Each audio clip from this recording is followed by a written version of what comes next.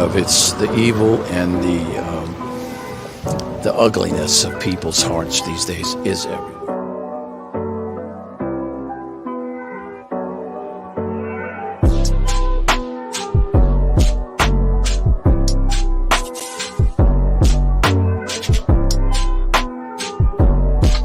This is Franky Rose's Think Tank. Here's your host, Franky Rose. Hey guys, so welcome back to the Think Tank.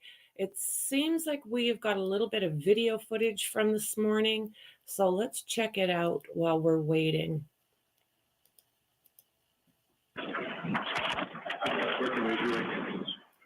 You saw this video, this is the court and jury in the case down here, and she's the truth, the whole truth, and nothing but the truth, so help me God. Okay. Thank you.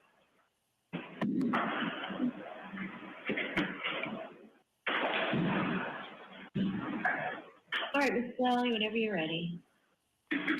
Ma'am, if you want that microphone is adjustable, you can put it pretty much anywhere you're comfortable with, okay?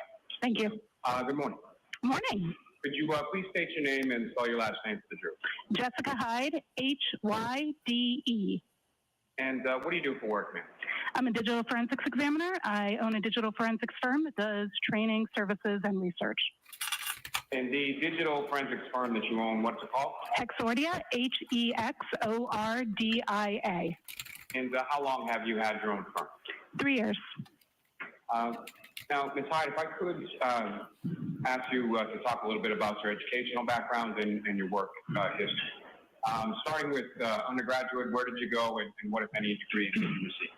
My undergraduate degree is a Bachelor of Science in Electronics Engineering Technologies. I was on active duty in the Marine Corps at the time, so I went to several schools. My final graduation was from ECPI. I'm going to ask you to slow down your speech a little bit, if you can. Absolutely. So my final graduation was from ECPI, College of Technology. However, I attended several universities because I was on active duty at the time. And following your undergraduate, where did you go from there? From there, I went and completed my tour on active duty. I went into work in the field and eventually then did my master's in computer forensics from George Mason University. And when about was it that you received your master's in computer forensics from George Mason? I received my master's, I believe, 2014. And as far as, you mentioned that you had started working a little bit post-military, but before going to grad school, is that right? Correct. I started working in digital forensics in 2010. And where did you begin when you started working in 2010? I was a contractor for a company called American Systems, working at the Terrorist Explosive Device Analytical Center, called TDAC. And following sort of going forward to when you received your graduate degree, if you could speak a little bit about your work history since then. Sure. So I continue to work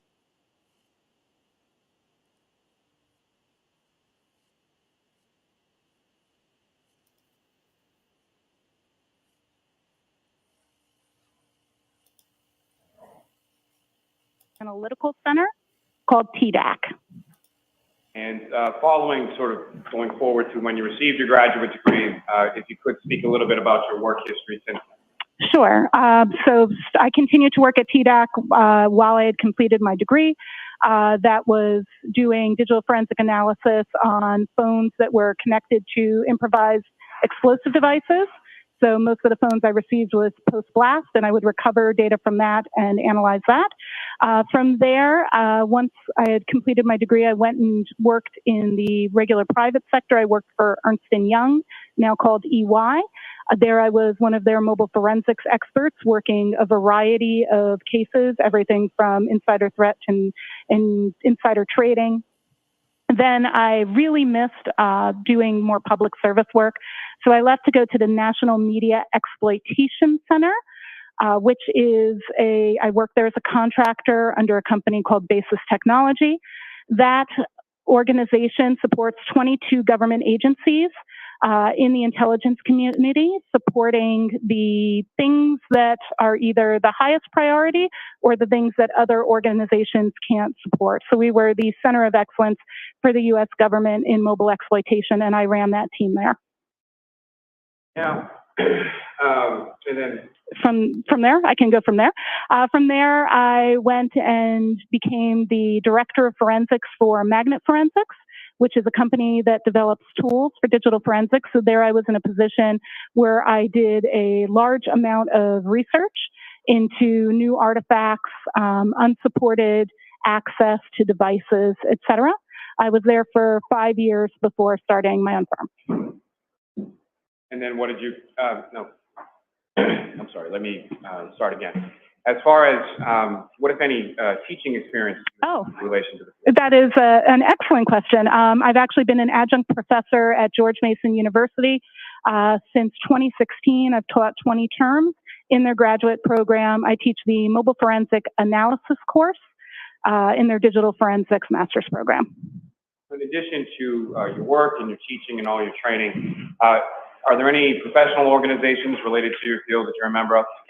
Actually, several. I am a member of the Organizational Scientific Area Committee on Digital Evidence, which is a part of NIST, the National Institute of Science Technology. I am a member of the Scientific Working Group on Digital Evidence, also called SWIG-DE. I am the chair of a project called DFIR Review that does peer review of academic work that's done by practitioners in the form of blogs. I've been chairing that project since 2018, or when it started, with our first publications in 2019. I am the first VP at the International Executive Committee level of the High Tech Crime Investigation Association, also called HTCIA, which I've been a member of since 2012. And I will ascend to, I've been elected, I'll ascend to president next September. I am also, I do a lot of volunteer work. I also am an associate member of the American Academy of Forensic Sciences, AAFS, and I just recently finished my term as an associate editor for Forensic Science International Digital Investigations, which is a peer-reviewed journal in the academic space of digital forensics, and I'm still a reviewer, but I stepped down from my duties as an associate editor. Bringing me to my next question, what, if any, sort of articles or publications have you published in relation to this? Great question. I've published a paper on the standardization of data recovery. I worked on that with Dr. Owen Casey and Dr. Nelson. That was published in Forensic Science International Digital Investigations Journal. I also was the second author on a paper related to the use of AI in digital forensics, artificial intelligence, and I've published numerous articles, blogs, white papers. I probably have published about 20 of those, but just speaking to the peer review work, there's 2. When you say peer review, can you explain to the jury a little bit about what that means or what that process entails?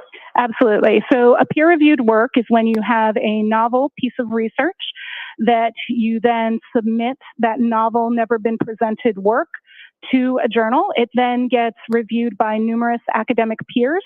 It goes through cycles of revision where they ask more questions. On the standardization of file recovery paper, that process took about 14 months for it to be peer reviewed by experts in the field, and then it is published in a journal. So you've had both articles that you've authored that have been peer reviewed and published, as well as you've performed the role of reviewer of other people's work? Correct. I performed in addition to the publications I've done, I reviewed at least 20 to 30 articles, both in a combination of support for Forensic Science International Digital Investigations Journal and DFIR Review. Now, Ms. Sade, if you could explain to the jury, when you say the term as far as digital forensics, what do you understand that term to mean with relation to what you do? I would describe digital forensics as the analysis of data from any storage medium that can control data, be that a mobile phone, computer, or cloud, for the intention of that data intentionally being used for court. And with reference to your firm, Hexordia, where is that located? What state? We are headquartered in New York State, in Bridgeport, New York, which is outside of Syracuse. We also have an office location in the DC metro area in Tyson's Corner, but we have employees in 6 states. And with respect to your duties and responsibilities in regard to your firm, what is it that you do? Great question. So I do perform digital forensic analysis on cases.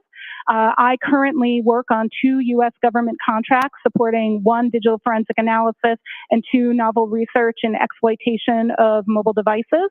So I'm named personnel on 2 contracts, and then I manage another 3. I also develop training for mobile forensics.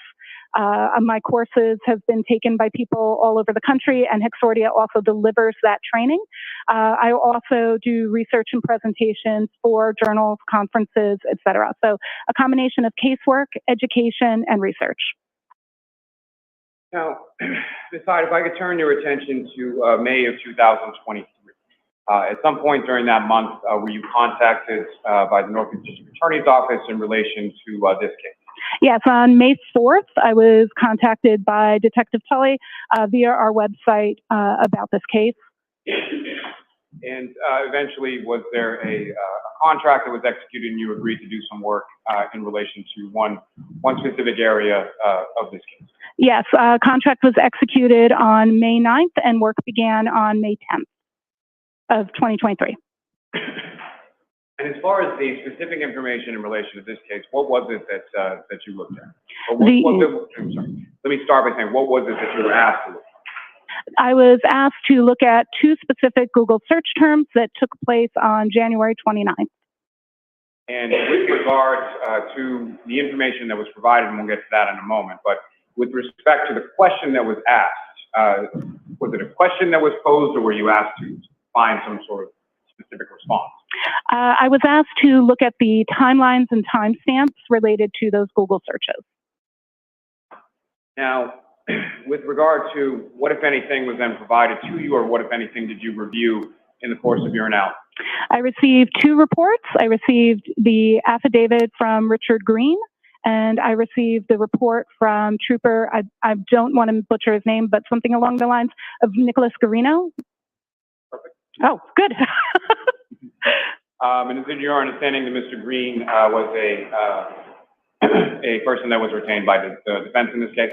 Yes, I was aware of that. So you essentially received reports from the state police and a witness for the defense, correct? That is correct. In addition to those 2 reports, what, if anything else, did you receive in relation to your analysis? On May 10th, I received via U.S. Postal Mail a copy of the drive with data from a phone that was identified to me as belonging to Jennifer McCabe. It was a full file system extraction from a gray key. And so when you received that information, what, if anything, did you do with it? The first thing I did with that data set after having been retained was I made a forensic copy. I used an ArcPoint Atrio to copy the data from that original disk, which was then placed in our safe, to our working copy drive. And that ArcPoint Atrio, what is that? It's a forensics tool that does extraction and duplication. And then once that process was completed, what did you do? I immediately verified the hash values of my new image to make sure that it matched the hash value of the original image. And what is the hash value? A hash value is an algorithmic numerical representation of the data. So when you have a hash value, that value is unique to a certain set of data. So when you have that same hash value matching, you're ensuring that your copy that you made was correct and not in any way damaged or corrupt. And as far as matching those hash values, were you able to do so? Yes, the hash values of both the copy I made to work from and the original matched. They also matched the document that came along with the drive stating the original hash value. And then what did you do from there? From there, I processed the image in several forensics tools. I used Celebrite Physical Analyzer. I used Magnet Axiom. I used a tool called ARTX, A-R-T-E-X. I utilized a tool called iLeap, and I later used a tool called Sanderson Forensics SQLite, but I did not use that tool at this point. Now, with reference to the tools that you used, that you just went through, are those fairly common tools, or are those tools that are commonly used within your industry? Yes, they are commonly used digital forensics tools that are very standard for other forensics examiners to use on mobile exploitation.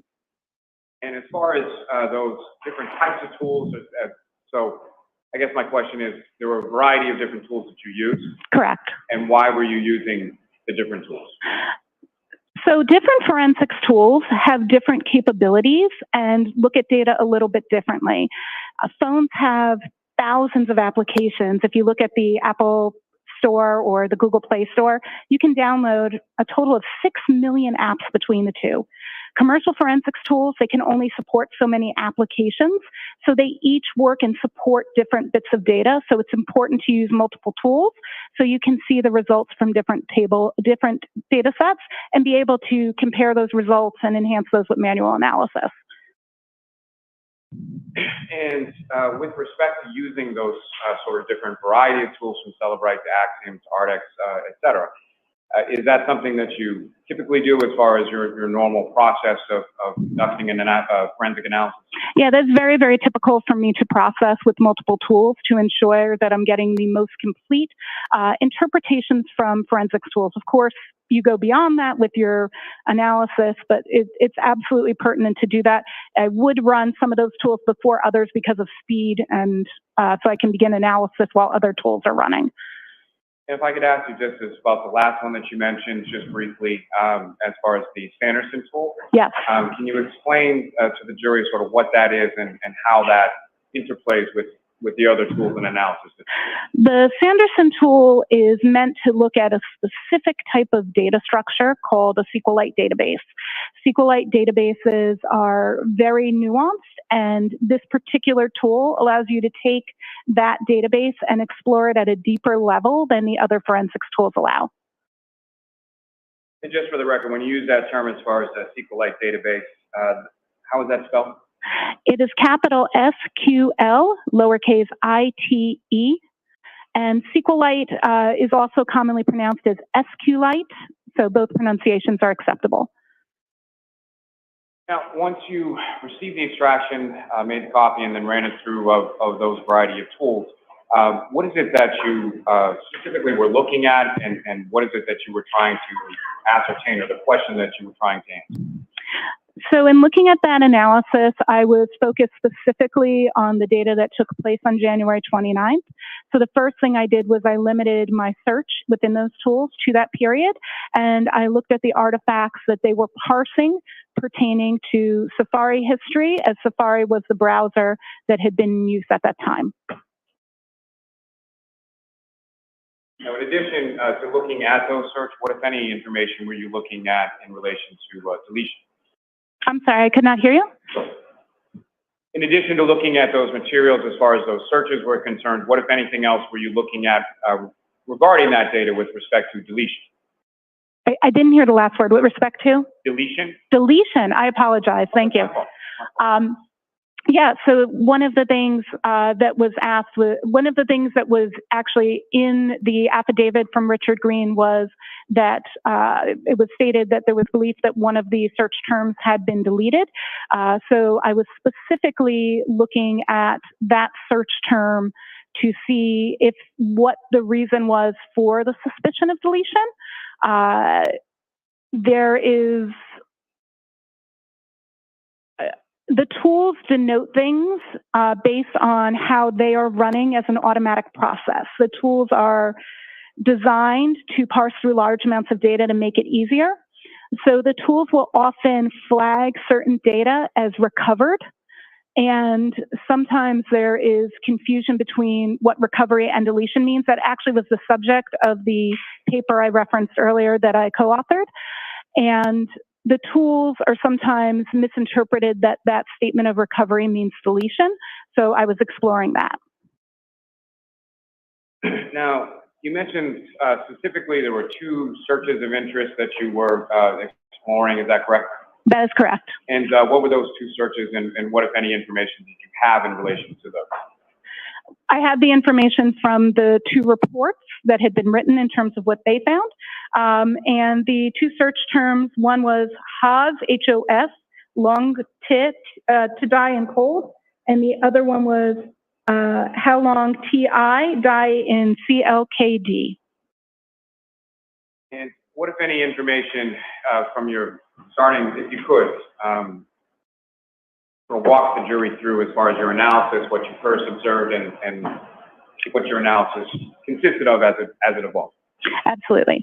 So when I first looked at it, some of the tools surfaced the data from a specific storage called the, I'll just make sure I get the entire path for you, com.apple.mobile Safari plist. It is very common in mobile devices for it to look like a reverse domain name. Like you normally would go to a site like CNN.com.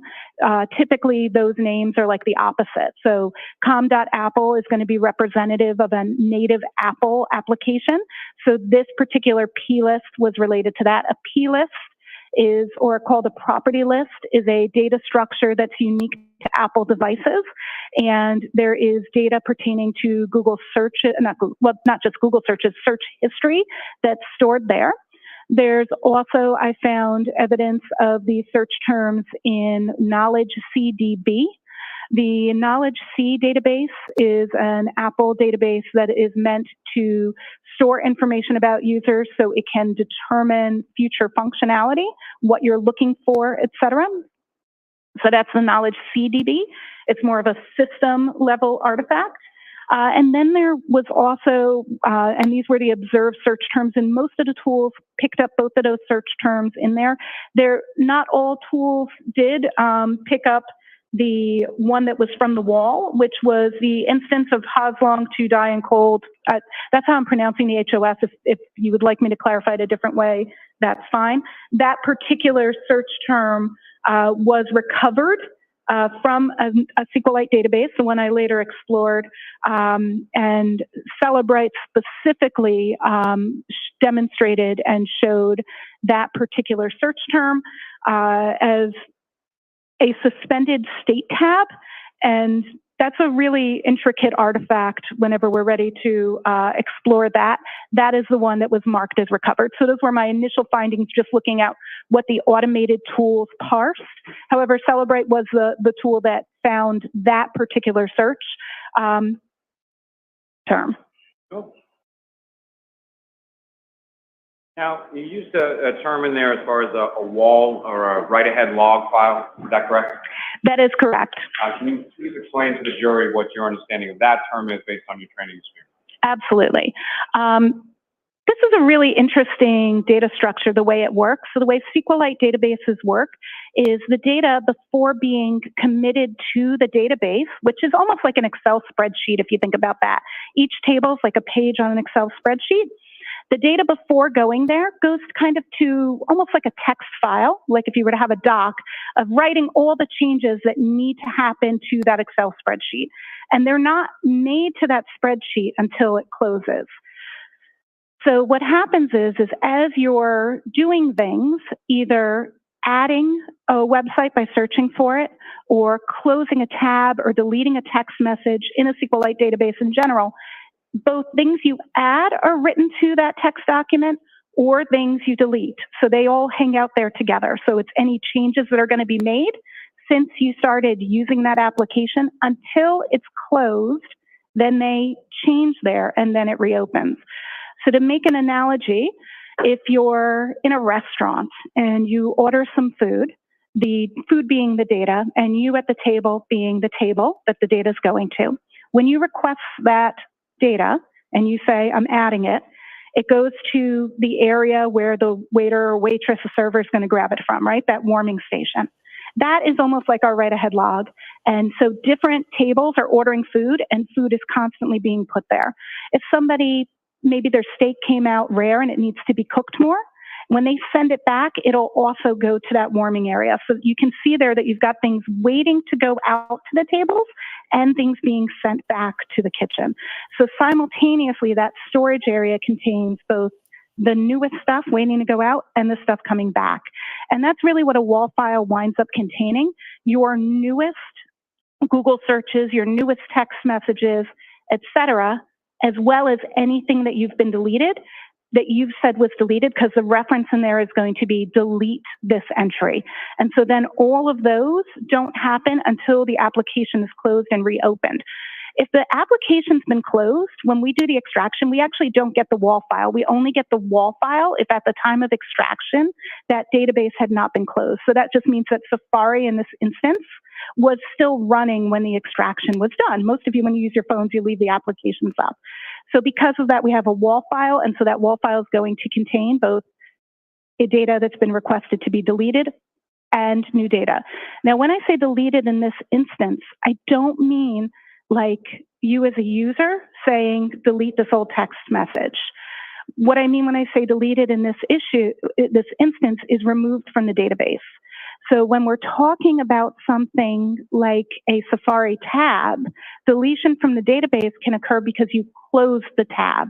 We all open tabs when we use our browsers on our phone, and we all close them. And so closing in that instance would be a deletion in the database, but what that's doing is not a user requesting deletion. So I just want to be clear on that term.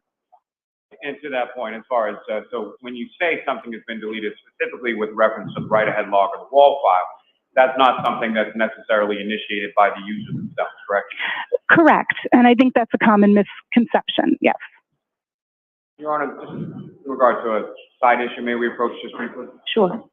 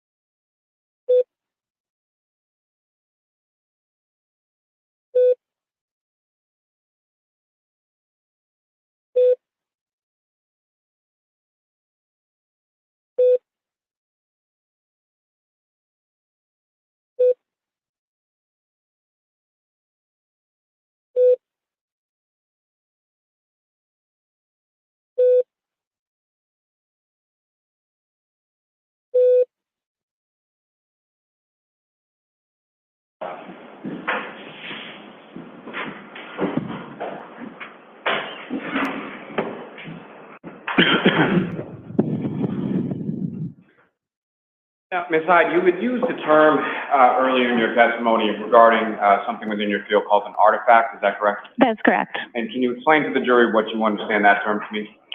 An artifact is any trace that's left behind by any action on a digital piece of data. And can you give the jury an example of sort of what an artifact might be or what an artifact might look like? Absolutely.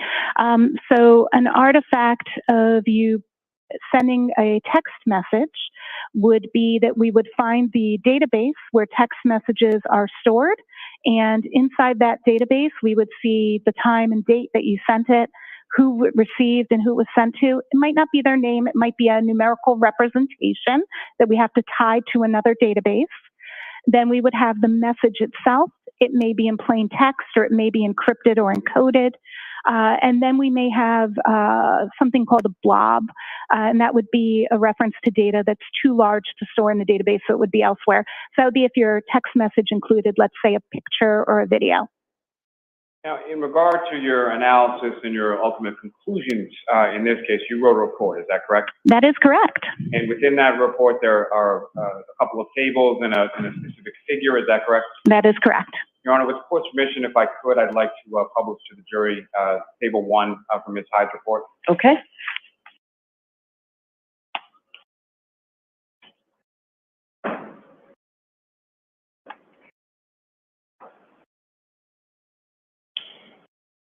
Ms. Hyde, do you have a copy of your report with you as well? I do. Your Honor, with the court's permission, just because I fear it may be a little difficult to see from where she's seated, if she could refer to the table in her report. Sure. Thank you. Ms. Hyde, what's up on the screen, and I'm sorry, there should be a laser pointer on the desk before you. Do you see that? I do. Oh, yes. So using that laser pointer, if you could draw the jury's attention, or direct the jury's attention, I should say, with respect to what are we looking at in this specific case? Absolutely. So this table here has a couple of different elements that I'm showing in terms of what searches were searched where and when, and what source of data they came from. So if we look at this first search, I have them in the timestamp order that is associated with the artifact. I want to clarify that we need to discuss the meanings of these timestamps as we go. So this first one that you're going to see is, and I'm just going to reference my paper because of the size, is 0227 and 40 a.m. So that's 2 o'clock in the morning, 27 minutes and 40 seconds. And it is a search for the term HOF, long to die in cold. And that is timestamped in this instance is from the browser state DB, which is right here. The browser state DB is an artifact that speaks to when tabs are moved. So when you're using your browser and you open different tabs, you may have a search that this time pertains to the time that that tab moved. It could be lots of things. It could be you switch tabs. It could be you close the tab. It could be you minimize the application. Depending on the version of iOS, what can be that browser state of the tab that changes this timestamp differs. But what's very special to know about this timestamp is that that is not the time necessarily of this search. If a browser is opened and a single search is made, those will match. However, as long as that browser hasn't been closed, moved to the background, etc., if that browser has had any activity that happens to that tab in terms of application closing, minimizing, this can update. That is what that timestamp is for. This search term is always going to be the most recent search term in that tab. That means the last item that was opened in that tab was HOF, long, TI, die, and cold. We cannot tell by this particular artifact what time that search occurred. It is a high likelihood that that tab was opened at this time because there was another search that occurred at 2:27 in the morning. It was a sports site. I cannot pronounce it. It began with an H. Hockenmock Sports. Hockenmock. Okay, thank you very much for the pronunciation. Hockenmock Sports. There were a couple of searches pertaining to that done immediately after, but it appears that that's when this tab was opened and the first search done there. So this search we know was done by this, and we know that it was the last search in the tab because it comes from this source, the browser state DB. And that means that particular timestamp and search pertains to what has happened with the tab. And that's what allows you to open your Safari browser on your iPhone and then open it on your iPad or your Mac and have the same tab. That's the function there. This search here, this is really interesting. So at 6:22:49 a.m., we have an entry in Cache DB that is specifically, if we dig into this URL, this is an Apple suggested term. So when you use a browser and you start to type a search you've never typed before, the browser tries to help you and say, are you searching for this? So as the user began to type the phrase in the immediate search after, which is how long TI to die in CKLD, this particular suggestion came up, indicating in all likeliness that the search term being typed had not previously been searched, because Apple suggested, instead of a previous search, it suggested how long does it take to digest food. After how long to digest food had been suggested, the user then has a search at that time, 6:23:51, for how long TI, die, and cold. And that is coming from the mobile Safari plist, the com.apple.mobile Safari plist I mentioned earlier. And the search is also shown in the knowledge CDB. That's commonly what we would expect. We would expect that search to be in both of those, both that plist and that database. Then the, Can I stop you? yeah, absolutely. As far as the expectation of that being in both of those, the plist and the other database, why is that? That is because the search is not being tracked not only by the plist for Safari, but also by the system itself to be able to do that predictive coding. So in the future, when you start to type how long, it gives you what you searched last time. And with respect to that, how long it takes to digest food, based on your analysis, was that a search term that was ever entered into this phone? Correct. The source of that, if you look at this first line where it says cdn2smooth.apple.com, that's what indicates that this is an Apple suggested term, not a user input term. I'm sorry, I interrupted you. If you could please continue with the next. Absolutely. The next search that was done immediately after the search at 623, the next search was how long TI die in CLKD. Again, we see that search both in the Knowledge CDB and the Mobile Safari plist. And then we have, so we see it in both databases. Then, so that's how long to die in cold. Sorry, I was on the next line. Then at 624, we get the next search, which is HOS long to die in cold. And we have that search again, both in the Knowledge CDB and the plist. If I were timelining this based on activity as opposed to timestamps associated, what I see here is the beginning of a user typing a search, Apple making a suggestion of how long to digest food. The user does not take that suggestion and rather inputs how long TI die in CKLD. They then make a second search of HOS long to die in cold.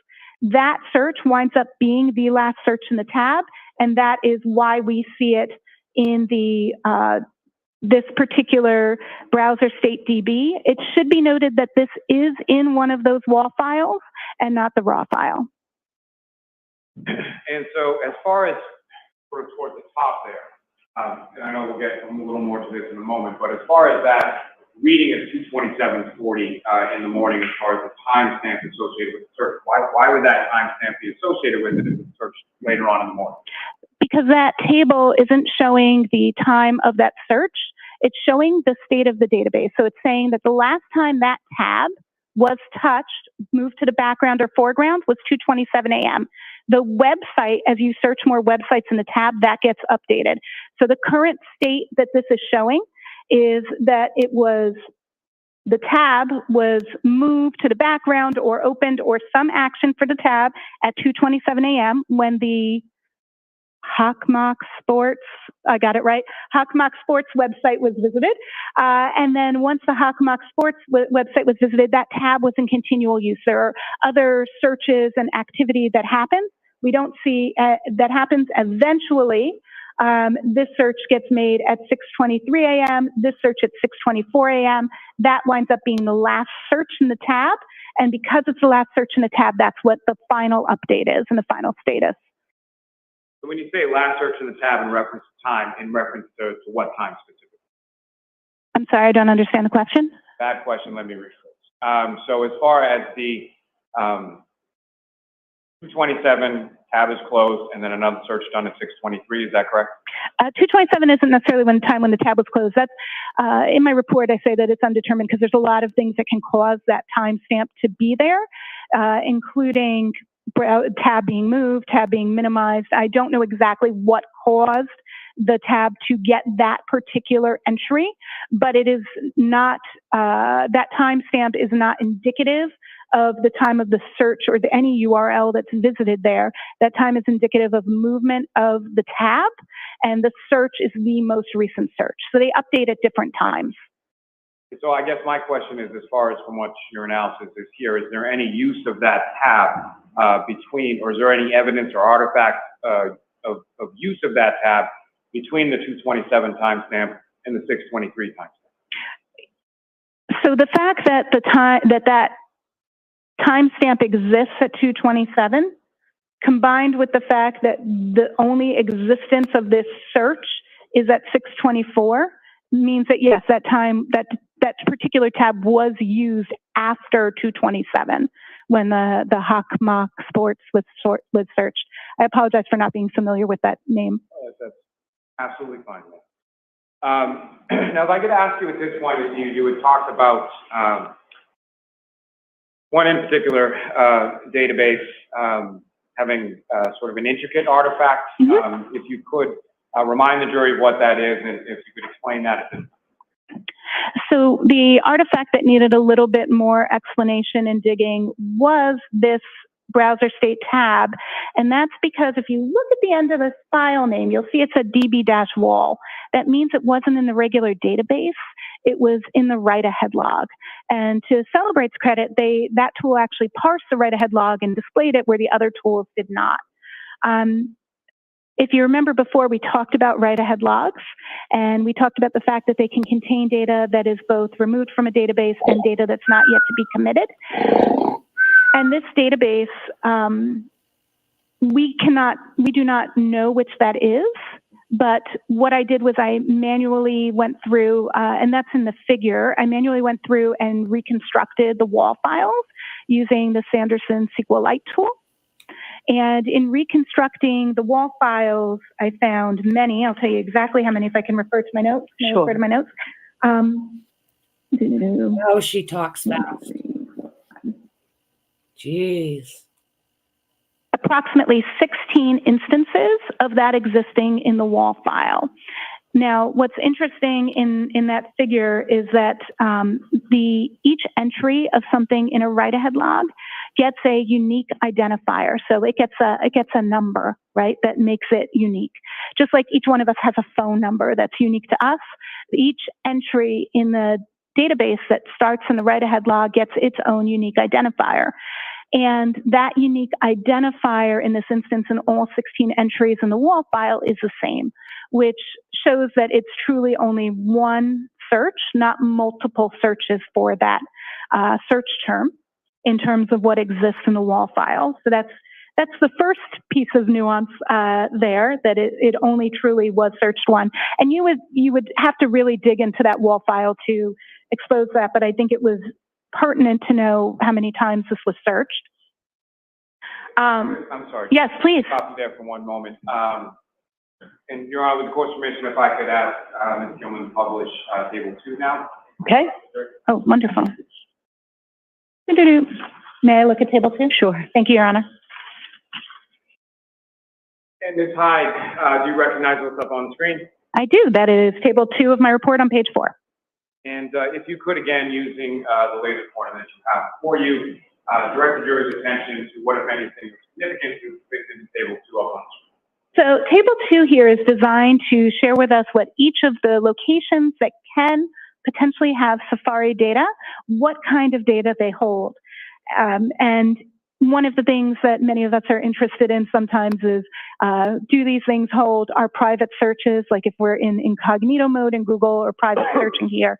So this table denotes if we're seeing private or non-private searches, if it includes tabs that are open or closed, so that we know which artifacts are giving us what kind of information, as well as what some of the associated timestamps mean.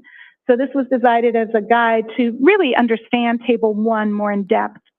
So this first one here, this refers to the history DB wall file. And that file has non-private searches. It includes closed tabs. And the visit time there is the time that a user reopened the tab. We don't always have the artifacts we want. And in this instance, we did not have that particular one. Then we have the Safari Tabs DB. This has private tabs and non-private tabs, and it shows only tabs that have not been closed. So this is an active tabs database. The next one we have is the Browser State DB and its wall file. And this is the one we were referencing where that we keep talking about, where that 2:27 a.m. number is coming from. So this one is going to be non-private searches. It includes closed tabs, which is important, and the last view time. So when an item went to the background. So it's about the tab, not about the search. That's probably the most important demarcation. And one of the issues here is when the tools parse the data, they call the columns what the columns are called raw in the data.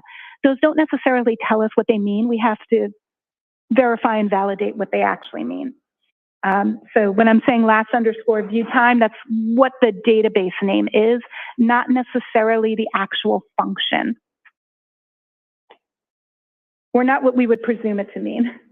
The next one, the last one here, is the mobile Safari plist. And this one actually tells us, the date here gives us the time that something was queried reliably.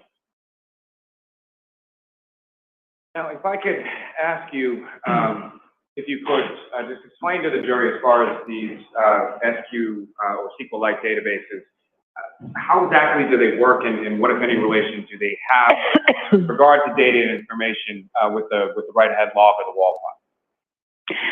So SQLite databases work and function as a storage for anything that the phone may need to reference later or that you're doing. They're stored for a variety of things. Most of your third-party apps use SQLite databases, and multiple applications do. So SQLite gets information in, and it allows for that information to be updated, added to, or removed from. So data that's in that situation, that it's sitting in the database, that is what we refer to as live data. Then data that is waiting to be put into the database, that is sitting in the wall, or it has been requested to. Live data. What? So when you're using an application and it's putting that data to that temporary storage area, that wall, that write-ahead log, what happens is then when you request data by going into your contacts, let's say, and looking at the people who are stored in your contacts, right? Your mom, your dad, your brother, your sister, all those people. When you're looking, your best friend, you're looking up their numbers, that data is all stored in that database. So when you add someone, it does that entry to the wall. Now, so if I just added Sally, how do I know that Sally's in there, right? Well, what happens is the interpretation of the SQLite database goes to the wall, checks and sees if it's in the wall, and uses the wall to incorporate it together to present you everything as if it's in there. Then when you close the application, you close contacts. You don't just put it away like go switch apps. You actually close it. When it closes, all of those changes get committed. So now the items that you've requested to be deleted, that contact you don't like anymore, that X, whatever, their data is no longer in there. The data that you've added is now in there, and now that's all live. Sometimes we can get more complex and recover some of those items that are left over because they are marked for deletion but still sit in the database, or they're sitting on a page that is no longer active in the database. So there's a lot of places that we can recover data from in addition to the wall that exists in the database after something has happened, but that isn't pertinent to this particular use case.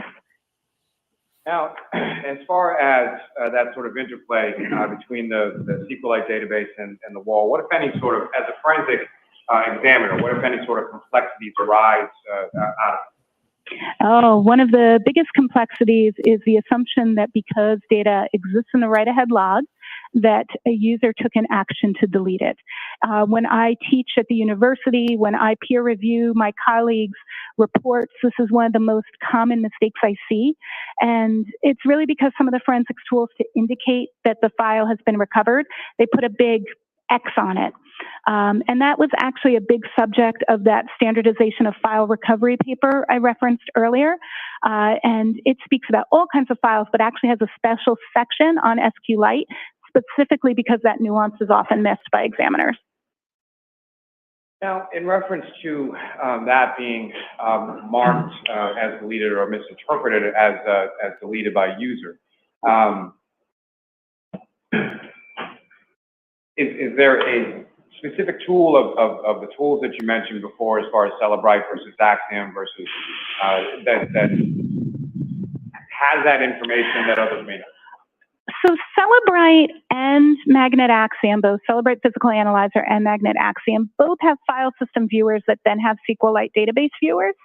I would say that those SQLite database viewers have more of a basic function in terms of looking at data in the live database.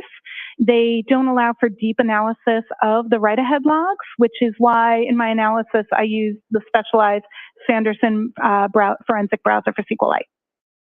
And so when you see something like that in a Celebrite extraction, is there, what, if any, further analysis do you do to sort of look behind it? Absolutely. Anytime I see an entry marked as recovered, and I'll use the term recovered instead of deleted, by Celebrite, and the source is a write-ahead log, I would go and begin reconstruction of the write-ahead logs using Sanderson's forensics tool to get to the meat of, is this something that it has been deleted, or is this something that has yet to be written to the database? You can often see remnants of that based on how many unique entries there are of it. What the other thing we do is, so I mentioned that when we have the WAL file, it hasn't been applied. So if I take the SQLite database and the WAL file out, and I make another copy of them. So I've got one copy I'm looking at Sanderson, and I take another copy and I actually open it. What's cool is it does the commits. So then I have a copy of the database that actually has all those changes. So I now know if the entry was deleted by just comparing the two. So I can do that analysis by basically making the database think it was reopened, by reopening it with a non-forensics tool in that instance, just to see what it would look like in real life. And then I can look at the difference between the two and determine if something was marked for deletion or addition. Now, are there different reasons from your training, your experience, and your knowledge of these systems? Is there different reasons for why it's your conclusion that that particular search or those search terms were not deleted by the user specifically? Yeah, well, there's a couple of reasons. First, the way tabs work from a functional perspective, you can close a tab, but there's not really a user deletion function for the tab. And there was no evidence of other deletion, if that makes sense. It doesn't make sense that the term was, I don't see evidence that the term was searched prior to that 624 time. So since the term wasn't searched prior to that 0624 time, the existence of the tab being closed would not mean that that search was deleted, because then it would be evident in the other databases pertaining to the actual search, not the databases pertaining to the state of the tab. Is there a possibility that the tab was closed?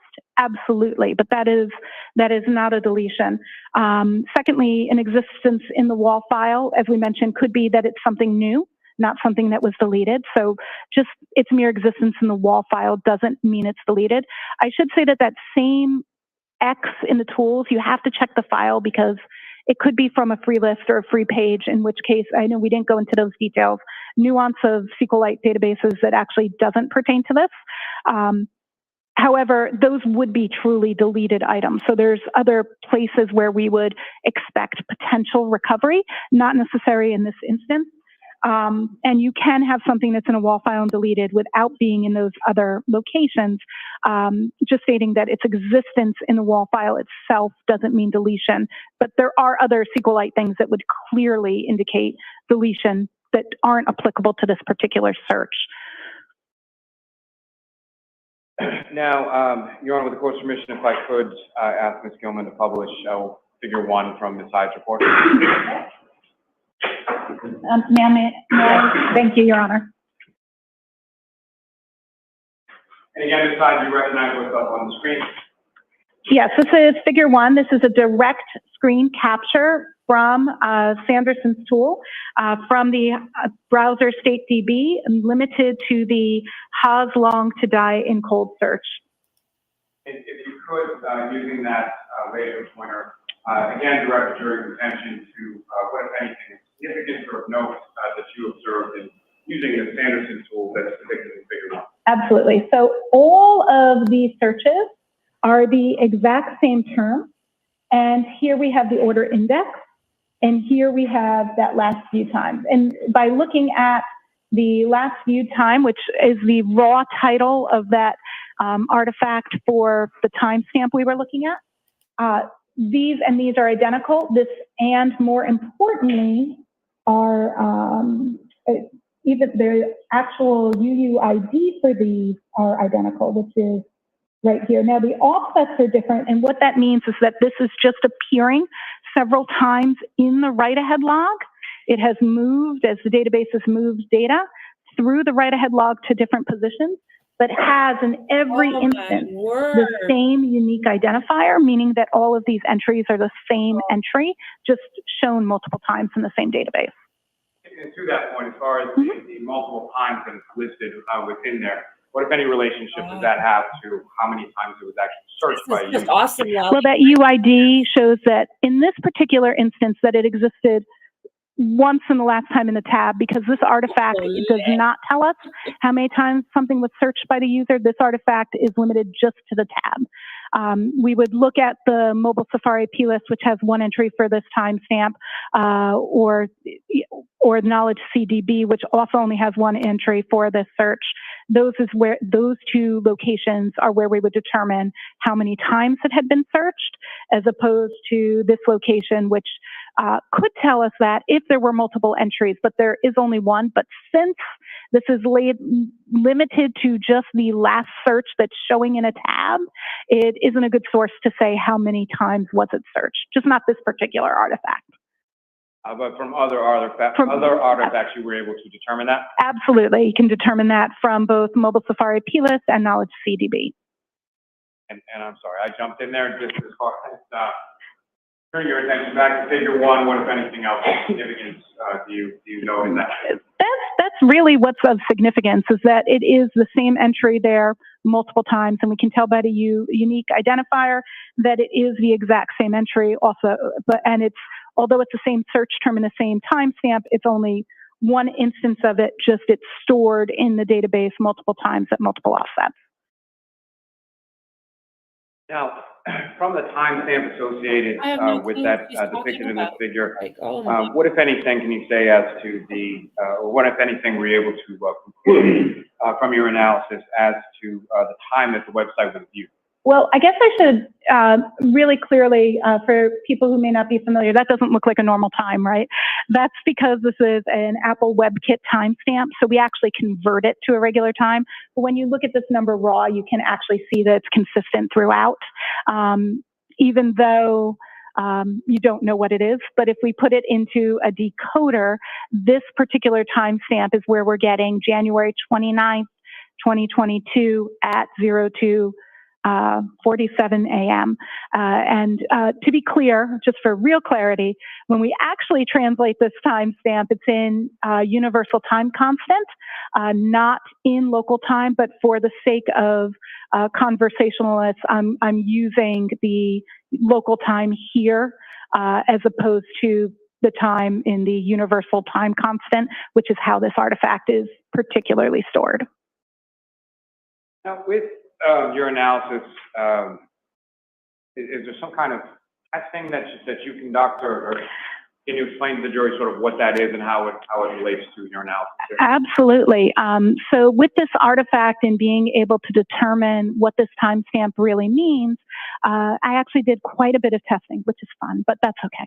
So we went ahead and took a jailbroken iPhone, and the purpose of a phone being jailbroken is we're bypassing the security protocol so we can monitor the data and its storage in real time and bring the data through. We did this manually in terms of pulling the data out, and we also did multiple forensic images at different stages. We manipulated tabs, we did some Google searches, and then we would close tabs, move tabs, and perform several different searches that we scripted out first, what we were testing, and then checked to see how that timestamp was moving. We even did some really interesting things where we tried. Sorry, yes. Okay.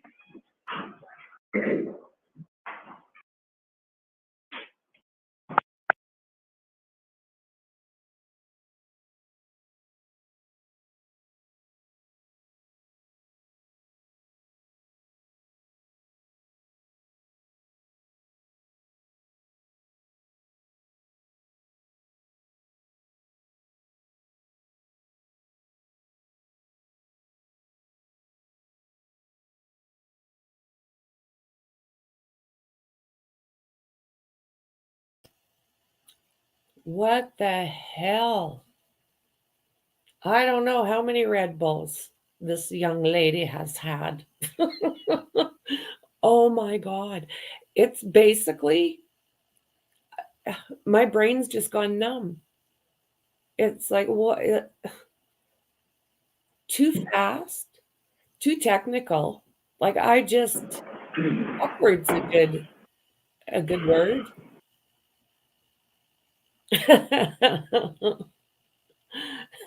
Room wheats with Java juice.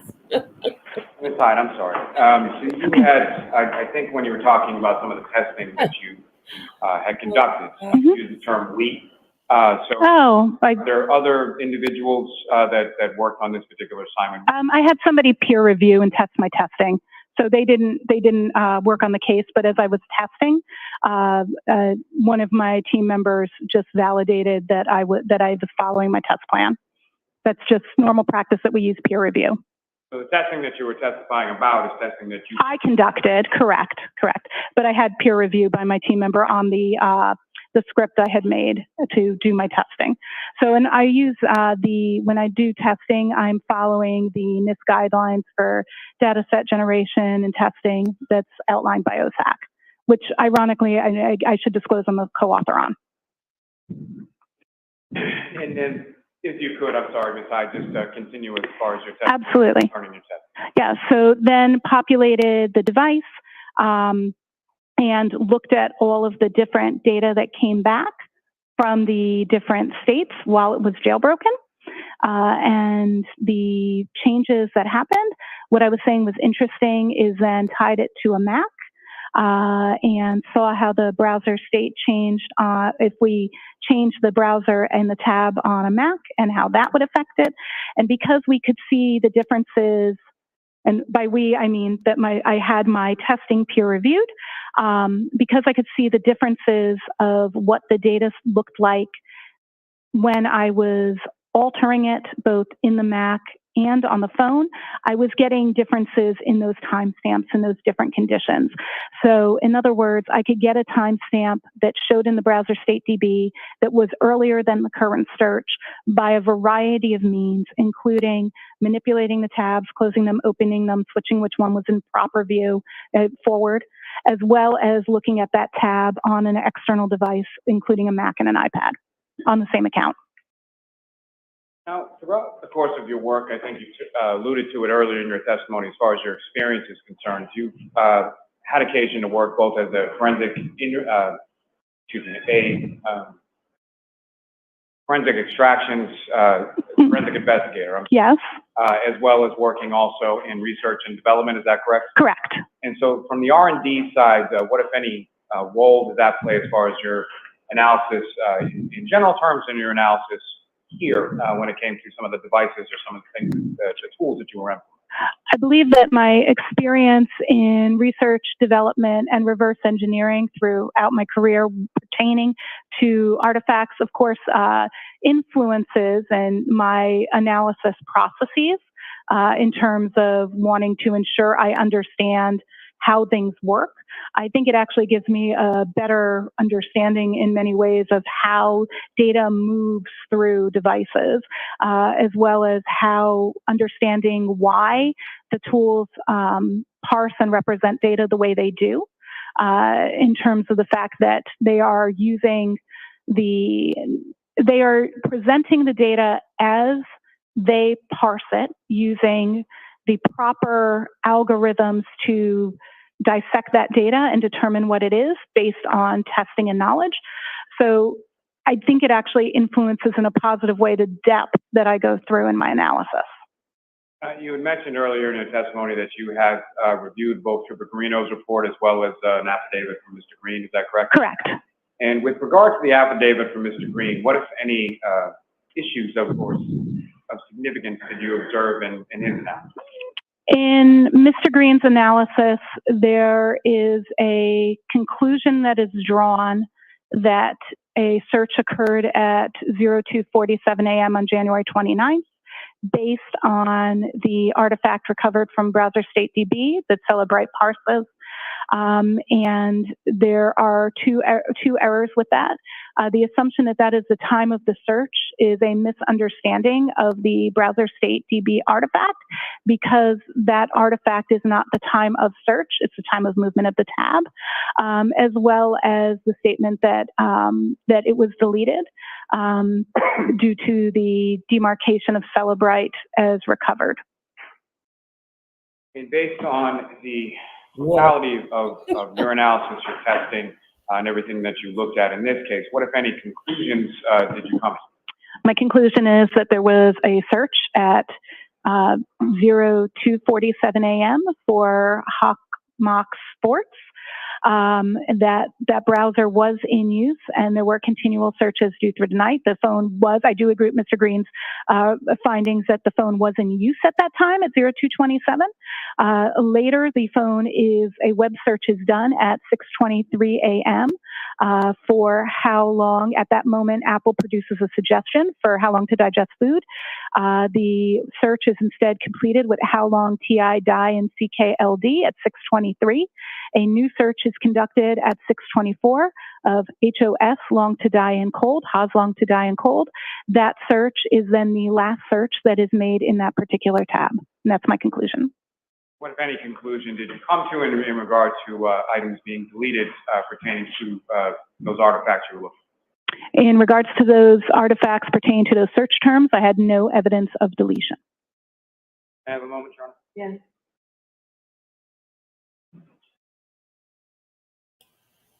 All of that to get to, oh my word. He's going to be done. I wonder if I wonder if defense will even bother with her. Your Honor, may we approach? Yeah. No, not even close. Yeah, oh, lordy.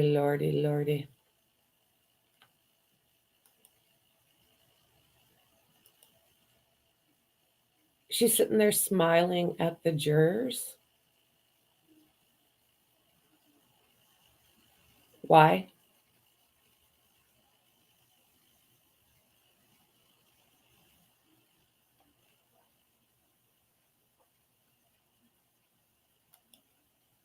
I don't understand a word she said. Like, I literally tuned her out. I had to keep refocusing. No. Oh my. Okay. What are we doing now? James. What did they just do now? All right, to the court, please. Yeah.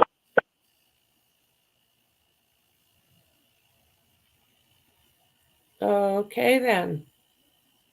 The jury's leaving. I don't know what just happened here.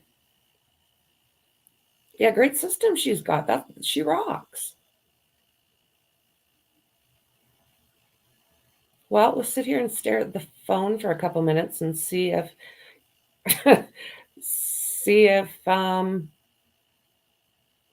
they come back. Well, damn. What a mess. So this is all about a juror. The reason we're in this situation is a juror, for whatever reason, was walking. It looked like she was coming through one of the doors in the back and was walking towards the podium, and she was seen on camera. But you don't take away, it wasn't the camera's fault that she just walked in the room. So I guess this is the newest setup. Alrighty then, Bev. So what I'm going to do is I'll put on the recess until she comes back.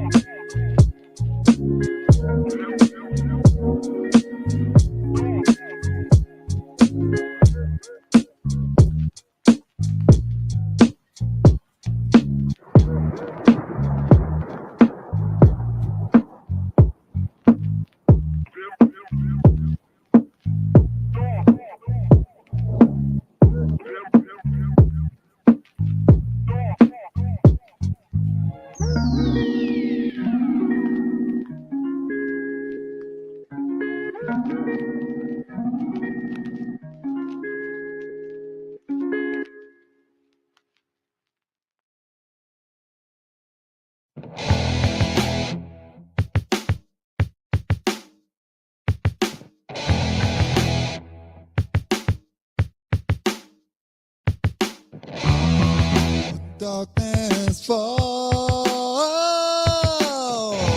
look, it's hard to see what my life has in store for me.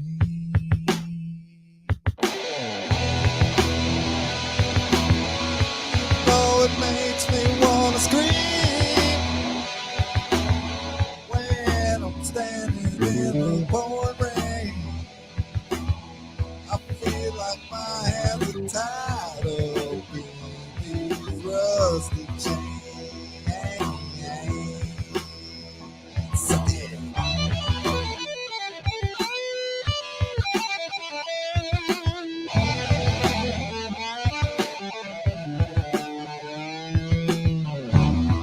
I travel my mind, more answers you see. The answer tonight that will set me free.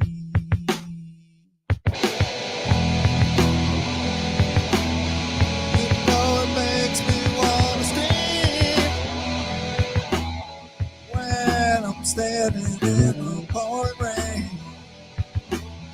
I feel like my hands are tied up in these rusty chains.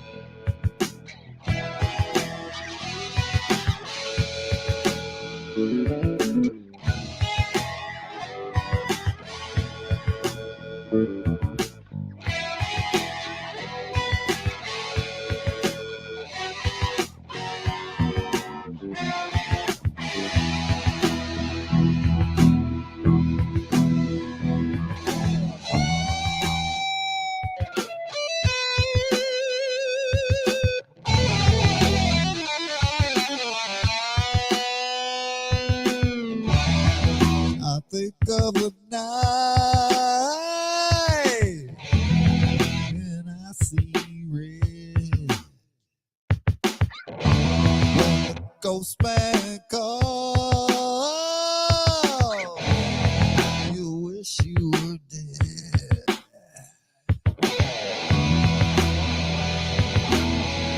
Oh, it makes me wanna scream when I'm standing in the pouring rain. I feel like my hands are tied up in these rusty chains.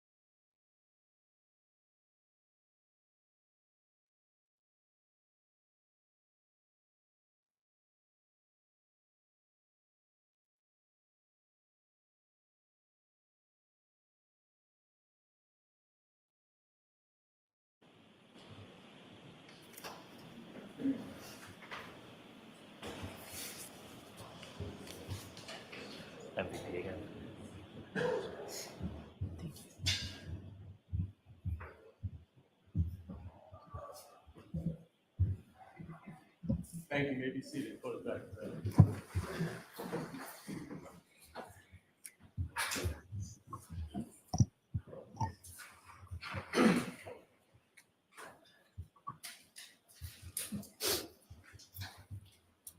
Just watch your step. Thank you.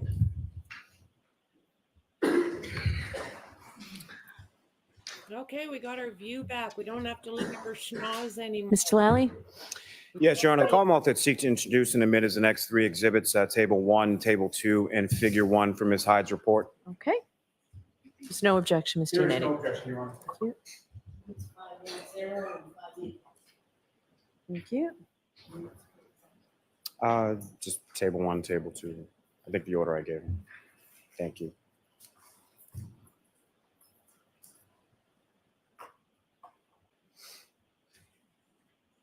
And thank you, Your Honor, and thank you very much, ma'am. I have no further questions, Your Honor. All right. Mr. Yannetti? Thank you very much, Your Honor. Good afternoon, Ms. Hyde. Good afternoon, sir.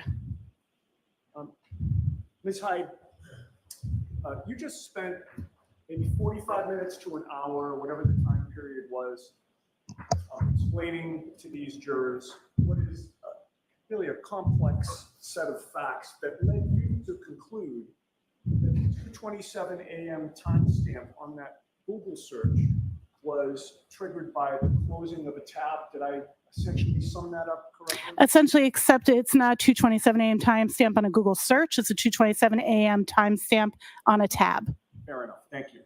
And in the context or in the course of your explanation, you discussed WAL files, That is correct. SQLite database, Yes. plist database, Yes. knowledge C database. Yeah. plist is not a database. Just it's a structure. So just a small correction. Thank you for the correction.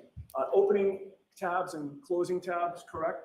Yes. And other issues related to your analysis of the phone extraction, correct? Would you call them issues? Or Well, maybe that's a bad word to use. Other elements. elements? Fair enough. Yes. Yes. I'm really not trying to trick you. I know I wouldn't be able to. Would you agree with me that another simple explanation for that 2:27 a.m. timestamp was that the user of that iPhone conducted that search at or before 2:27 a.m.? Can you rephrase, please? I'm going to phrase it the same way and hope I Or can repeat it. answer. Repeat it, Sure, please. Thank you. Would you agree with me that another simple explanation for that 2:27 a.m. timestamp was that the user of that iPhone conducted that search at or before 2:27 a.m. on January 29th of 2022? That timestamp is not indicative of a time of search. So the question is difficult to answer because I can't say that that timestamp tells me anything about the time of search. Okay. So as I take your answer, you're not denying that the timestamp and whatever you get from that timestamp doesn't rule out that the Google search was done at or before 2:27 a.m., correct? If I'm understanding your question, there was a double negative, so I just want to clarify.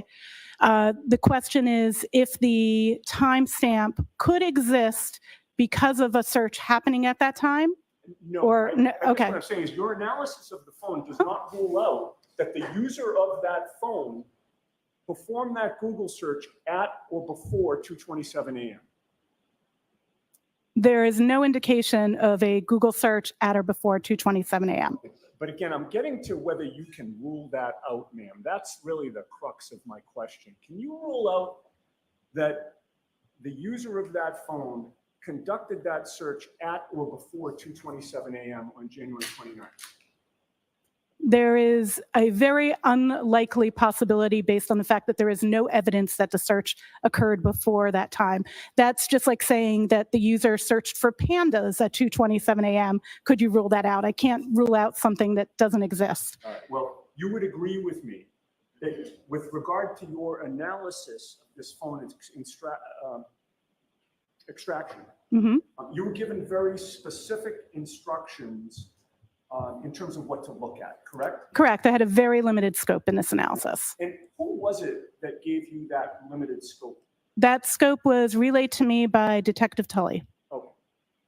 And Detective Tully instructed you specifically to only look at the part of the phone extraction that dealt with the Safari search history. Correct? Safari search history specific to January 29th, 2022. That is correct. And he instructed you not to look at anything else on the phone, correct? I looked at related artifacts such as such as what was being done at that time, the phone being on, the phone being used, but not anything else outside of that, correct? And you were not instructed, for instance, to look at other user activity on the phone, including examining call logs on the phone, correct? Correct. And you would agree with me that if you were allowed or instructed to examine the call logs, that could reveal deletion of calls that morning, correct? Of course. Well, Okay, the objection sustained. Thank you. Any follow-up, Mr. Lally? No, Your Honor, no redirect. Ms. Hyde, you are all set. thank you very much. All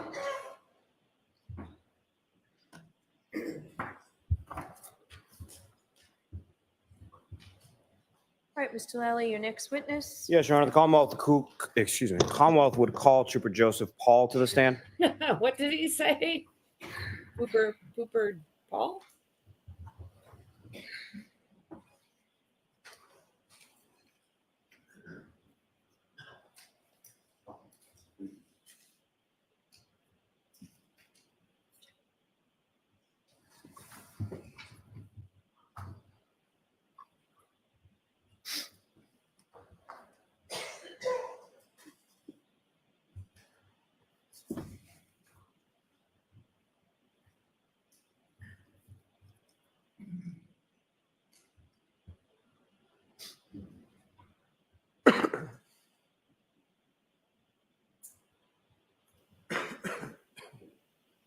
Come on, let's move this along.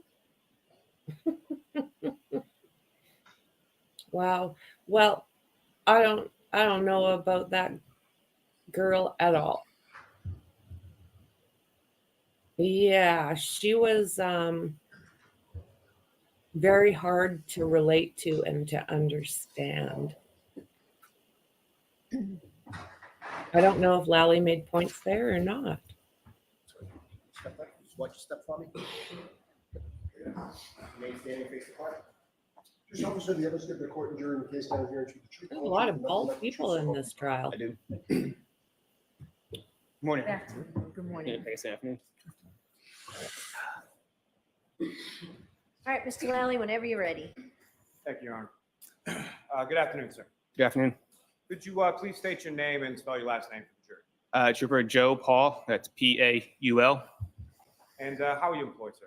I am currently employed with the Massachusetts State Police. And how long have you been a trooper with the state police? I have been a trooper for approximately 8.5 years. And Or sorry, 12.5 years. I apologize. And where is it that you're currently assigned within the state police? I am currently assigned to our Collision Analysis and Reconstruction section, otherwise known as CARS, our recon. And how long have you had that assignment to the reconstruction of the cars? That one was for about 8.5 years. And with respect to your assignment to that unit, prior to beginning with that unit, let me ask you this first. As far as the cars unit is concerned, about how is that sort of divided up as far as certain regions that you would specifically cover? Correct. We have four separate regions across the states. We have Southeast, a Northeast, Central, and a Western. And which of those are you assigned to? I am assigned to the Southeast. And geographically, how much territory are we talking about that the Southeast covers? Anywhere from Boston down to the Cape, Martha's Vineyard, Nantucket, anywhere southeastern part of Massachusetts. And currently, how many troopers are assigned to this specialized reconstruction within your Southeast region?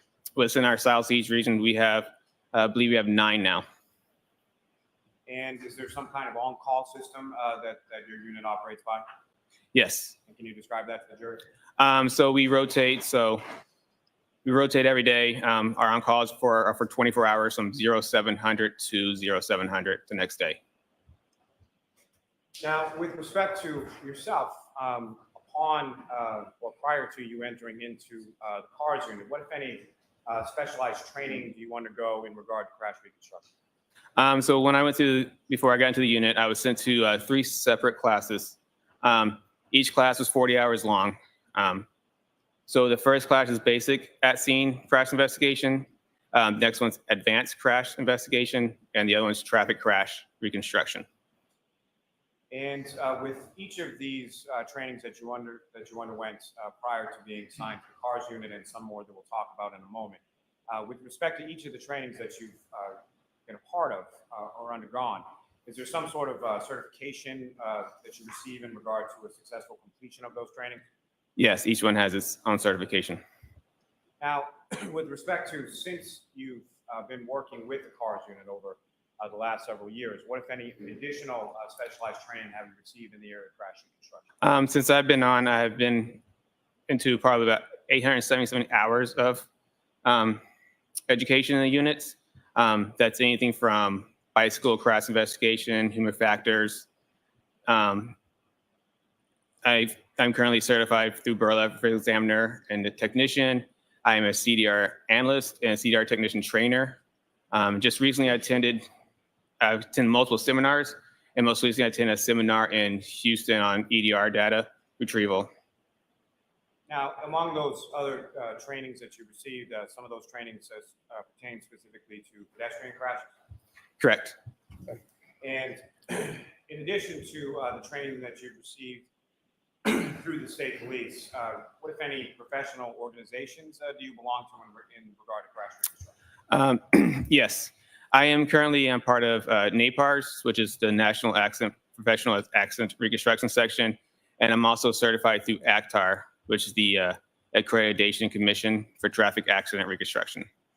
Now, if I can focus specifically just for a moment on the ACTAR certification, can you explain to the jury sort of what goes into that, and as far as that certification is concerned, how does one obtain it? Okay, so first thing you do is you got to submit an application to ACTAR to be allowed to take the test, and part of the you got to tell them how much education you've had, how many crashes you investigated, basically anything within the crash investigation world. And then once they find that you're accepted to take the test, then you got to set up a time for the test. We did it as a section throughout our state, and the test is a 2-part test. It's a practical and theory portion of the test. Each part's 4 hours long, and you got to pass both portions to be certified through ACTAR. So there's a written exam and a practical portion of the test as well? Correct. And can you explain to the jury sort of the practical portion? What does that consist of? The practical portions is you basically have to analyze a collision. So they give you a simulated crash, and you have to go through and document the evidence. You have to answer a series of questions based on that specific crash. So where you can find the speeds, the distances, times, and everything else related to that collision. And you successfully completed and received that certification, sir, is that correct? That's correct. And how long ago was it that you first received your ACTAR certification? In 2019. And how long is that sort of in perpetuity, or is there a sort of continuing educational component attached to it? There is a continuation component attached to it. The test is it's certified for 5 years, and within those 5 years, you still have to maintain a certain amount of education to reapply for ACTAR again. And with respect to that ACTAR examination, are you familiar with sort of the success rate or the passing rates when it comes to that examination? Correct. And what is it? It's fairly low. I can tell you within my unit at the time I took it, there were probably 20 something of us that took it, and only 3 of us passed it at the time. Yeah, it's not a very high pass rate. Now, over the course, let me ask you this. When you first sort of enter into the cars units, are you just sort of you go through the training and then you are on call and get sent out on the road by yourself, or how does that work? No, you first get initially assigned to a field training officer, and then at that point, you shadow the field training officer to various crashes. And is there any sort of set time period for how long that shadowing process goes on for? It's not really a set time. It's more based on experience, on how many crashes you go to and how much experience you have in the field. And then they basically, well, if they feel like if you're deemed qualified, then they'll send you on the road on your own. And over the course of your years within the cars or the reconstruction unit, approximately how many crashes have you responded to and investigated? As of now, I've been to approximately 196 crashes, and I probably assisted another 100, 150 crashes. And of those, of all those crashes that you've responded to, investigated, if you know percentage-wise or number-wise, approximately how many of those have been crashes involving pedestrians?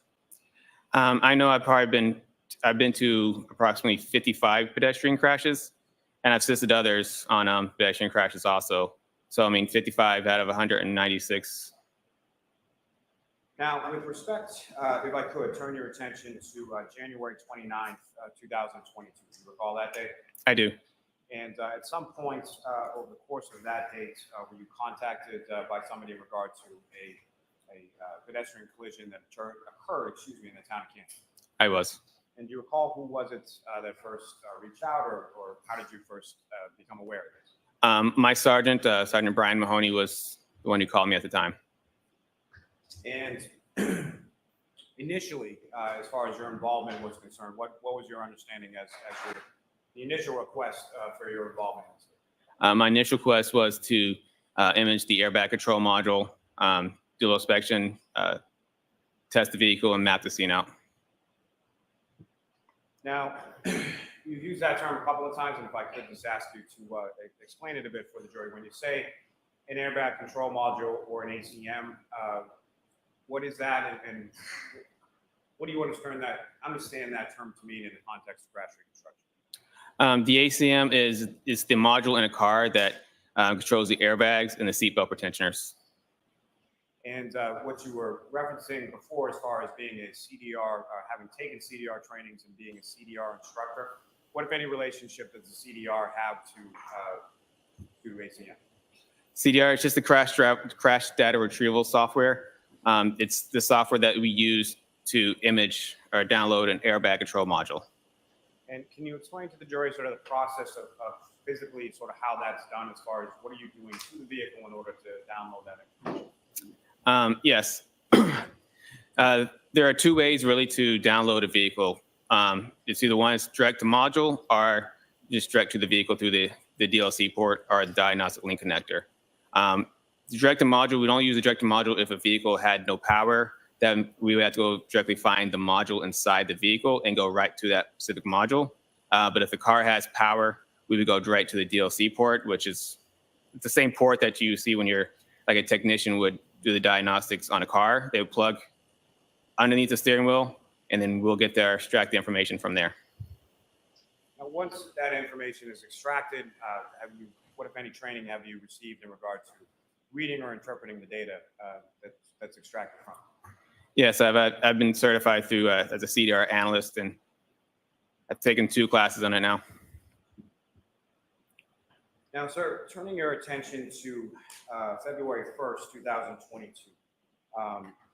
On that date, where, if anywhere, did you go in relation to your investigation in this case? I went to the Canton Police Department.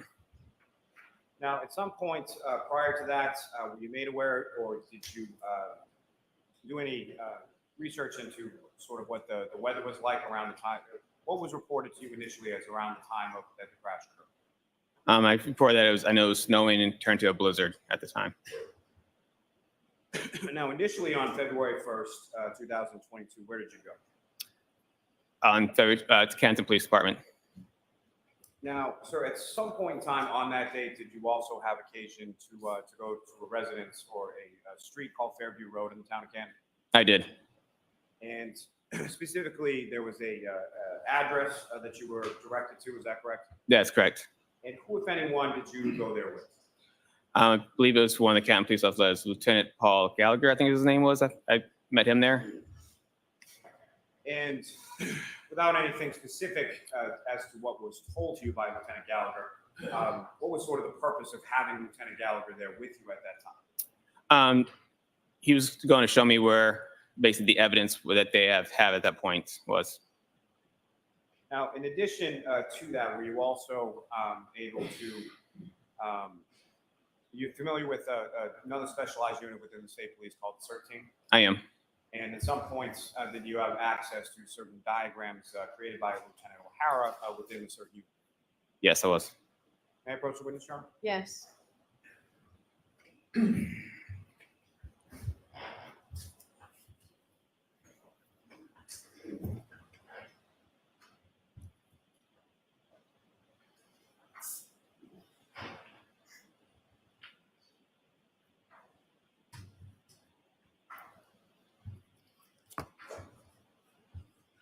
I'm going to show you what's been marked as Exhibit 135 and 136. Ask you to just review that until we finish.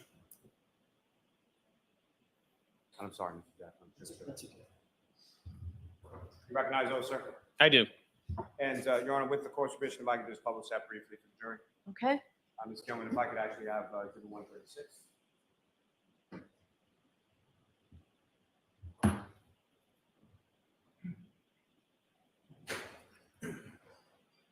If you recall, do you recognize what's up on the screen as Exhibit 136? I do. This is the diagram that you were able to view from the created by Lieutenant O'Hara from the CERT team. Yes, it was. And what's contained, at least from this overhead shot, is that fair and accurate portrayal of the roadway or the conditions of the roadway, absent obviously the weather at the time that you went out there on February 1st. Correct. Gilman, you can take that. Thank you.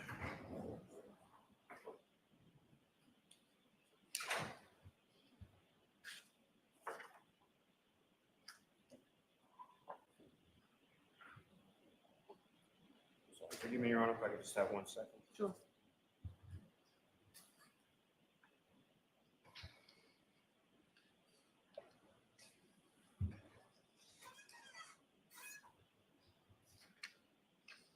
May I approach the witness, Your Honor? Yes.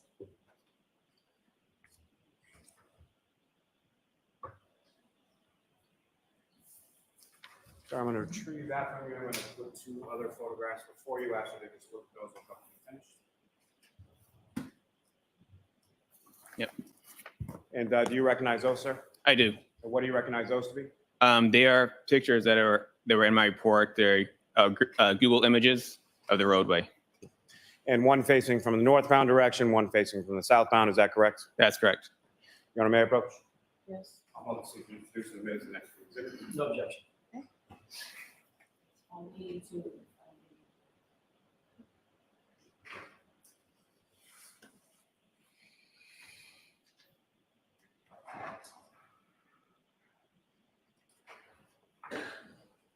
And Your Honor, with the court's permission, if I could just publish these first return to the witness and then publish them briefly. Yes.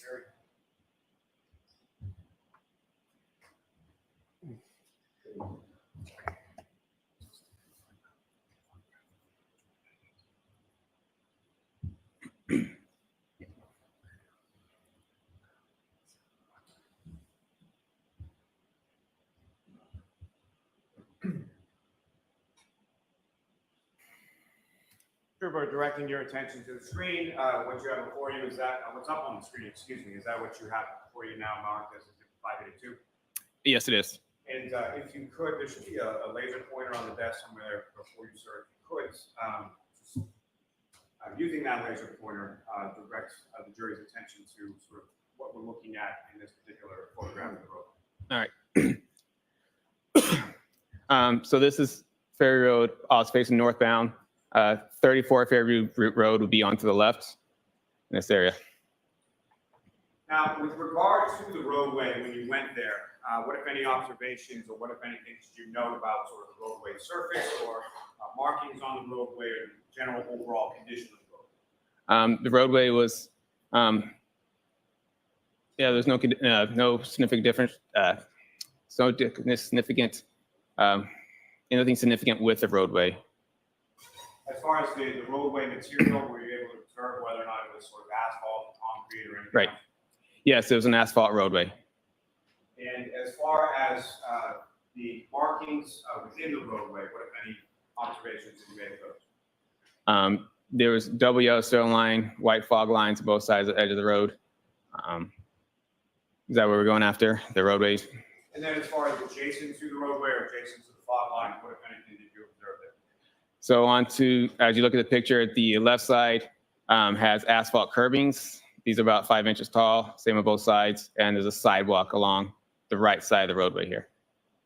And the side with the asphalt curbings, that's the same side that 34 Fairview was located on, is that correct? Correct. Ms. Gilman, if I could have the next slide.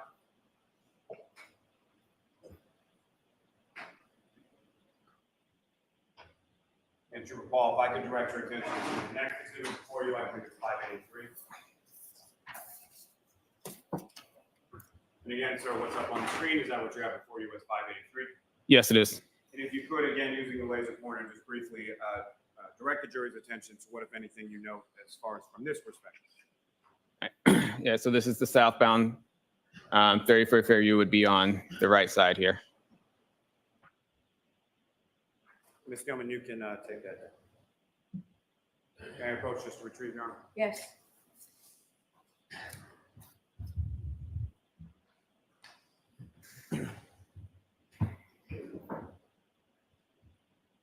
Now, Trooper, with regard to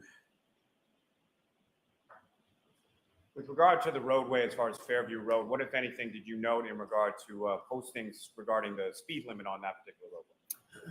Yes, the posting for a speed limit is 30 miles per hour. At this area, it's only posted 30 miles per hour for northbound operators, and I believe it was like 19 Fairview Road is posted in front of. For the southbound operators, it was not posted. And so for a northbound operator, that would again be someone where the residents of 34 Fairview Road will be on the left-hand side of the road, is that correct? That's correct. And with regard to the width of the lanes, or what, if any, measurements did you take in regard to the lanes or the roadway itself? Yeah, each travel lane was approximately 12 feet, and the overall width was approximately 27 feet. Now, as far as measurements being conducted with regard to the scene, what, if anything, did you use or employ to make those measurements, or what, if any, devices? Yes, I mapped the scene with it's called a Leica GNSS GPS total station, and I also used a drone. That's a UAS, is that correct? Correct. The drone, I mean? Yes. And with regard to each of those, as far as the GPS mapping and the drone, have you received any sort of specialized training in regard to employment of each of those tools?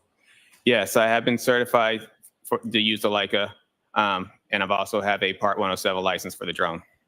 Now, as far as starting with the Leica or the GPS, if you could explain to the jury sort of what that is and how you use that device in order to, as you termed it, map this. Yes, it's essentially what surveyors would use to make roadways. It uses satellites and GPS data plus cell phone data to make marks on the roadway, or actually not marks, but just mark points in the roadway that are within millimeters of the device. And with regard to the drone device, sir, how does that, can you explain to the jury sort of how that works and how that's used? Yeah, so the drone, and we fly the drone around the area. We set it to set up a grid pattern to fly around the scene. And while it's flying this grid pattern, it takes a series of photographs. And these photographs are also GPS marked. So once we get all the photographs in, we throw into a program, and the program will essentially stitch us all together. And then once we get that picture, we throw it into a diagramming system. And that diagramming system, have you also received training in regard to utilization of that diagramming system? Yes, I have. And the one that you're currently using within the CARS unit, what is that diagramming system or software called? It's IMS 360. And Your Honor, may I approach the witness? Yes.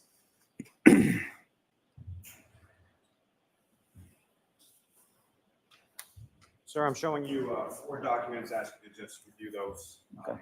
Finish.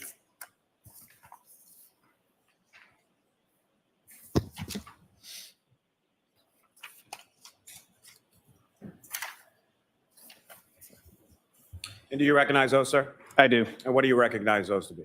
These are the diagrams that we print out through the program. And the last one is the drone image, is that correct? Yes, they're all drone images. The last one is just one that was put into my diagram, and I labeled it as a drone image. Your Honor, may I approach? Yes. I'm off to seek to introduce the witness the next 4 exhibits. No objection.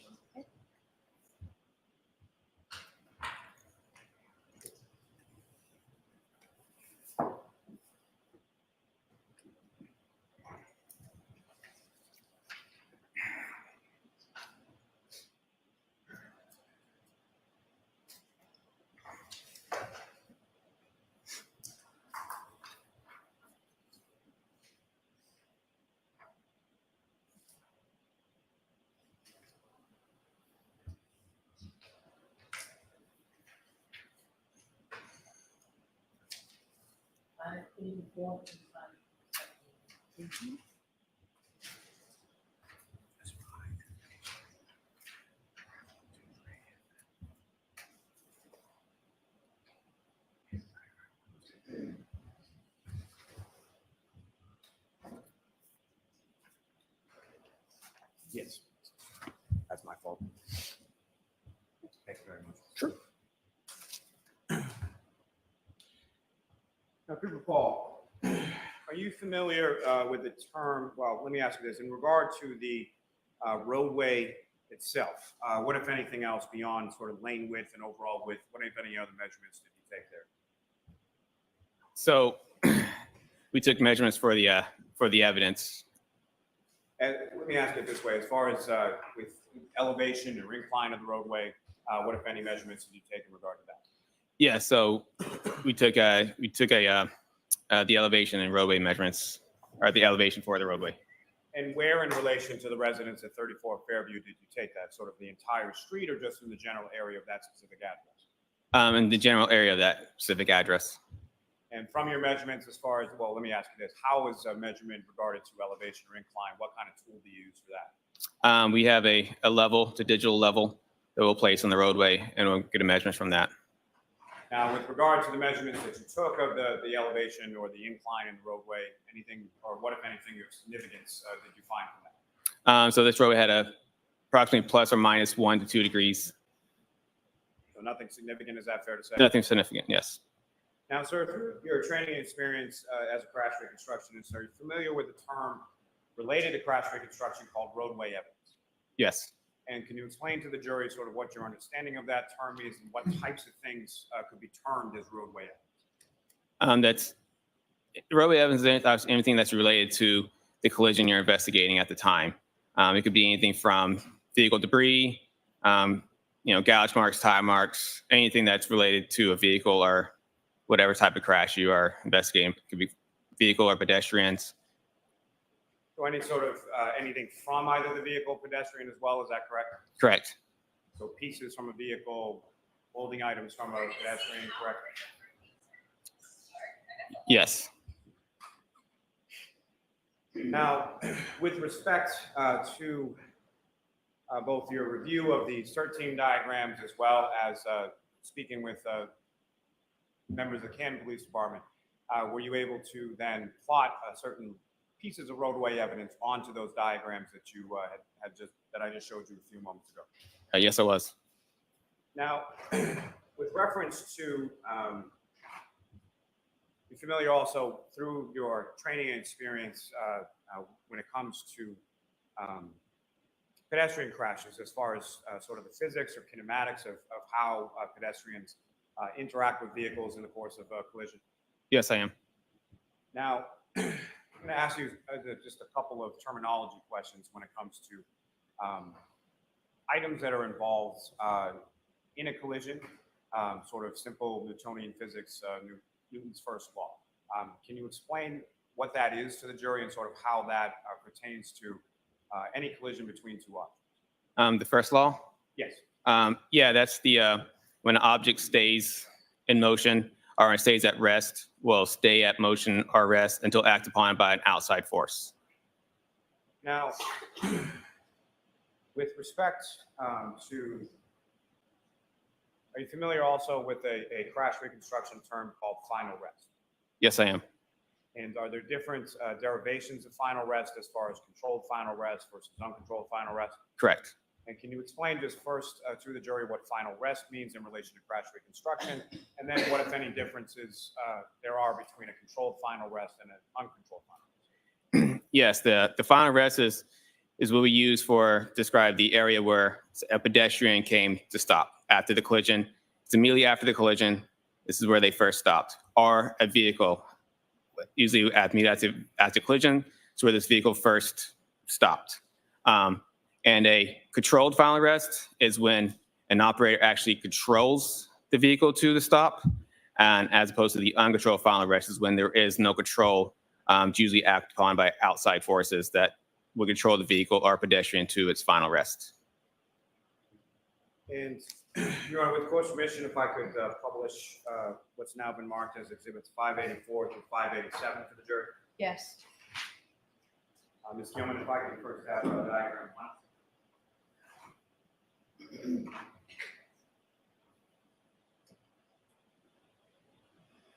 And Your Honor, may I approach this to return the exhibits to the witness? Ms. Gilman, if I could ask you to zoom in just a little bit on that. And now, Trooper, what you have up on the screen, is that what you have before you as the first in that exhibit? Yes, it is. Now, using the laser before you, if you could, I would ask you to draw the jury's attention or direction to what, if anything, of significance you have noted within this diagram. Okay. Want to use the pointer? Yes. Okay. So in this time, I labeled each part of evidence. So right here would be the pedestrian's final rest, and they're all, since there's so many put together, everything was labeled with a red arrow that would be pointing to where the final rest is. And this is where a glass cup was found, and these are the red and clear plastic pieces. That's where they were found, and the pedestrian shoe was found here. The smaller versions here in the light blue is one's a fire hydrant, the flagpole. This is a label for the street 34, and obviously the street name Fairview Road here. Now,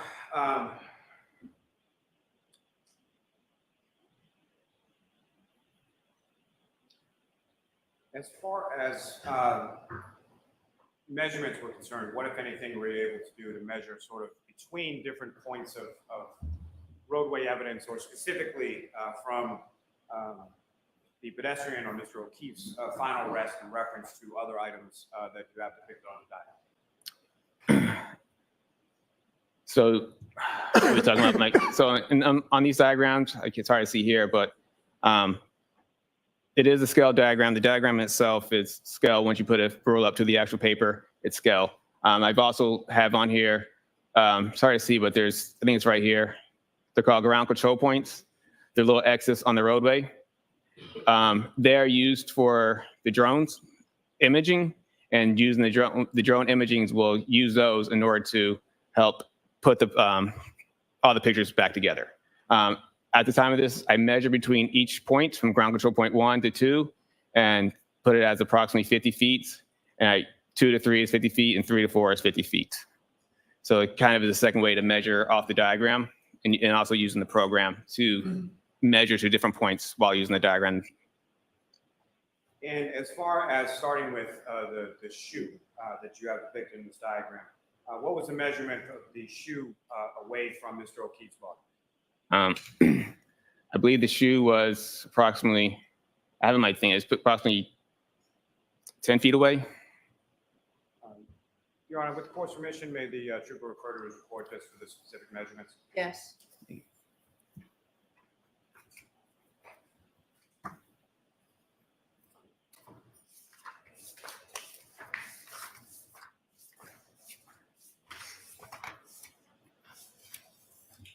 Okay. And sorry, trooper, with regard to the shoe, how far away approximately was that from Mr. O'Keefe's body? 9 feet. And did you also have a measurement for how far away the glass cup pieces were from Mr. O'Keefe's body? Yeah, 1 foot. And for the red plastic you have labeled on this diagram as A? How far away from Mr. O'Keefe's body was that? 7 feet. Now, with regard to the directionality, you also measured sort of directionality as far as the 9 feet that the shoe was away. Which direction was it? Each evidence was measured from the pedestrian's final rest. So the shoe was 9 feet southeast from the pedestrian's final rest. And if you could, using the laser pointer on the screen, as far as the directionality of this, or if you could first direct the jury's attention to where Mr. O'Keefe's final rest is, and then as far as the directionality of southeast from that, where is it? Okay, so right here, pedestrian's final rest, it's more right there. The shoe is right here, so it would be kind of southeast. I have an arrow pointing north to kind of give an extra. And the glass cup that was 1 foot away, in which direction was that? It was about 1 foot north. I think it was found like within, right next to him, so.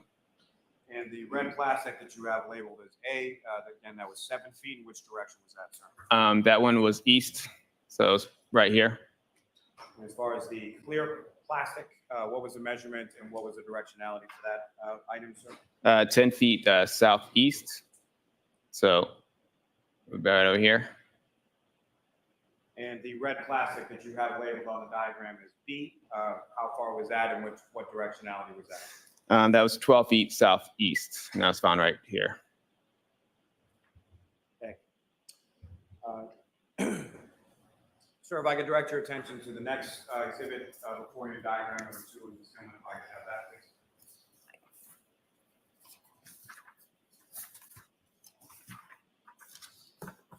Sir, do you recognize what's depicted up on the screen? Yes, I do. And if you could, again, using the laser pointer, what, if anything, of significance do you observe in this particular diagram in reference to the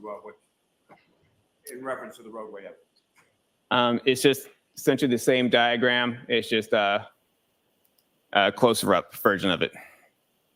So you had, yeah. So you saw the pedestrian's final rest, glass cup, plastic pieces, the shoe.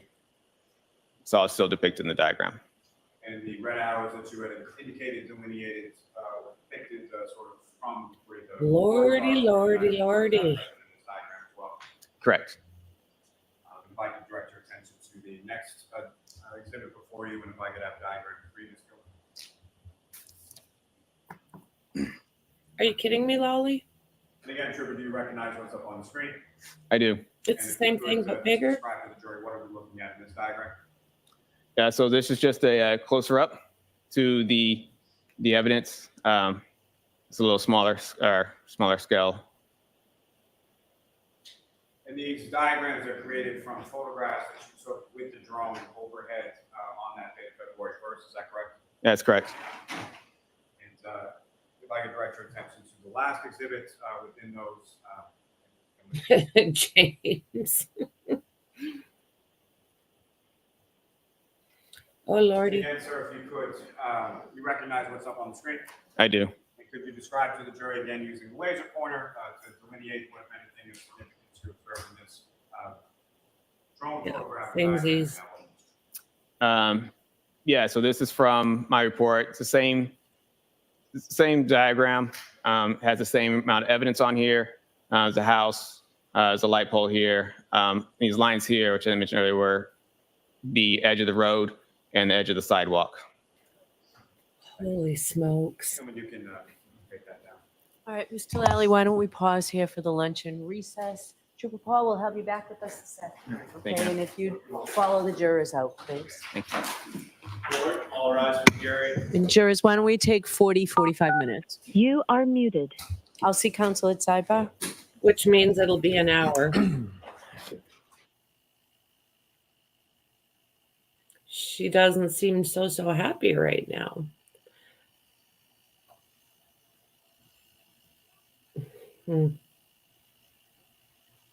Jackson will pick it apart. I have no doubt.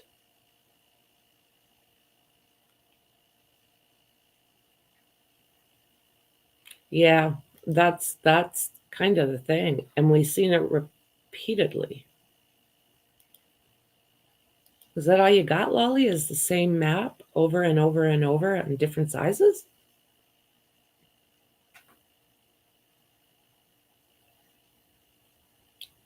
I am not sure how, if she backed up and hit him, why is there not all sorts of DNA on the vehicle? Why is there no red DNA where he would have been hit? How did he fly so far if she was only going 24? It blows me away. Yeah. Yes. 24 miles per hour backwards in the snow.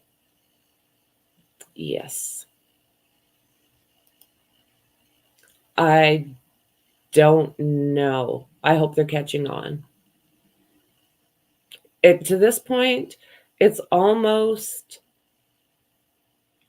to the point where there is so much, it looks like there's so much corruption in this area that you will not be able to really look at this case because there is so much going on in the background. I don't know how they can convict her on what there is. I also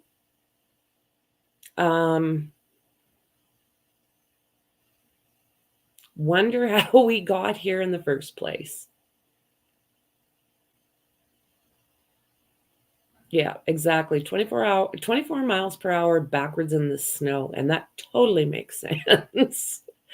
I don't know how he would have gone. Yeah, I don't know how he would have flown 10 feet, laid like totally horizontal with his arms to his side.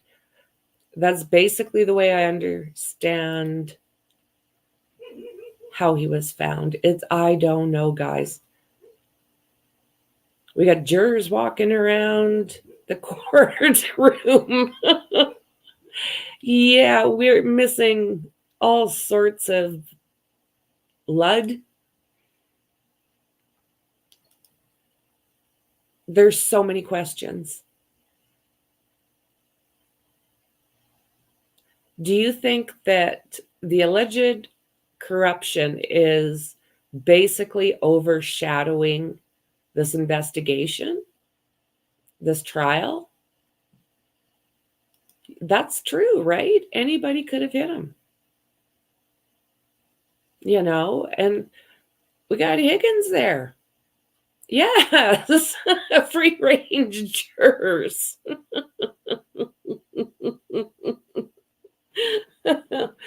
Oh my God. All rise. What stands for the luncheon recess? 45 minutes.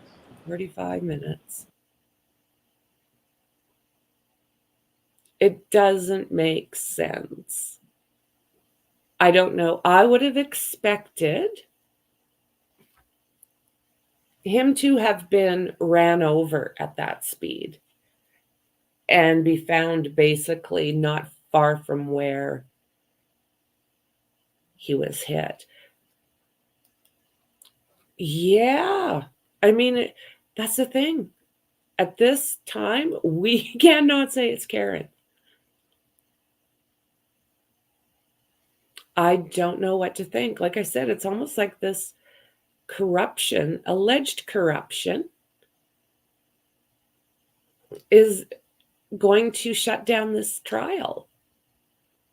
I don't know how they can convict her. There's nothing there so far. You know, they had that.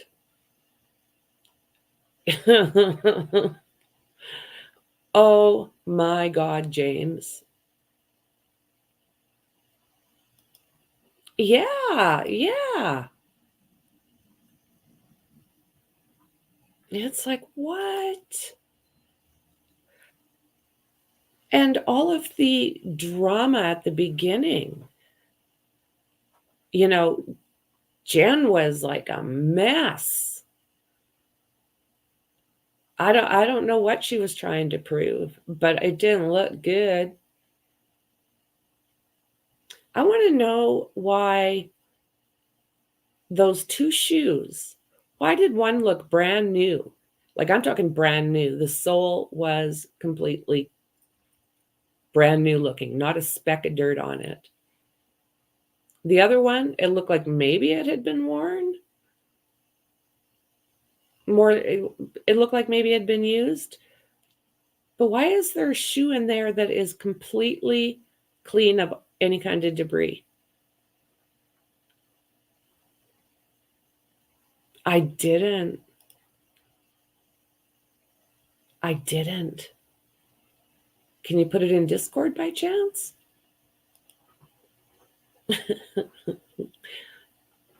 I will. All of those injuries. When you're hit by a vehicle, don't you generally have injuries from your middle down? Don't you usually have injuries to the lower part of your body?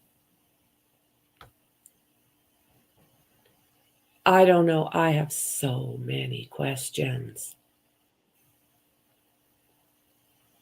Ah, thank you, Dandy.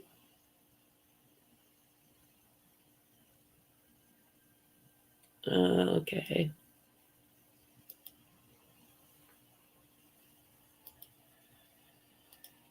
Let's take a look. I'll have to stop maybe somewhere. Just, it's LTL, guys. Yeah, Sharon, call Jennifer McCabe to Sam. Bitch. This is the point where I get to ask the questions and you get to answer. All right, so let's ask a question and let's get an answer. Okay? Okay, whenever you're ready, Mr. Jackson. Jen. Yes. No, I don't. No, I'm an honest and truthful person. Yes or no? Yes. No, I don't. No, I'm an honest and truthful person. Let's try this again. Jen.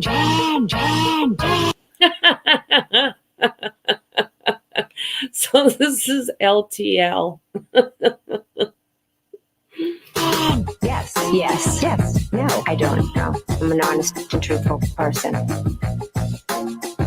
Once again, Ms. McCabe, that's not what my question was. Did you understand my question? Yes. No, I don't. No, I'm an honest and truthful person. You just said a second ago, and I can do this all day long, or we can just make it simple. That's okay. You can continue. Thank you. Did you understand my question? I am absolutely not an honest and truthful person. Oh, wait, no. Excuse me. Repeat the question. Me.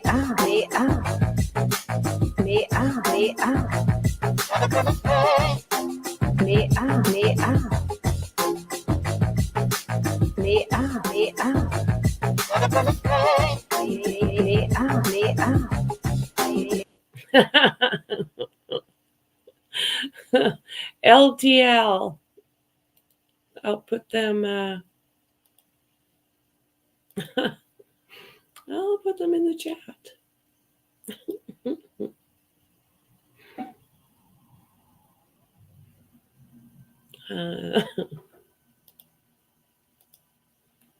Okay.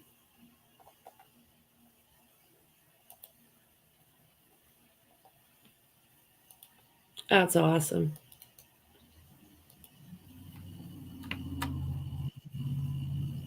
That's LTL, guys.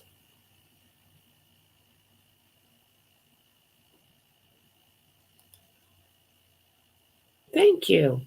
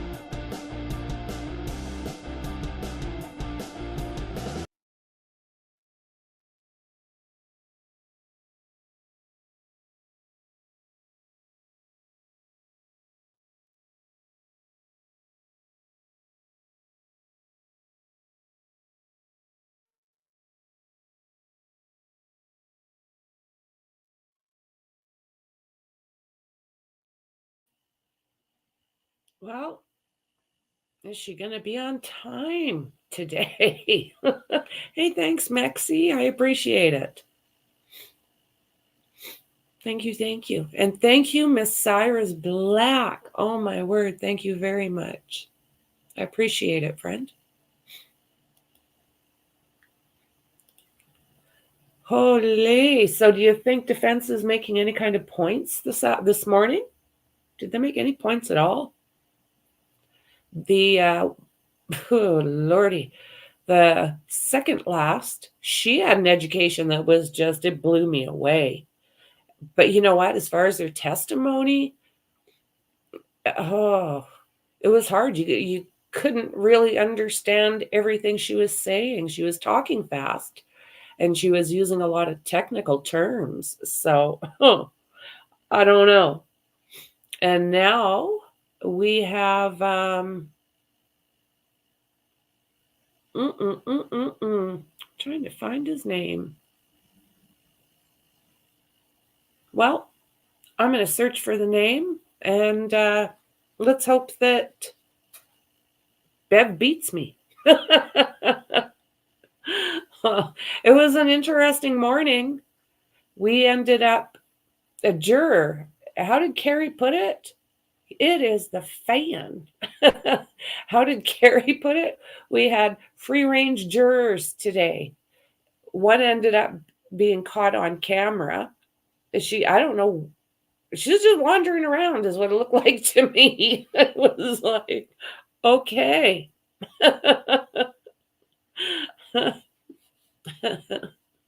Oh, my word.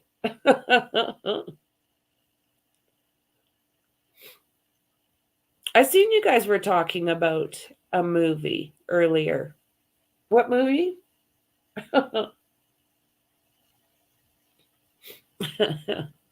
Number one fan. A great movie. What was it called? Maybe I'll put it on sometime this weekend.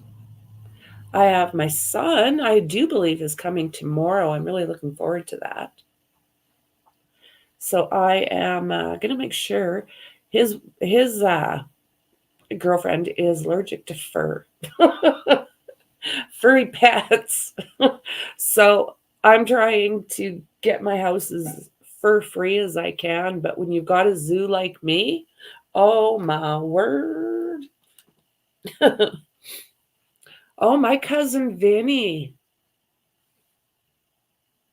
Okay, yeah, that was a good show. I haven't seen it for years. So, you guys, do you think that Lally's witnesses made any headway?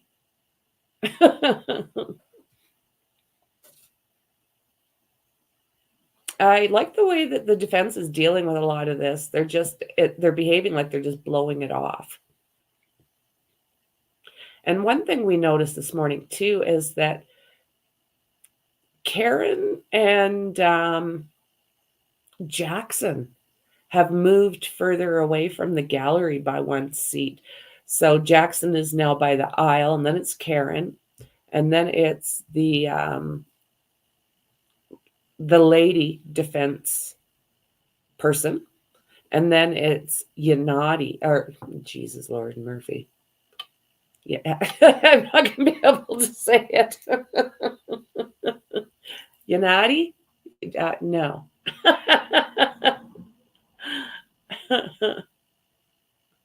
Oh.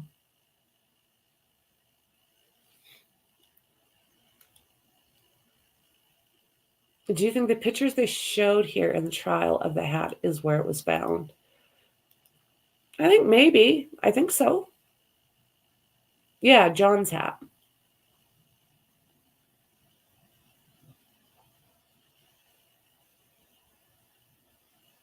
Yeah, here we go again.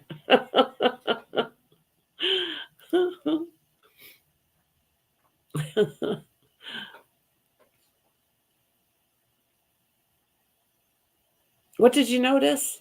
Do tell, girlfriend, do tell.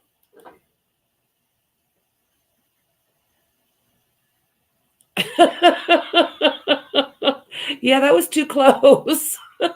Like literally, we were seeing up her nostrils. It's like, ew, no.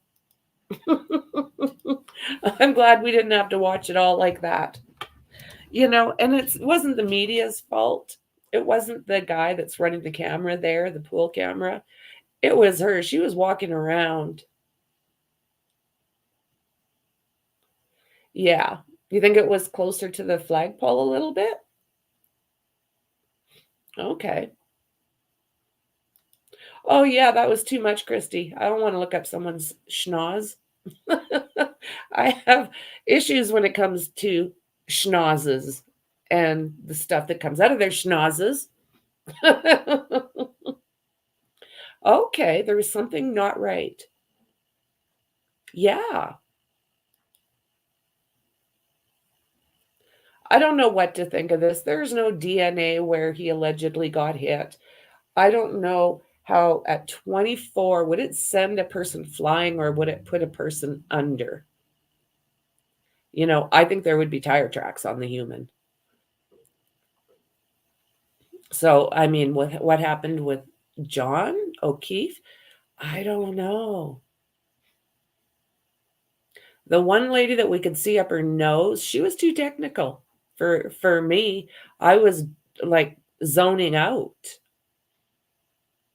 So you can imagine that some of the jurors are doing the same damn thing.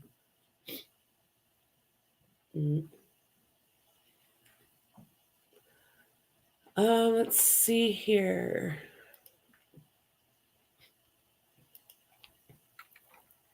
Let me see here. Mexi, I'm just going to send you a message.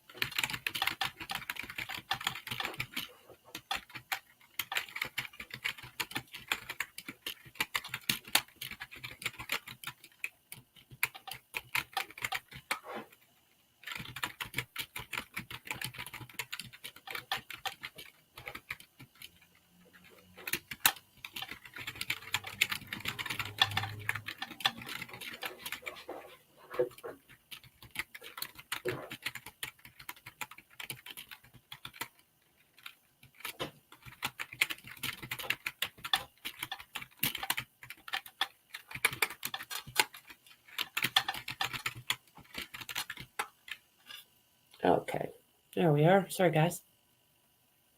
Hey, Mel.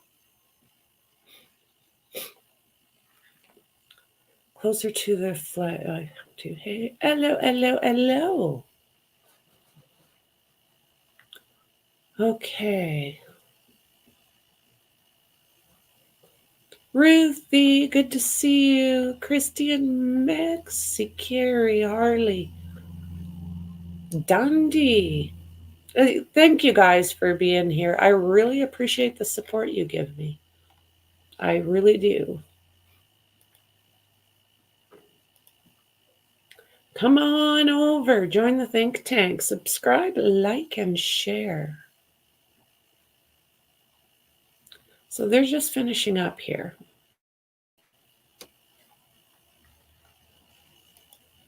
So, okay, she said 40 to 45. So I thought, okay, 45 for sure. And she's like 6 minutes late already. So, you know.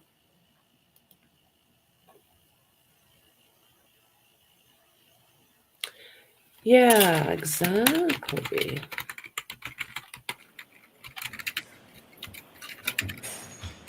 Buckle up. Buckle up, friends.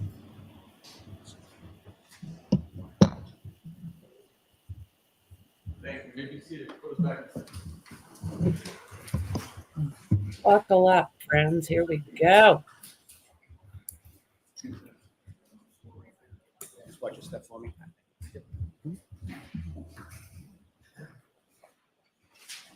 Afternoon, Trooper.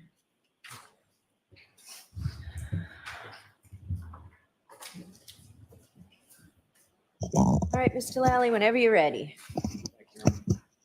Your Honor, with the court's permission, may we have exhibit 587 back up on the screen? Yes.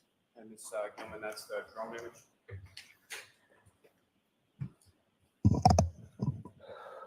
You guys, she's back where she was sitting originally.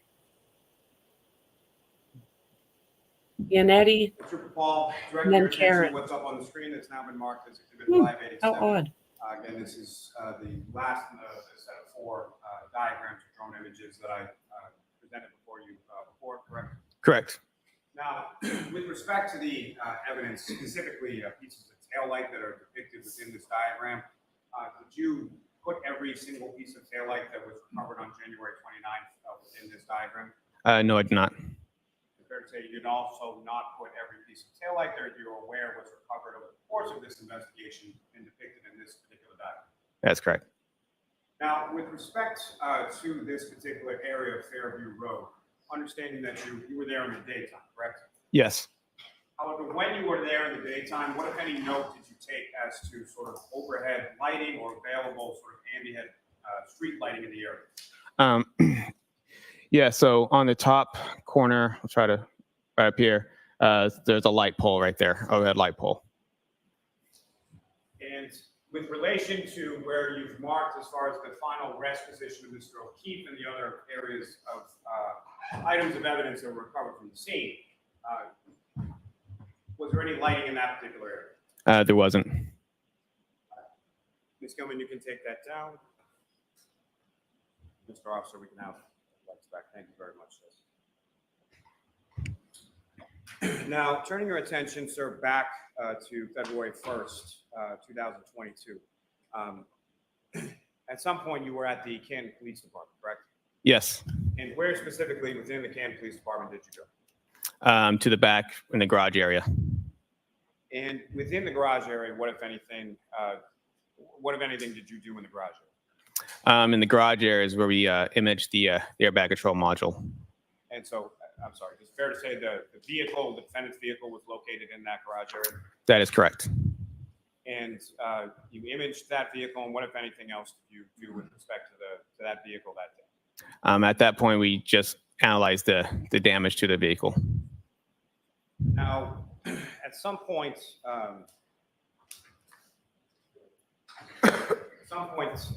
did you perform any sort of mechanical inspection of the vehicle? Yes. And was that day or at some later? It was that day.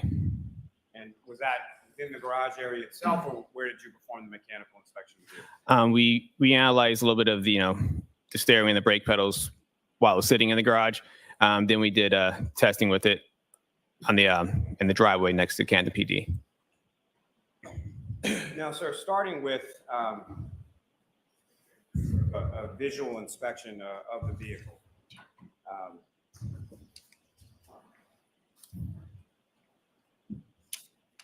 Your Honor, may I approach? Yes.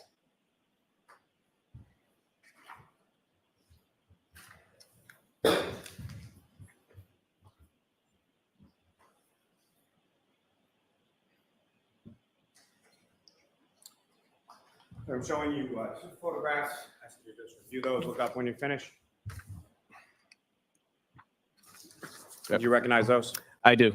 And what do you recognize those to be? They are crime scene photos that I've attached to my report. Your Honor, the Commonwealth is seeks to introduce and admit as the next 2 exhibits. Objection, Your Honor. Thank you. Yep, sorry.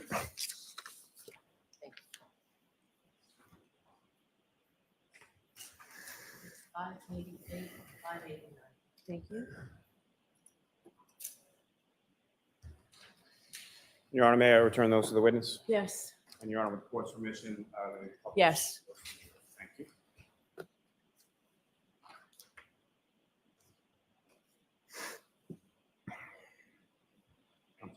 One moment, Your Honor.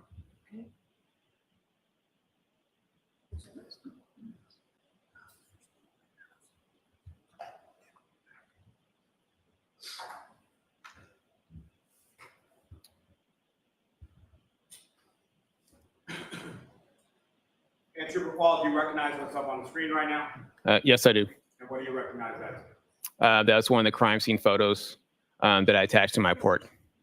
And what's contained in this, is that a fair and accurate portrayal of front of this vehicle, looking at it from the passenger side? Yes. And Ms. Gilman, if I could have the next photograph, please.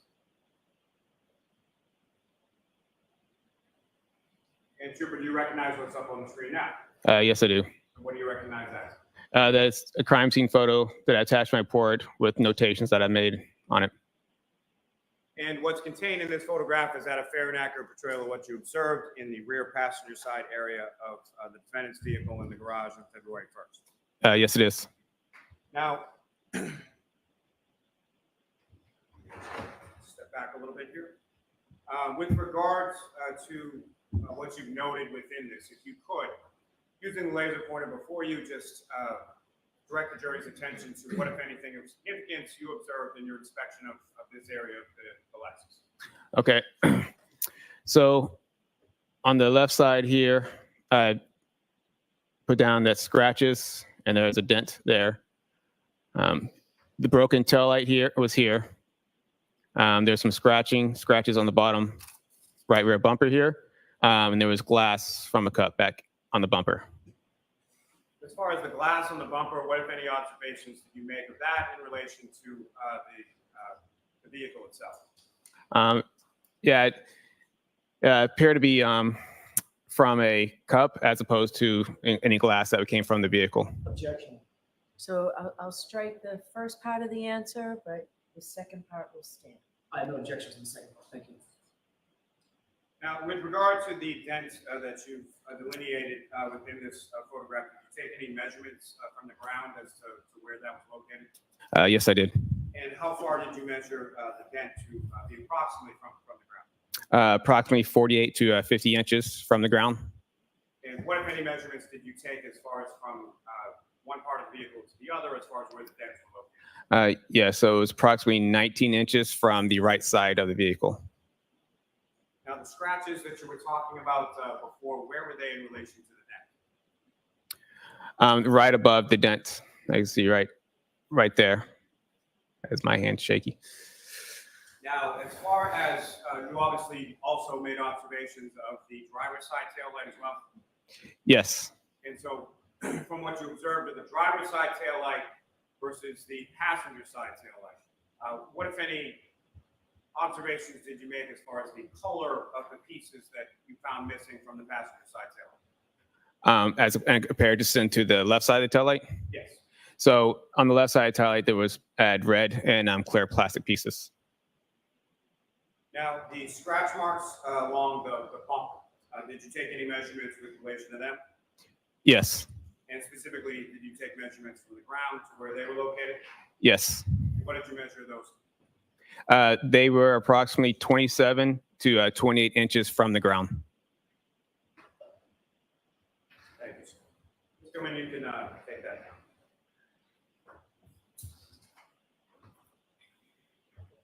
Now, Trooper Paul, we can talk about a mechanical inspection of a vehicle just first in general terms.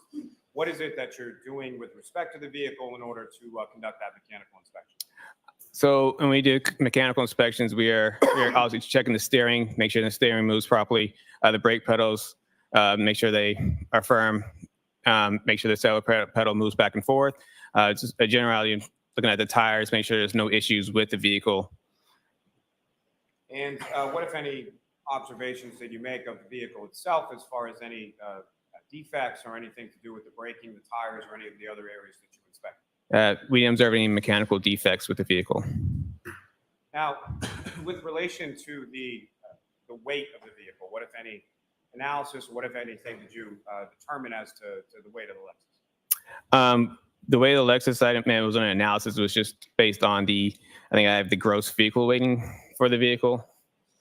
And how much did the vehicle weigh according to the gross weight? I think it was approximately 7,000 pounds. Now, with respect to the lights of the vehicle and being the tail lights and the headlights, what, if anything, did you determine those to be as far as what type of lights were they? They were LED. They were headlights and taillights were both LED. And if you could just expound a little as far as LED lights, what, if any, significance does that have to you, or what kind of lights are LED? How bright are LED lights? LED well, most comparison to what most people think in car and tail lights, where I have the bulbs, where they have the filaments.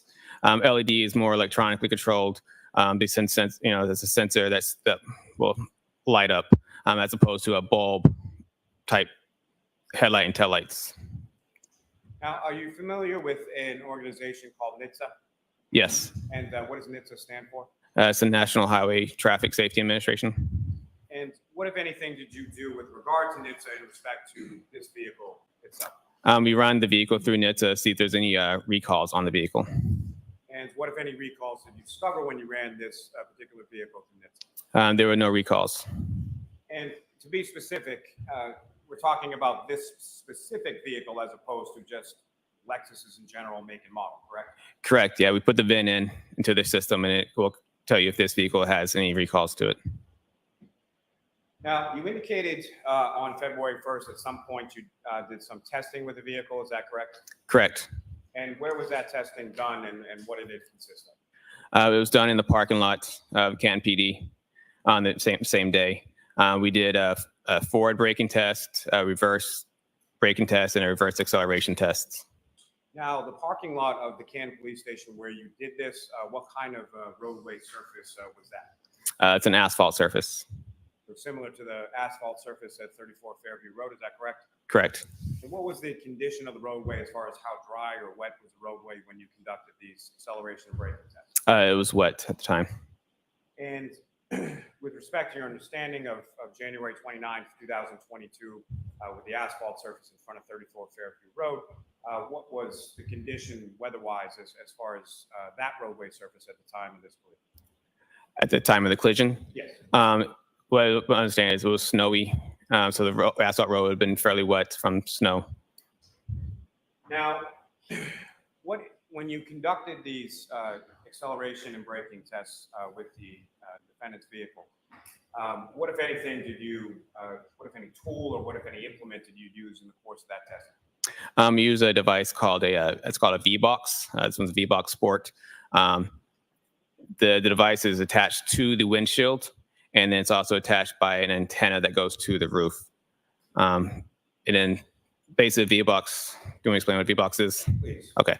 So a V-Box is just, it measures performance for the vehicle. It uses GPS data to measure the speeds and its location. Use that just it'll give us how fast we were stopping, a drag factor for the roadway for that specific vehicle and type of road, and acceleration factors. So we attach that to the windshield, just kind of give me a way to check its acceleration, check its performance. And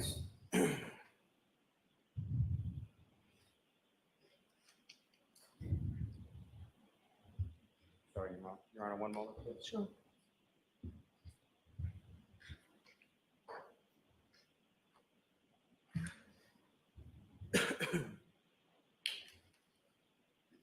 So the V-Box is attached to that vehicle. So it's what it specifically is it measured?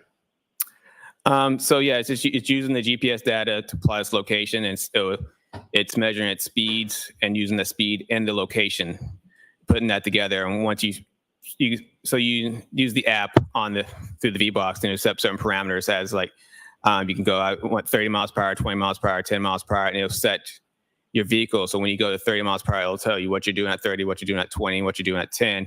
And then it'll know if you're doing braking or acceleration tests. And it'll use those numbers that you have to give you, your acceleration factor or braking factor for the vehicle. And so from the V-Box Sports device that you use, and you've received training as it applies to using that device? Yes, I have. And certification as well? It's usually just training on it. Now, with respect to the V-Box Sport as it's attached to that vehicle, that's measuring specifically from that vehicle with those tires on that roadway surface that day, correct? That's correct. Now, with regard to that testing on that day, you did some acceleration or reverse acceleration tests, is that correct? Correct. And how many of those tests did you conduct? 2. And you describe to the jury sort of how you conducted those tests or what speeds you were using or sort of that process of the 2 reverse acceleration tests that you conducted that day. So the reverse acceleration test we conducted, we set the parameters up to I believe 25 miles per hour. So what we did is we try to come from a stop at 0 and then press the accelerators all the way about as hard as I could press it and try to go back and see how fast I can get to 25 miles per hour and see what the performance it did at that time. And what, if any, kind of data did you receive with the V-Box Sport using during those two reverse acceleration tests? It gave me an acceleration factor. It gave me its speeds and times and distances that it was at each location. And if you could explain to the jury, sort of when you say acceleration factor, what is an acceleration factor? It's just a number of how fast the vehicle could travel from an acceleration. And it could be a light acceleration to a medium acceleration, a hard acceleration. They all have a different number that you can use to kind of relate it back to what the acceleration is for that vehicle. And what was the acceleration factor that you were able to obtain with those two reverse acceleration tests? I believe this was I had 0.317, I believe. Now, during the course of those the reverse acceleration tests that you conducted on that day, what, if anything, did you know? Well, let me ask you this: as far as the operation of the vehicle, who is actually physically operating the vehicle? I was actually operating the vehicle. And what, if anything, did you know during your operation of that vehicle during the reverse acceleration test that you conducted? We also noted the accelerator pedal moved freely. There was no binding. There were no interference from anything on the floor. Nothing interfered with the accelerator pedal. It worked as it's supposed to.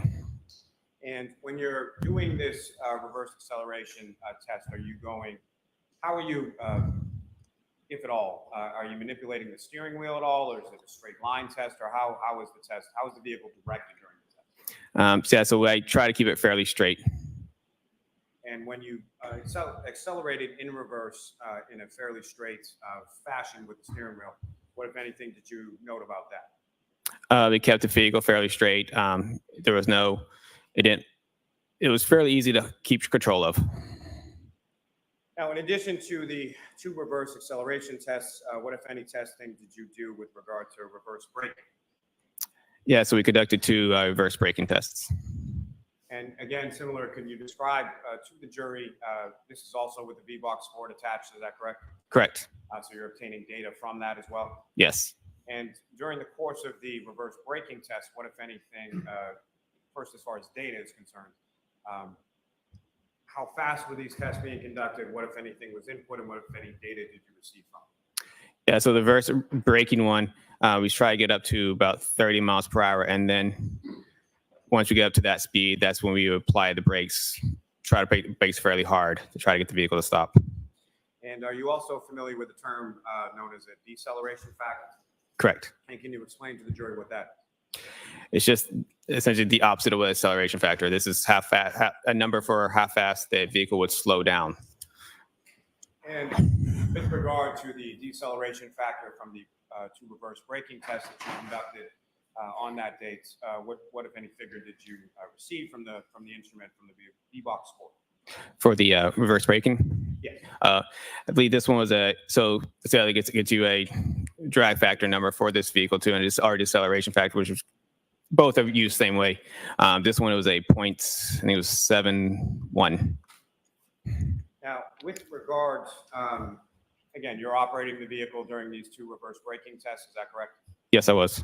And what, if anything, did you note in regard to the operation of the vehicle when you were conducting these two reverse braking tests? Yeah, the brake pedal was firm. There was no pulsation from the brake. Now, in addition, sir, were you able to conduct some forward braking tests? Yes, I was. And similar again, could you describe to the jury as far as how you were operating the vehicle during the forward braking test? Yeah, it's essentially the same thing as reverse, except I was going forward this time. I got up to 30 miles per hour, and I would just apply the brakes about as hard as I could apply them till it stops. And again, are you receiving from the instrument some sort of deceleration factor? Yes, I was. Did you recall what that was? Yeah, it was a 0.69. And during the course of your operation of the vehicle during the forward braking test, again, what, if anything, did you note in regard to the operation of the defendant's vehicle? Same as before, the brake pedal was firm. There was no pulsation, no issues. Now, you talked a little bit about a ACM or an airbag control module, correct? Correct. And you indicated earlier in your testimony that you had downloaded information from that. Is that correct? Yes. Now, when you download that information, what, if anything, do you get from the vehicle, or what, if any, how are you able to sort of read or interpret that data? So in the airbag control model, it's equipped with a spot event data recorder on EDR. And then that data from the EDR, we will use the BOSS CDR software and we'll attach to the vehicle. And then that software will basically extract the information or image the information that's in the module. And so that information could range from getting us speeds, if there was braking, if there was, steering wheel movements, basically like looking for change of velocity, that type of, so there's a lot of, information around the vehicle. May I approach you? Yes.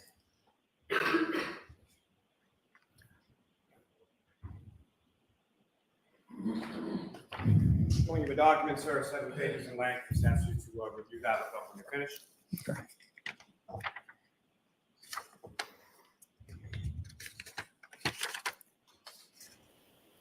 This testimony is so dry. Do you recognize that document, We sir? already- I do. What do you recognize that to be?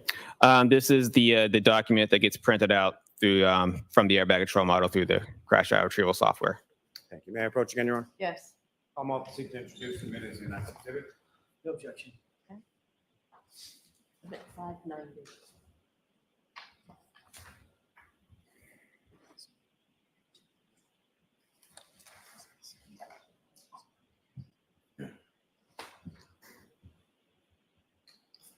Now, sir, when it comes to the CDR printouts, or let me ask you this. When it comes to the airbag control module, who is that designed to protect or to apply to in respect to safety measures with vehicles? Applies to the occupants inside the vehicle. And this may sound a little terse when I say it, but essentially the airbag control module is typically not designed to protect people on the exterior or the outside of the vehicle, correct? Correct. Now, you've been involved in a number of crash investigations involving pedestrians, correct? Yes. And as far as this particular case, what, if any, sort of useful or significant information were you able to interpret or retrieve from the ACM? And this through the software, there was no data recovered or no events recovered. And when it comes to pedestrian crashes in general, and as far as there being no data in this case, is that something that's abnormal? It is not. Explain to the jury sort of why not. So what an airbag control module is doing, as it's running, it's constantly monitoring the vehicle. It's looking for like a sudden change of velocity, and like a collision. So once it feels that sudden change of velocity, essentially will wake up and monitor the vehicle, see if there's people wearing seatbelts on, what's the speed of the vehicle, number of different things that it could look for. And all it wants to do is either do I deploy the airbags or do I tighten the seatbelts? So most motor vehicle crashes with a car-on-car crash, there will be a higher change of velocity. So that's usually kind of what it's looking for. Pedestrian crashes there's not going to be much change of velocity to the vehicle. That means when they both interact with each other, the pedestrian is not going to change that vehicle's velocity in such a quick manner as, say, two cars would strike each other. Now, with respect to crash reconstruction in general, are you familiar with a term called delta V? Yes.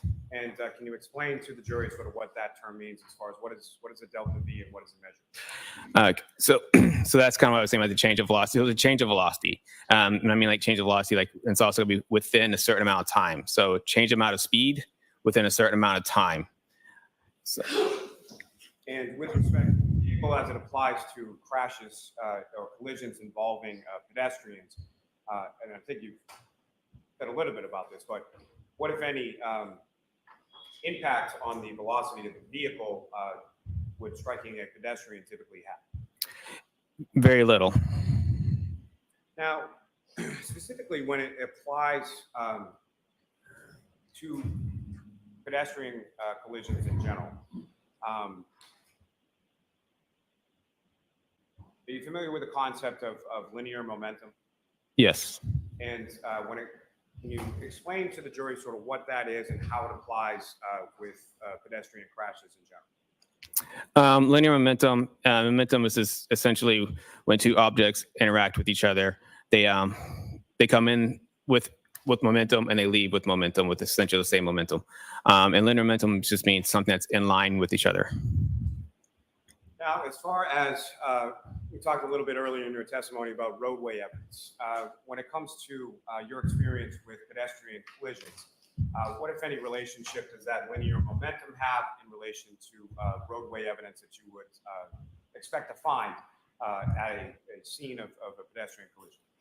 So when a pedestrian strikes a vehicle, they will go in the direction where the vehicle was traveling. So if the vehicle is traveling one way, the pedestrian strikes, it will go essentially that same way, depending on what part that vehicle strikes. Now, as far as other items that the pedestrian may either have in their hand or other items of looser fitting clothing, what, if any, experience do you have as far as observations of those on collision scenes involving pedestrian collisions?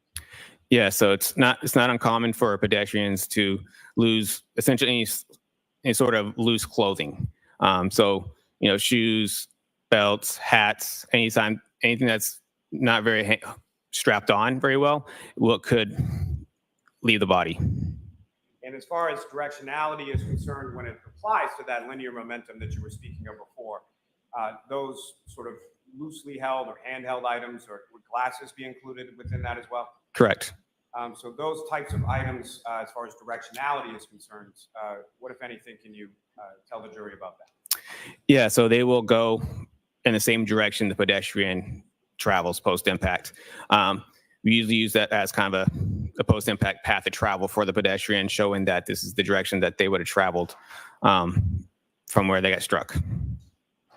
Now, are you also familiar with the reconstruction terms known as area of impact and point of impact? Correct. And can you explain what those terms mean excuse me, in a crash reconstruction context for the jury? Yeah, so an area impact is essentially the area where the crash happened, where these two vehicles or vehicle pedestrians, where their initial impact happened.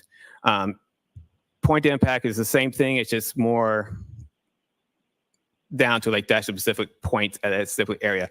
Area can mean a little bit broader in that sense. And what are is this something that is delineated somewhat, at least by roadway evidence? Correct. And if you could describe to the jury sort of what types of roadway evidence that would lead you or any crash reconstructionist to formulate an opinion as to the area of impact?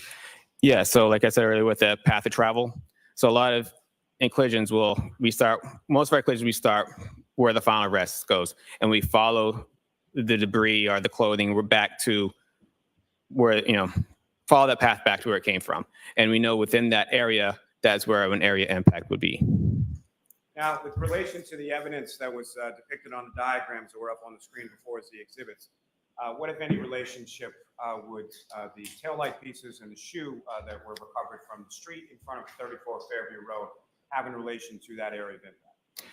Yeah, so they were found alongside the roadway.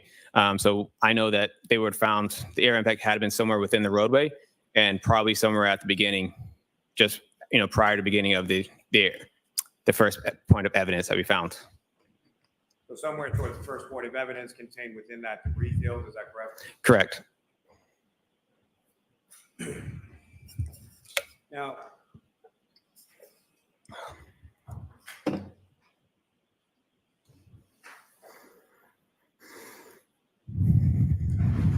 could have one moment? Yes.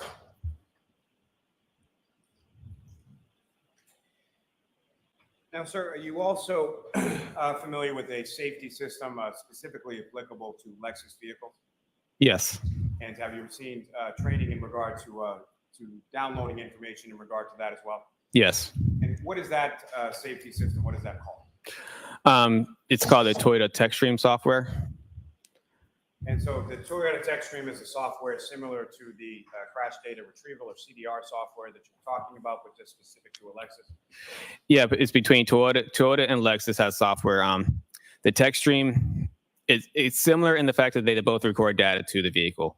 TechStream was created by Toyota for their technicians to diagnose vehicles and use that information to help, any kind of mechanical issues that they would have with the vehicle that they can do when you bring your car to them. They can look at the TechStream and just kind of find out what caused the mechanical issue.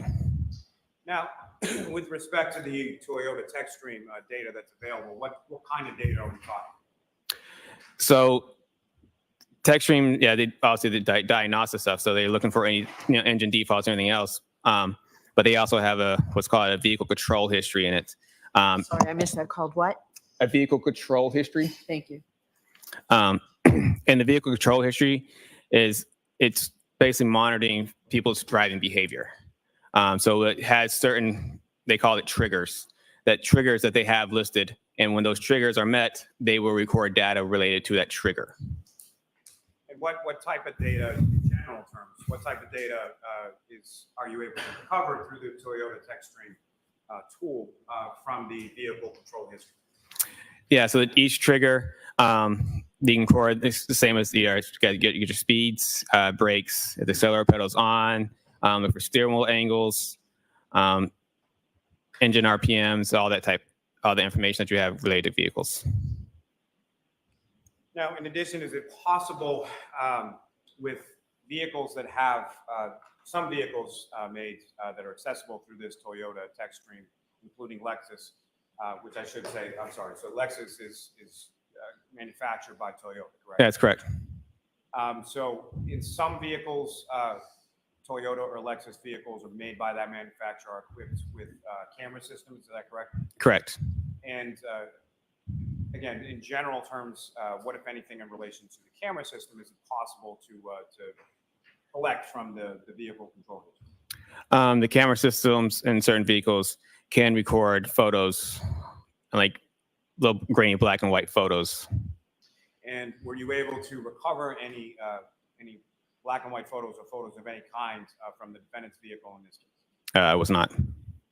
Now, with respect to the sort of physical process of the downloading using this Toyota TechStream tool, can you explain to the jury sort of how that's physically done or what you're doing to the vehicle in order to download that information? The same process, just different software as we would for the airbag control module. As I said before, we plug into the DLC port and then up that software program, and we follow the steps and we extract the information from the vehicle. Now, the extraction of the Toyota TechStream data in this particular case, when was that accomplished? For this one, I believe it was February 2nd, 2023. So a year and a day after you had conducted the braking and acceleration test and inspected the vehicle in the Canton Police Department garage? That's correct. And so as far as the timing of that being February 2nd of 2023, why was that? I was at the time of my initial inspection, I didn't really know much about TechStream at that point. So over time, I kind of learned about TechStream. And so once I learned about it and I thought, is this relevant to our case? And I looked more into it and found that it is relevant. So. And the Toyota TechStream, as far as that applicability or that tool, is that a relatively newer tool in the area of crash reconstruction? It is getting fairly newer, as in it's getting spread out. It's getting bigger. It first got created on one vehicle in 2014. So it's been slowly trickling into the Toyotas and Lexus vehicles over time. But it's definitely gotten bigger within the past couple of years. Now, with regard to this information, when you were then able to download that information, you received some data. Is that correct? That's correct. And you mentioned that it goes, or it's measured sort of by triggers. Is that correct? That's correct. And from the data that you were able to obtain from the defendant's vehicle, what type of data were you able to retrieve as it relates to the vehicle control history? Yeah, so I mean, this had like a page and a half full of triggers that over the vehicle's time span that it captured. And with respect to the triggers, how many triggers did it capture? It's like a page and a half. I don't know exact numbers of how many triggers that was on each page, but there was, it's at least a good page and a half full of triggers. Your Honor, may the trooper refer to his notes in regard to that? The trooper, if I could direct you, I think it's page 9 of your report. Okay.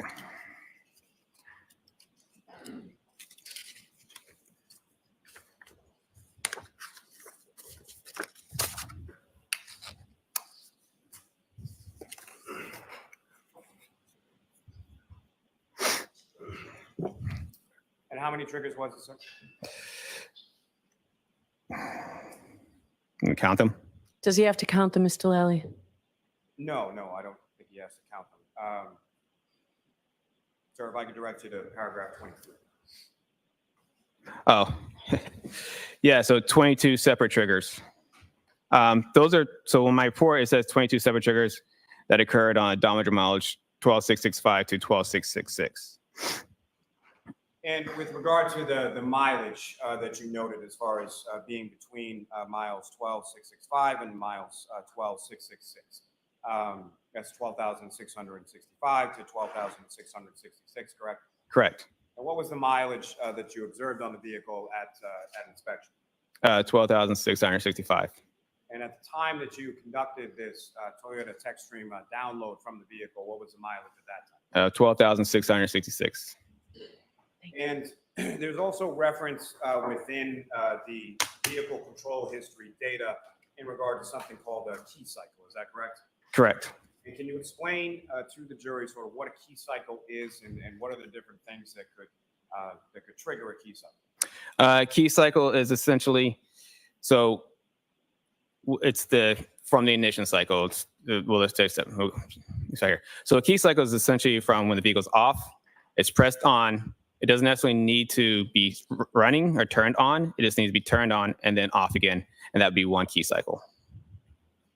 Now, with relation to your analysis in regard to the vehicle control history, what, if any, role did the key cycle numbers or what kind of role did that play in your analysis? It shows me where, how far away they were from each other.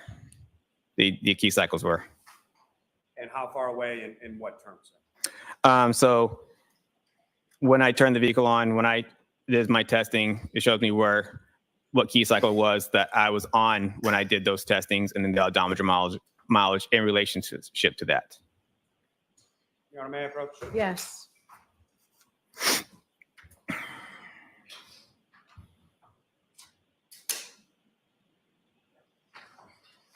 Sir, I'm showing you the documents. He's asked you to look at that. Look up when you finish. And do you recognize that, sir? I do. And what do you recognize that to be? That is the table from the vehicle control history from my report. And Your Honor, may I approach? Yes. Call off the seat to introduce in the minutes and next exhibit. No objection, Your Honor. Okay. The 591. Your Honor, may I have a moment and then return it to the witness? Yes.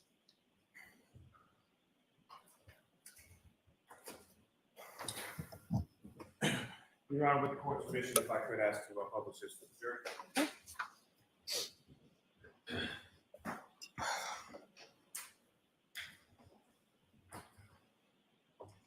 Now, Trooper Paul, what's up on the screen? Is that the exhibit that you have before you? Yes, it is. Now, if you could, using the laser pointer before you, just direct the jury's attention to what we're looking at in this exhibit and what type of information and where it's located within this exhibit. Okay, so this is the vehicle control history. Every single point here, this is where the triggers are. This is the labels for each trigger. Odometer mileage is on this label here. These are the elapsed time and key cycles. I have noted through arrows here, these were when the vehicle was with us, and a lot of this is related to my testing with the vehicle.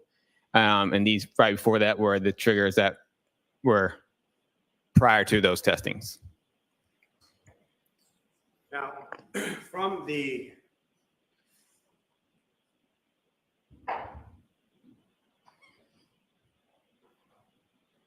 within this table, sir, there are 2 triggers reported at odometer mile 12,629. Yes. And what's the key cycle associated with 12,629? 1,162. Now, these triggers that are contained as far as the 12,629, that's prior to You have to either come closer or speak up even louder, Mr. Lally. I will speak louder. There's no microphone near you. That's the problem for the court reporter. My issue is, Your Honor, there's no light over here. All right, so let's turn the light on and then you can ask your question, then we'll turn the light right back off, please, Hunter. Thank you, Your Honor. My apologies. So that odometer mile, as far as 2 triggering events, at 12,629, correct? Yes. And that occurs prior to the 12,665, 12,666 during the course of your braking and acceleration test, correct? Correct.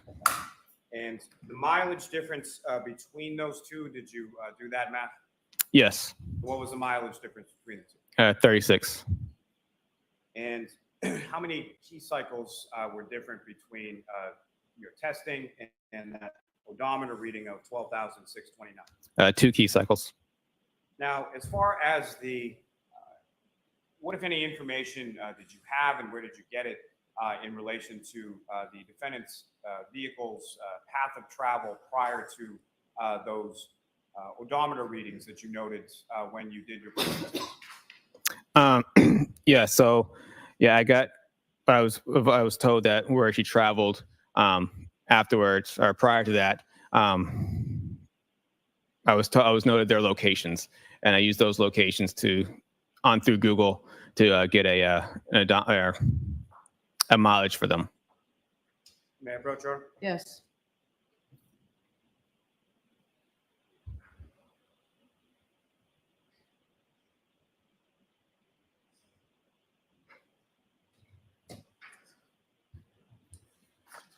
Showing you another document, sir, do you recognize that? I do. And what do you recognize that to be? Those are the Google directions. I put them in a table and put in my report. And may I approach her? Yes. I'm open to introduce you to this next exhibit. No objection. Thank you. Sorry, I have 1 minute, Your Honor. Yes.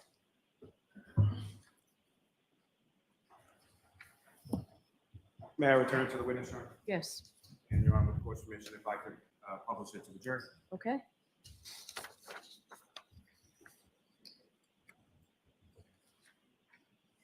Someone, if you could enlarge, zoom in just a little.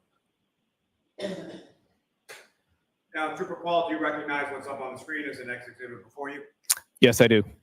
And these are, again, if you could explain to the jury sort of what we're looking at here and how you came to these mileage tools. Yes. So when I got the directions, it showed that we got from 34 Fairview Road to 1 Meadows Ave. And when I put that address onto Google, it gave me suggested routes. So I put each suggested route on there and the time it took. So I did that with every direction from 1 Meadows Ave to Waterfall to 12 Country Lane, and 12 Country Lane to 1 Meadows Ave, and then 1 Meadows Ave to 345 Country Hill Drive, North Dighton. So I did that for every single one and find suggested routes. So which is labeled in all these boxes here. And then at the bottom here, I did a total distance, and I did a min and the max distance of, and the minimum was 36.1 and the max distance of 38.8. All right, so I'm going to ask you to take that down for a minute, and I'll see counsel at sidebar, please.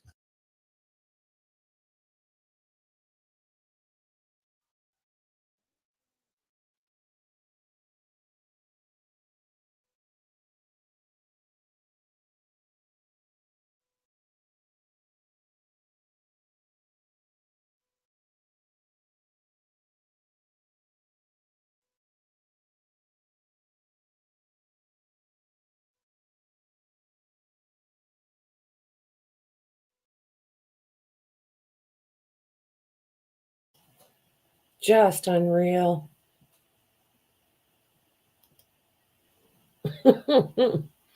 Oh, there's that face again. Oh.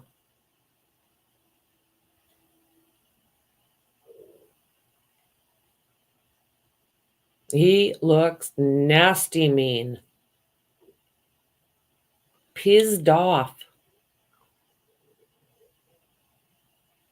Wonder how they're taking all this in. Because he looks like he's doing a lot of thinking while he's sitting there. You are unmuted.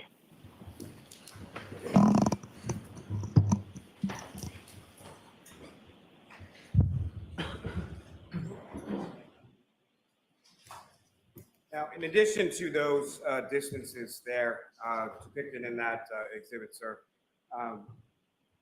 have you also looked at a mileage or distance between, well, I'm sorry, the first up there was as far as 34 Fairview Road to 1 Meadows Avenue, is that correct? That's correct. And that gave you sort of 3 different routes of travel, is that correct? Yes, And the minute of the max was 2.2 to 2.6. correct. Now, if you were to add that as an additional sort of distance traveled to the 36.1, 38.8 that you had calculated, how much of a difference does that make? Between the two min maxes, Yes. only 2.7. And as far as your analysis that we're about to discuss, adding in that approximate 2 points, whatever miles, how much of a difference does that make to your analysis and ultimate conclusions in regard to the VCH or vehicle control history data? As we're going later, but so the 36 is just within the realm that she could have traveled 36. The odometer mileage is odometer mileage. So 36 is 36. That's what's on the vehicle. So within the realm of possibilities that the vehicle could have traveled 36 miles after the 2 triggers that are in this vehicle.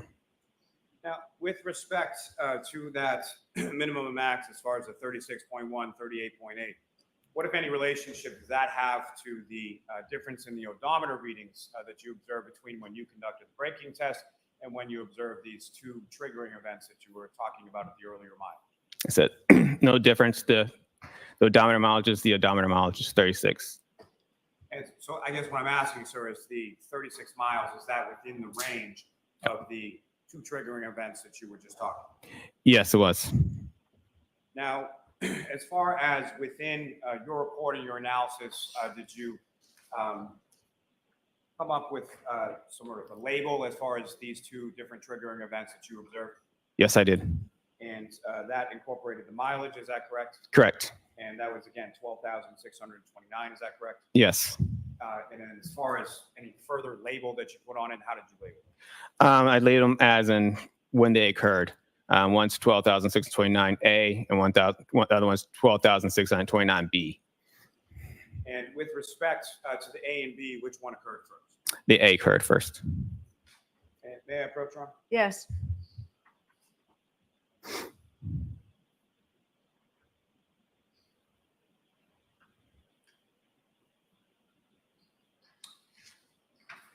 First, you have another document asking you to just review that before we finish. Okay. And do you recognize that? I do. It's the data chart from the 12,629 miles A chart. May I approach again, Your Honor? Yes. Almost seek to introduce the minutes of the next exhibit. No objection. Okay.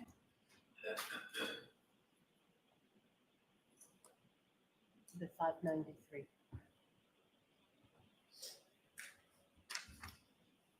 And again, if I could just have a moment, Your Honor. Yes. May I return this to the witness, Your Honor? Yes. With the course formation, may I Yes. Okay,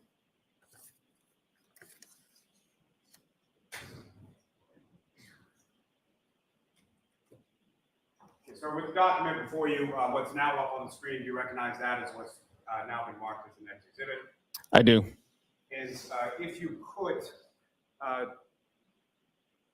describe to the jury sort of what these rows indicate as far as what information is there, and if you could, using the laser pointer, direct the jury's attention to what, if anything, of significance you observed in this as far as 12,629 miles A. Okay. So each row, starting from the top, is the vehicle control history time, which is the time that's recorded in the module itself, or in the software that gets recorded as each time, and it's recorded as seconds. This time is the time from the start of the key cycle.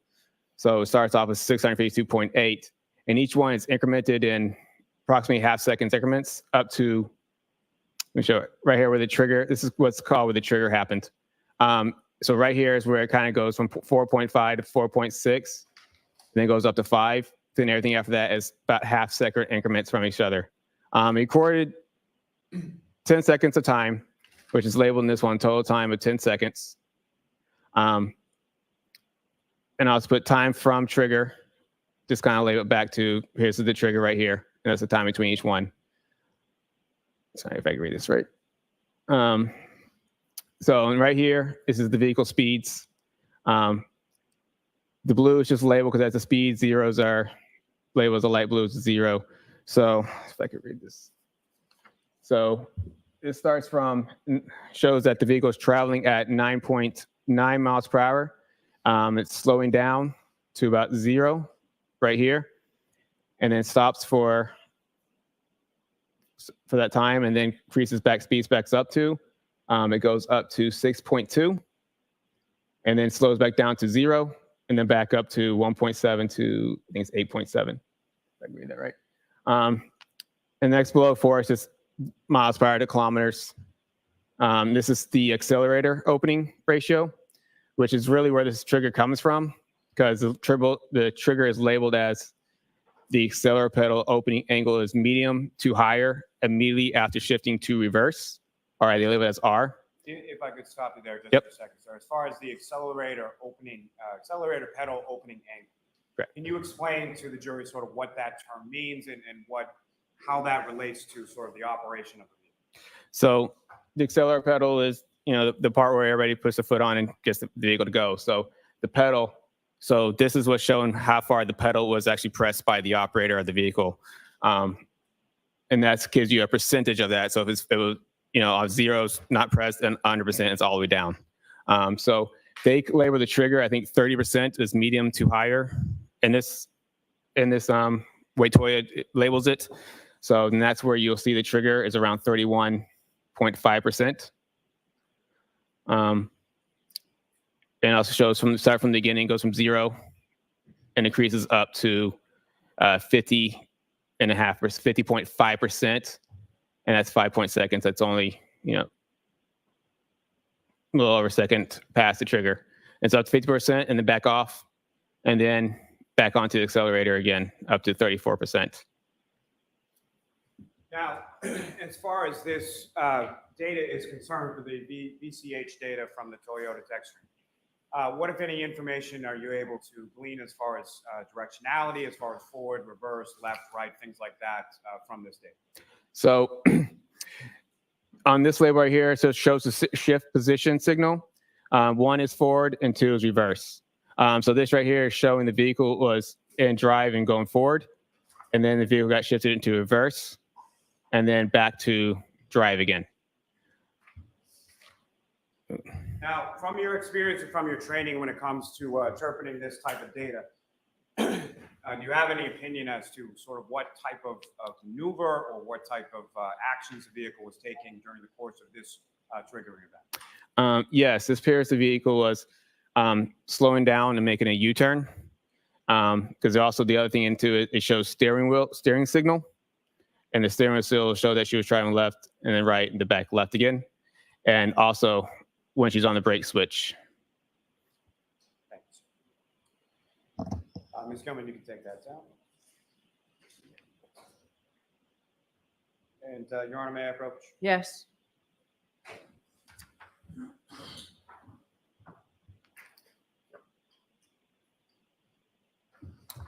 Sir, if I could just retrieve the one we got before. Absolutely. Yep. A document that I've just handed you now, do you recognize that? Yes. And what do you recognize that to be? It's the one, the 12,000, the data chart from my report as labeled as 12,629 miles B. So that's the second triggering event within this same mileage reading on the odometer, same key cycle? Correct. Okay. Your Honor, may I approach? Yes. Come up, seek to introduce the minutes of the next exhibit. No objection. Okay. Give it 5 minutes. Again, just one moment, Your Honor.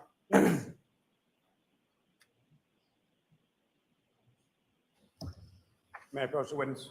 Yes, and for the sake of taking the best use of our time, if they're in evidence for the rest of this afternoon, both of you can then just ask to, just go ahead and put them up and not ask for permission Thank this you. time. And Ms. Gilman, if I could.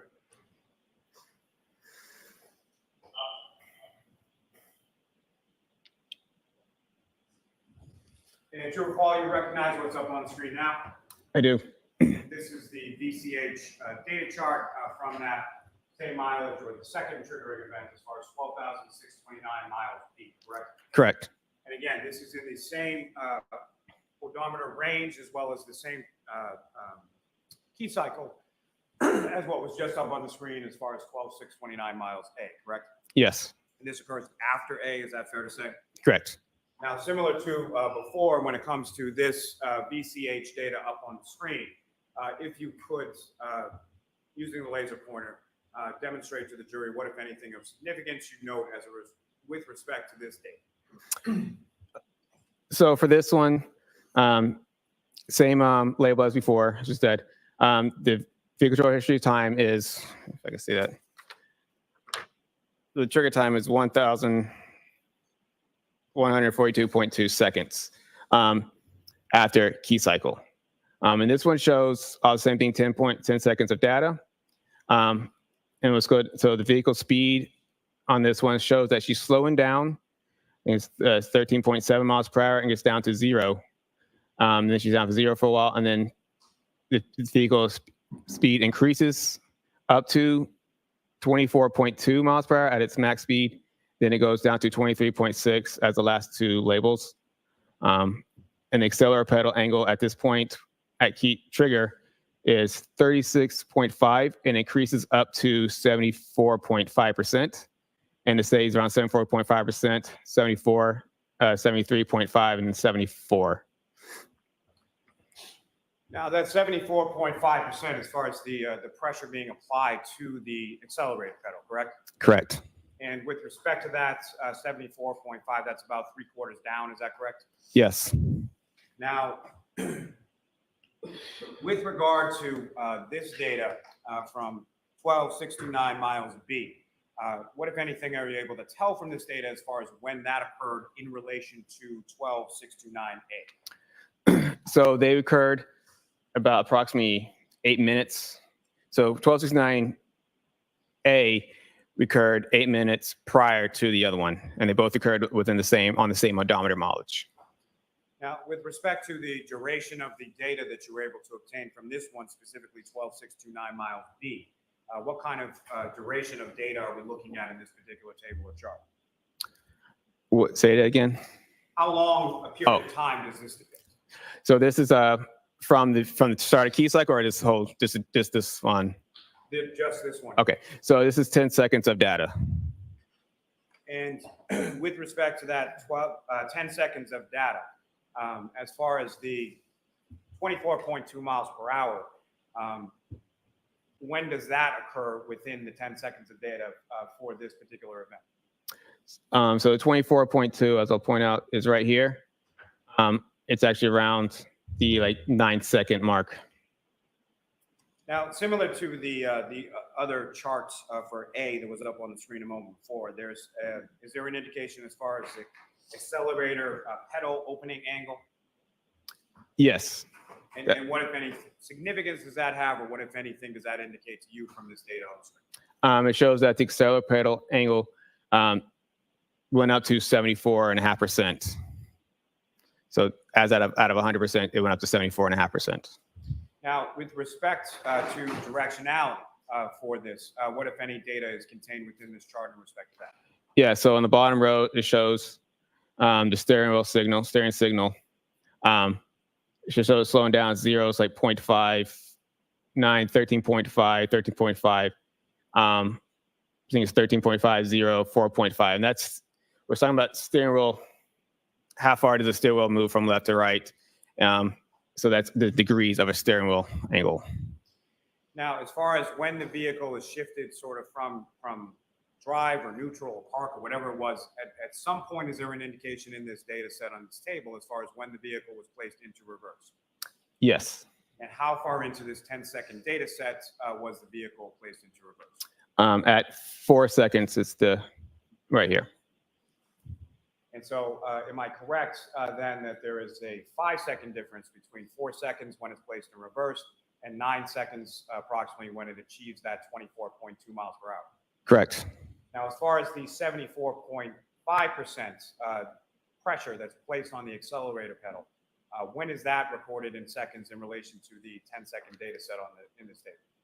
74.5 starts at the 8-second.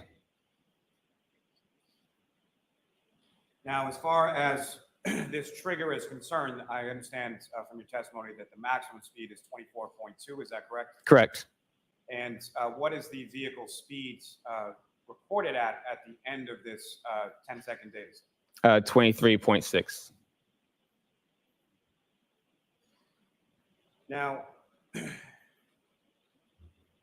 as far as the vehicle being in sort of different sets, as far as drive, reverse, things of that nature, what, if anything, did you observe within this data set as far as how it is at the beginning, how it changes at all? What happens with regard to that in the data set?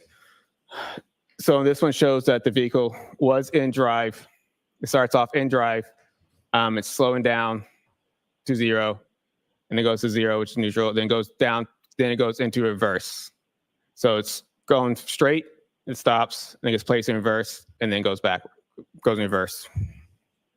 Now, as far as the reverse is concerned, you indicated there's also some steering angles that are recorded with this data. Yes. And what, if anything, was recorded in this 10 seconds of data? Specifically, I'm asking from the time that it goes to reverse to the end of the set, the end of the data set. What, if anything, do you observe with reference to the change in the steering angle of the steering wheel? It does not change much. It's only 13. I think the far it goes is left is at 13.5%. So that's only, I mean, if you think if a steering wheel's a circle, the whole circle is 360 degrees. So 13.5% is only, and it's still fairly straight in the vehicle at 13.5%. So from this data, this vehicle is backing up in the manner of about 5 seconds or so, in a fairly straight line, and achieves a maximum speed of 24.2 miles per hour, correct? Correct. And even at the end of this data set, the vehicle is still traveling approximately 23.6 miles per hour. Correct. Now, as far as the small deviations in the steering that you were testifying about, based on your training and experience, what, if anything, would cause that? Well, the steering wheel was obviously caused by operator traveling only a small amount, about right, and up to here. So it's only just operator steering at those small deviations. You want a may approach? Yes.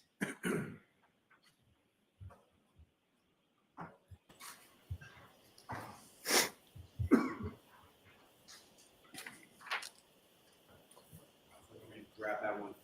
There we go. And present you with another document. You recognize that? I do. And what do you recognize that to be? It's a more of a closer up snippet of that document that I have attached to my report. Of course And, it is. you want a may approach? Yes. Hard practice. I'll want to see to introduce the minutes and next exhibit. No objection. You can go ahead and you can go ahead and publish it if you're inclined to. Come on, Lally, keep it together, man.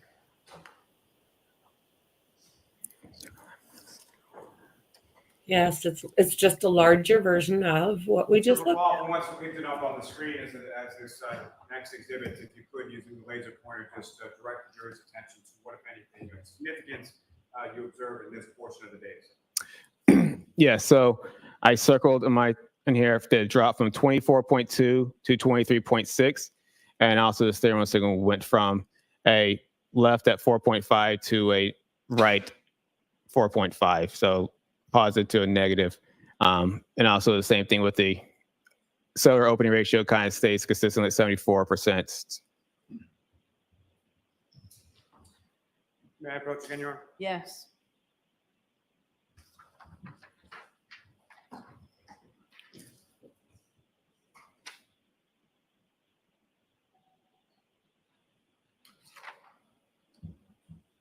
Borrow that back. Yep. I'm showing you another document. Okay. Oh my Do you goodness. recognize that? I did. What do you recognize that to be? It's a vehicle control history distance chart. I have attached, I calculated and attached to my report. And may I approach again, Your Honor? Yes. I want to see if you submitted the next exhibit. No objection. Okay. So go ahead and publish it if you're inclined.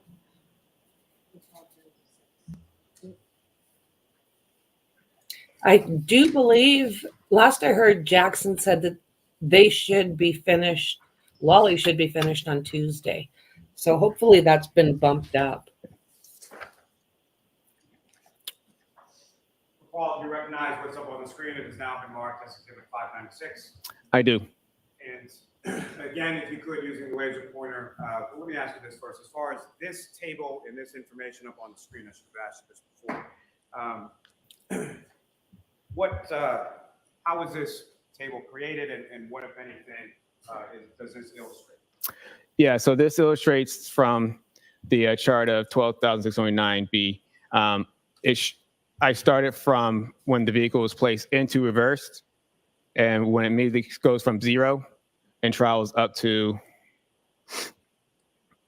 23.6. Just that's like the last part of that last chart we had. And what, if anything, were you able to do as far as distance travel, and how were you able to determine that? So I used the spherical speeds and the time, and calculated a distance that the vehicle traveled during this time. And as far as the total distance traveled from the 0 to the 23.6 at the end, what was the total distance there? 97.35 feet. And with respect to the vehicle's maximum speed, as far as 24.2 miles per hour that's recorded within this data set, how much distance had the vehicle traveled prior to achieving that 24.2 mile per hour? 62.51 feet. Thanks. May I approach this to retrieve, Your Honor? Yes. That could very well be, Ruthie. Now, Trooper Paul, with regard to, based on your training and experience, with respect to this type of data and crash reconstruction in general, this particular set of data from, who's the name again? From 12,629 miles B, what, if any, type of collision is that data set consistent with, and why? Yeah, there's a point there where it appears to be consistent with a pedestrian strike. And why is it that your interpretation of that data you feel is consistent with the pedestrian strike? It's the sudden change of speed at 24.2 to 23.6 in a half second, while the accelerator pedal is still at a consistent 74%. And also the steering wheel angle goes left at 4.5 degrees and also goes right to 4.5 degrees, and then goes back to left after that. So right at that spot is something that's consistent with a pedestrian strike. Consistent with? Now, with respect to Mr. O'Keefe, the pedestrian in this collision, what, if any, data were you able to see or review in relation to your reconstruction analysis in this case? Say As far as Mr. O'Keefe, what, if anything, did you learn about his injuries? Like what types of injuries he had? Yes. Yeah, there were blunt force injuries. I mean, it was abrasions or lacerations, and blunt force injuries. And the injuries that you observed or that you were informed about, that you learned this from the medical examiner, is that correct? Correct. And with respect to the injuries Mr. O'Keefe was recorded as having sustained, according to the medical examiner, what, if any, relationship did those injuries have to you in relation to a pedestrian collision? Sorry, say it again. As far as the injuries that you were informed by the medical examiner that Mr. O'Keefe had sustained, Yes. what, if any, relationship did those injuries have in relation to a pedestrian collision? They are consistent with a pedestrian collision. And how so? Yeah. Due to, I mean, we can break down each injury to the arm, with the lacerations of the arm from the tail light, the dent where the scratches for his hand could be. What? Those are something that would be consistent with this in this particular case with striking the Lexus. Now, specifically with reference to this case, what, if any, analysis did you conduct with regard to kinematics? Yes, I did a kinematics analysis in my report. Kinematics deals with the aspect of motion. And I'm sorry, if you could expound upon that just a little bit and explain to the jury sort of what a kinematics analysis is.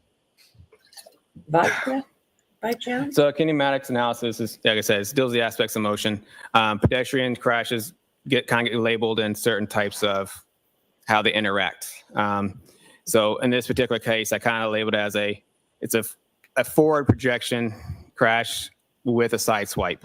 And what I mean by forward projection means that when a pedestrian gets struck by a vehicle, well, basically their principal impact forces are above the pedestrian center of gravity, as in this case where you get the higher back of the vehicle. When you get struck by something like that, it projects you forward in the direction of the vehicle. And in this situation where he gets more struck through the side of the vehicle on the taillight area, that it projected him to forward and then to the left due to this more of a side swipe manner. Now, with respect to the... Why is there no DNA there the height in of those the vehicle, pieces? as far as the shape of the back of the vehicle, what No. kind of relationship does that have in regard to you sort of labeling this as a forward projection / side swipe collision? Yeah, due to it being pretty flat, it's not the front of the vehicle where you have the hood and the pedestrian staying above the hood. It's the back of the vehicle. It's pretty flat and it's pretty higher up. Now, with respect, you also made aware through your review of the medical examiner's report that there was injury to the back of Mr. O'Keefe's head. Yes. And based on your training experience in particular to pedestrian collisions, what, if any, significance did that have in relation to your opinion as to how Mr. O'Keefe interacted with the defendant's vehicle? So when you look at the damage, he would have interacted with that left side of the vehicle. And when he got struck by the vehicle on the left side, it would have caused his vehicle to rotate kind of counterclockwise. And then when that rotation, he could turn it into his back, and his back could have struck the ground. I noted at the scene that there was asphalt curbing, which could have, somewhere he could have struck his head in there, or somewhere along any of the pavement would have caused damage. Most forward projection crashes have damage on both sides of the body. Why is that? Due to them get projected forward, so they get hit from behind, they would have damage to the back, and then when they get projected forward, they get damage to the front. So, I mean, in this case, he got projected and got spun counterclockwise due to where he got impacted the vehicle. Now, with regard to the vehicle speeds, kinematically speaking, from your analysis in respect to that, what, if anything, can you say in relation to, just in general terms, as far as a pedestrian collision is concerned, how much of that vehicle speed would a pedestrian be assuming in the context of a pedestrian collision with forward projection? Forward projection will have almost 100% speed post-impact. And more, like I said, in this case, it's more the fact that he didn't get 100%, like his center of mass didn't strike the vehicle, so he would not have getting thrown 100% of the vehicle speed post-impact. His right side would have sustained the vehicle speed, and that would cause him to spin out. So as opposed to traditional forward projection, if he was right there in the middle of the vehicle, he would have got projected forward, and he would have sustained, his full body would have sustained the vehicle speed. Is that abnormal as far as the sort of forward projection type of pedestrian collision? And what I'm going to ask is specifically to not having any contact with sort of the bottom of the vehicle or being run over or something like that. Can you expound upon that a little? Yeah, due to the side swipe manner that projected him off to the left, it wouldn't show that he would have been, the car would have ran over him and traveled over him. Like traditional. Yeah, The car I'm would. going to ask you to slow down just a Sorry. little bit. Sorry. Okay.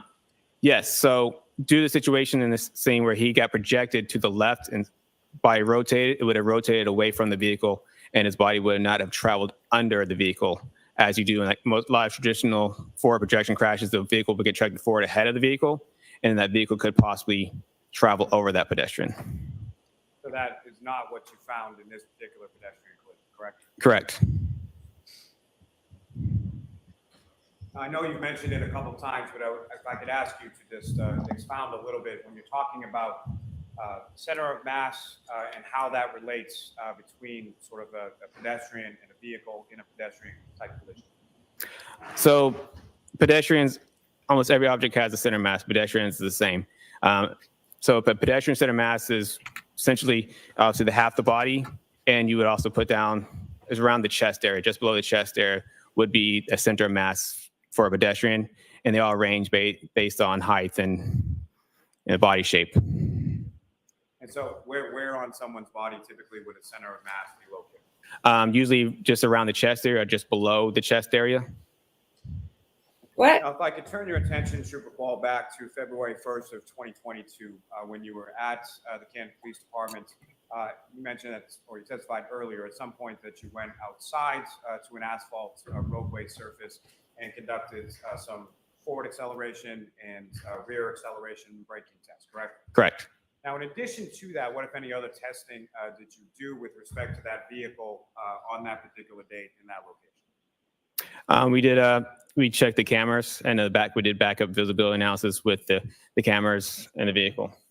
And again, if you could, just in general terms, first, just describe for the jury when you say visibility analysis, typically speaking, what are you doing in a visibility analysis? In the visibility analysis, we are trying to see what an operator would see in their vehicle. Looking for, in this particular case, we're trying to see if the operating vehicle would be able to see a pedestrian behind the vehicle. And also in this, where we have backup cameras, we're trying to look at the cameras and see what would the cameras pick up as we go into reverse. And in fairness to the defendant, at this particular time when this visibility analysis was conducted, it was during the daytime, is that correct? That's correct. Your understanding of the crash is that it occurred at night, correct? Correct. Now, as far as a visibility analysis, typically, would you be looking to recreate as close as you can to the conditions at the time that the collision occurred? In most typical cases, yes. And why were you not able to, were you able to do that in this case? We were not. And why? Due to us, most, like I said, it's mostly done when we're trying to see what a pedestrian an operator would see a pedestrian. It's mostly done because it's an accident, but a lot of times when it's like an intentional act, visibility is not an issue in this situation. We were just want to make sure that the cameras worked and the backup sensors all worked in the vehicle. Now, as far as this particular visibility analysis that was conducted in this case, how, if at all, was that memorialized? It was recorded when the crime scenes. Trooper recorded it.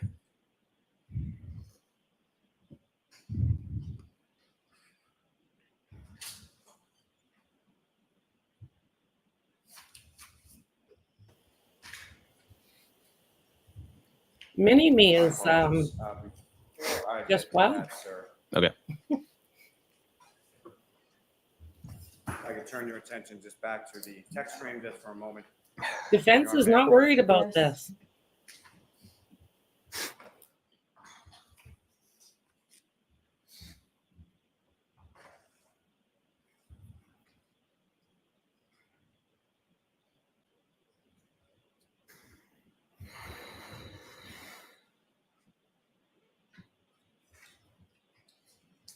So I'm showing you a series of 7 photographs to ask you to look at those.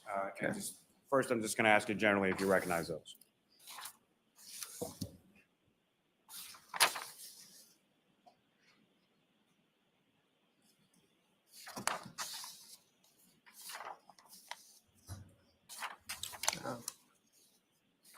Yes.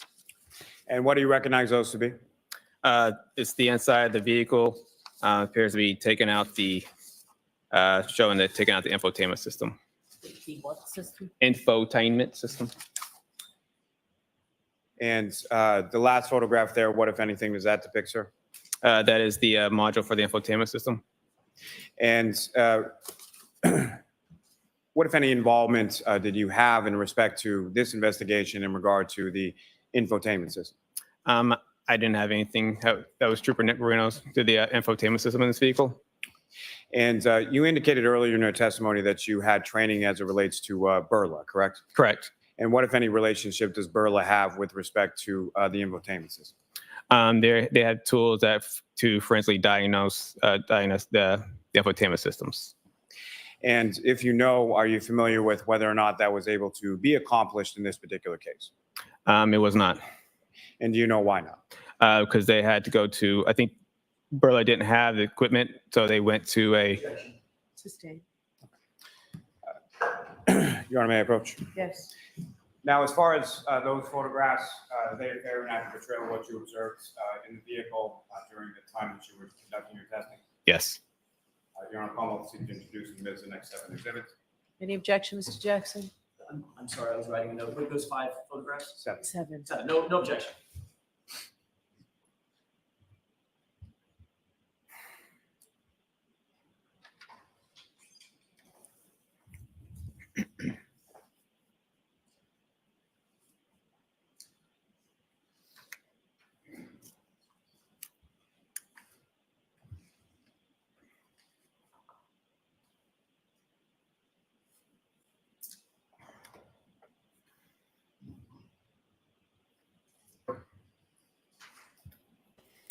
That was interesting. Jackson's like, yeah, no, I'm not really paying attention. Basically, is what he was saying. It's like, yeah, it doesn't matter. Yeah, let him. I enjoyed that. I like his techniques.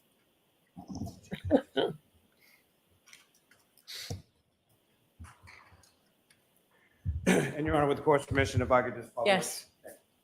Now, Ms. Gilman, if I could have the photograph labeled BEP2.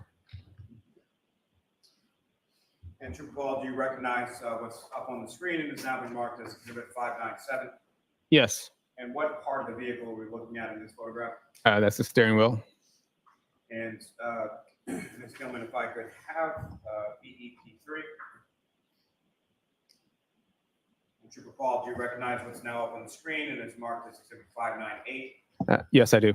And if you could, using the laser pointer, direct the jury's attention to what, if anything, of significance you observed in this part of the photograph. That is the infotainment system. And as far as the infotainment system, when you were operating that vehicle, what, if anything, was displayed on that screen within the infotainment system? If you were in drive, it just said, the radio navigation stuff.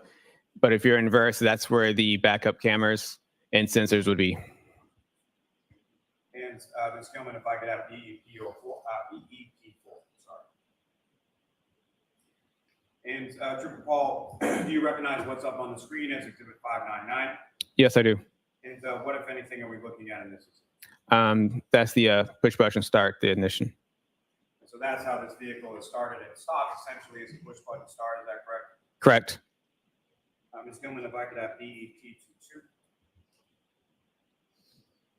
And Trooper Paul, do you recognize what's up on the screen as now marked as Exhibit 601?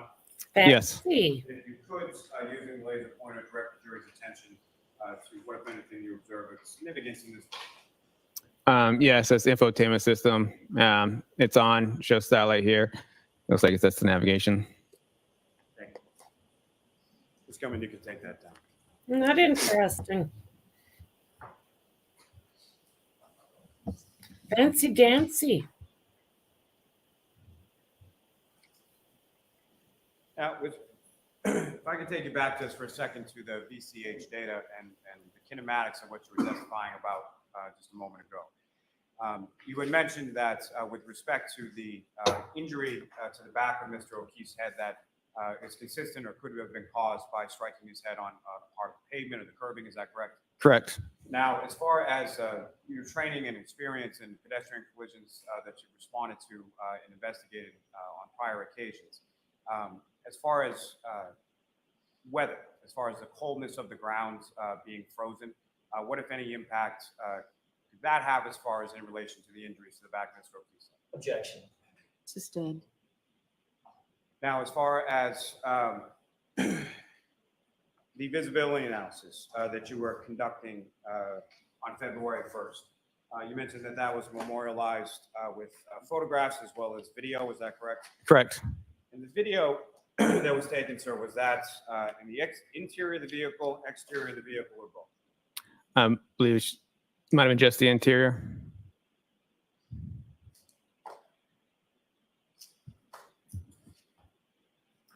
Approach, Your Honor. Yes.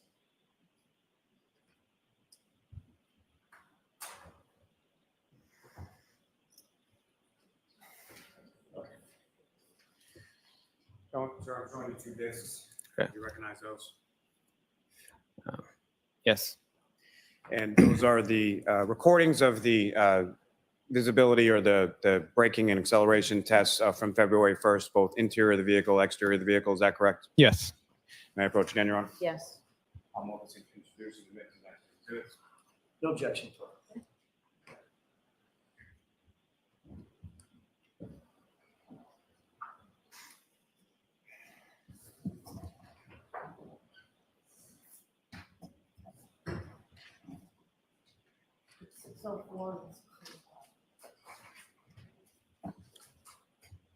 Before we get to those videos, Trooper, may I approach again, Your Honor? Yes.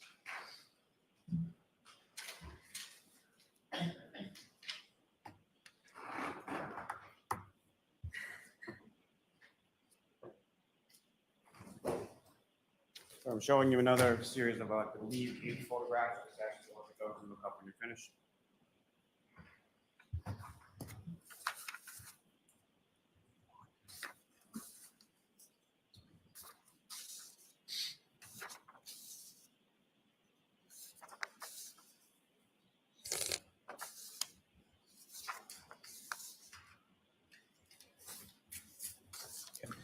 And do you recognize what's depicted in those photographs, Trooper? Yes, I do. And what do you recognize those to be? Those are photos from the backup cameras and sensor tests. May I approach again, Your Honor? Yes. I'm welcome to introduce the minutes and exhibits. Okay. No objection.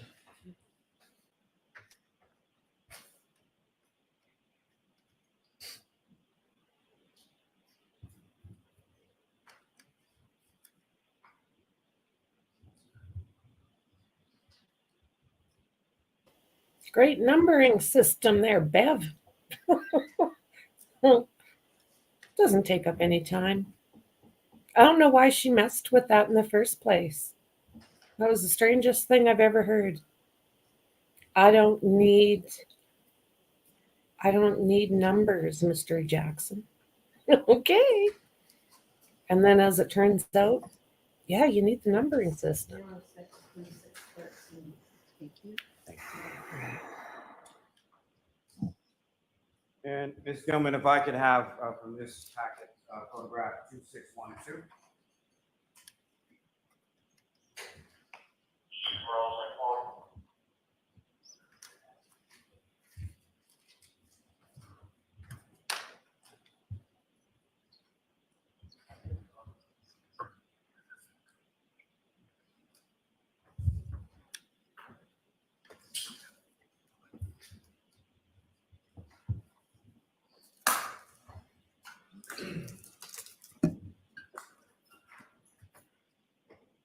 Trooper, if you could, please describe to the jury what we're looking at in this photograph that's now been marked as Exhibit 606. Yes, this is the view from the operator as they would turn around and look to the back of the vehicle.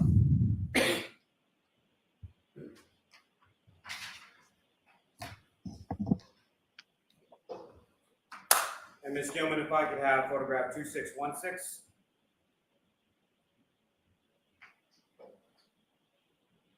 And Trooper Paul, do you recognize what's up on the screen and has now been marked as Exhibit 610? Yes. And can you please describe to the jury what, if anything, we're looking at here? Yes, that's the view inside the vehicle showing the infotainment system and the backup cameras on it. Now, as far as the backup cameras on this particular vehicle, what kind of view was able to be portrayed, or what did you observe on the screen when you placed the vehicle in reverse? Yes, so this has this straight backup camera and also has a 360 overhead view of the vehicle. And as far as the cameras within this vehicle are concerned, are we talking about one single camera, or how many cameras are encapsulating this 360-degree camera angle view? It has the front and the sides and the rear cameras. Now, if you could, using the laser pointer, just draw the jury's attention, direct the jury's attention to where you're talking about as far as the screen is concerned, depicting that camera angle view. Okay. So the one on the left, that's the backup camera, and the one in the middle here would be the 360 overhead camera. Now, in addition to what's depicted on the screen right now, as far as the vehicle on the 360 overhead, as the vehicle travels, what, if anything, in addition, is depicted on that particular portion of the screen as far as the 360 overhead? It shows a sensor, and also when that sensor shows up in the area where the object that it is closer to. And the sensor that you're talking about, how is that depicted on the screen? It's a little red like blip or little bar that would show up on the camera itself. And is that something that appears as you approach an object from either in front or behind or something else? Correct. As you approach the object, the bar will, blink and will go get faster as you get closer to the object. Now, with respect to the system overall, in addition to the visual cues depicted up on the screen, what, if any, auditory cues are also part of this system? It will beep at you, and it will, as you get closer to the object, it will beep faster as you get closer to it. And as far as getting closer to an object, the beeping that you're talking about, it increases in speed or rapidity, is that correct? Correct. And how does it, what, if anything, does it do as far as the volume of the beeping that you? I guess it would increase as it would get faster. So it gets faster and it gets louder as you get closer Yep. to an object, correct? Yep. Now, with respect to sort of the middle of the screen here, up on the dashboard, what, if anything, do you observe there? Could you direct the jury's attention to what, if any, devices are up there right now? Yes. So that right here, this blue device, that's the V-Box Sport that attached to the windshield.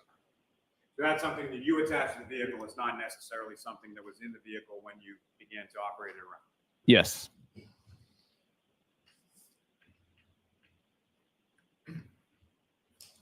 Ms. Gilman, if I could have photograph 2618.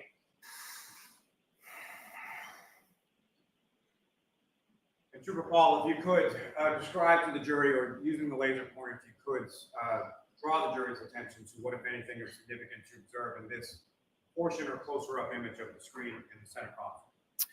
Yeah. So this, this is one on the left here is the backup camera, and the one in the middle is the 360 overhead camera. The bars and lines are showing the path of the vehicle. Okay. Ms. Gilman, you can take this down.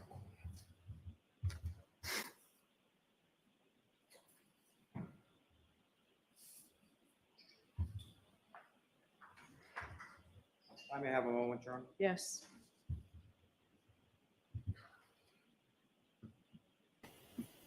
Is he going to finish up and leave them a half hour again? As far as during this visibility analysis that you conducted, you testified earlier that you were primarily concerned with sort of whether or not the cameras and the auditory and visual cues worked properly with this vehicle and this system, correct? Yes. And during the course of your running these sort of forward and back reverse acceleration braking tests, as well as the visibility analysis, what, if anything, did you observe with relation to the functionality of the cameras and the visual and auditory cues? Everything seemed to be working properly. Now, when you were operating the vehicle on February 1st and you shifted the vehicle into reverse, what would then sort of occur with the screen in the center of the data? It would change from the navigation to the backup cameras. And how long a period of time did that take, as far as you shifted from drive to reverse on a number of different occasions while you were conducting your test, correct? Yes. And so how long a period of time are we talking about between the time that you shift the vehicle from drive or another gear to reverse for those screens to then display both the rear backup camera and the 360 overhead view? It's fairly instantaneous, very quick. Now, at some point during the course of the visibility analysis specifically, what, if anything, did you place behind the vehicle during your visibility analysis? It was like a punching bag dummy. And where did you place that in relation to the vehicle? Along the right rear. And as far as that punching bag dummy was concerned, about how far up off the ground was the top of that? I'm not exactly sure the exact height of it. Maybe my height or taller. And with respect, your height, sir, how tall are you? 5'6". So it was at least 5'6", if not taller. Is that correct? Correct. And with respect to that, placing it behind the vehicle, after it was placed behind the vehicle, at some point, were you inside of the vehicle? Yes. And when you were inside of the vehicle and that was outside of the vehicle, what, if any, visual observations were you able to make with respect to its placement? And it's in the right rear passenger side of the vehicle, is that correct? Correct. So what, if any, observations were you able to make with respect to that item or exemplar that was placed out there? It would have been invisible in the cameras. Now, with respect to the visibility analysis that was conducted with respect to that, let me ask you this first. When I say exemplar, so exemplar pedestrian, can you explain sort of what that term means and how it relates to a visibility analysis? So an exemplar pedestrian is, just like you said, we used a punch bag dummy. It was something that we used in place of a pedestrian to act like a pedestrian. Now, when that exemplar pedestrian was placed in the rear passenger side area of the vehicle, what, if any, obstructions did you observe as far as just from a visual perspective, sort of turning your head or looking, or cameras or anything else, as far as where that exemplar was placed? There were no obstructions. Now, if that exemplar was placed directly next to the vehicle versus feet away from the vehicle, what, if any, difference did you note as far as this visibility was concerned? Yeah, so if it was placed right next to the vehicle, it'd be blocked by the back pillar of the vehicle. If you place it like 5 feet away, you would be able to see the dummy and the cameras and also in the side mirrors. So at a distance of at least 5 feet, it was fully visible from where you sat in the vehicle? Yes. Your Honor, with the court's permission, if we could, I would ask, and I'm sorry, I'm not sure what exhibit numbers they are, but the 2 videos that were just introduced. Okay. And Ms. Gilman, if I could have the exterior video first. Just for the record, they are 604 and 605. Thanks. Thank you, Madam.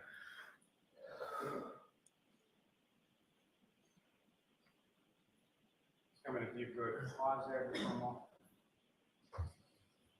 Well, with respect to, just for orientation purposes, if you could explain to the jury sort of where we are in relation to the Canton Police Department and where it was that you conducted these tests.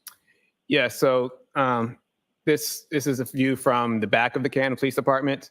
So as you look at the Canton Police Department, we'd be on the left side of the Canton Police Department.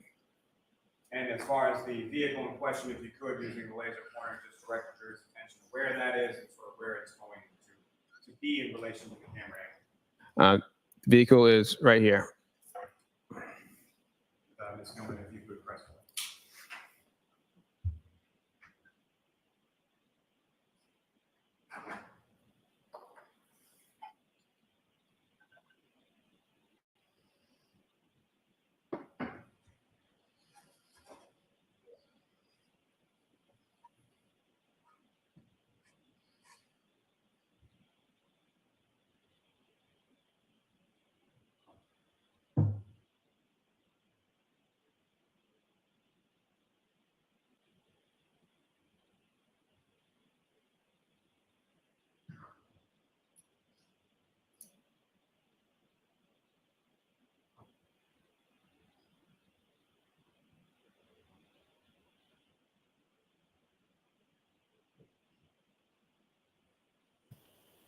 Where's the blizzard-like conditions?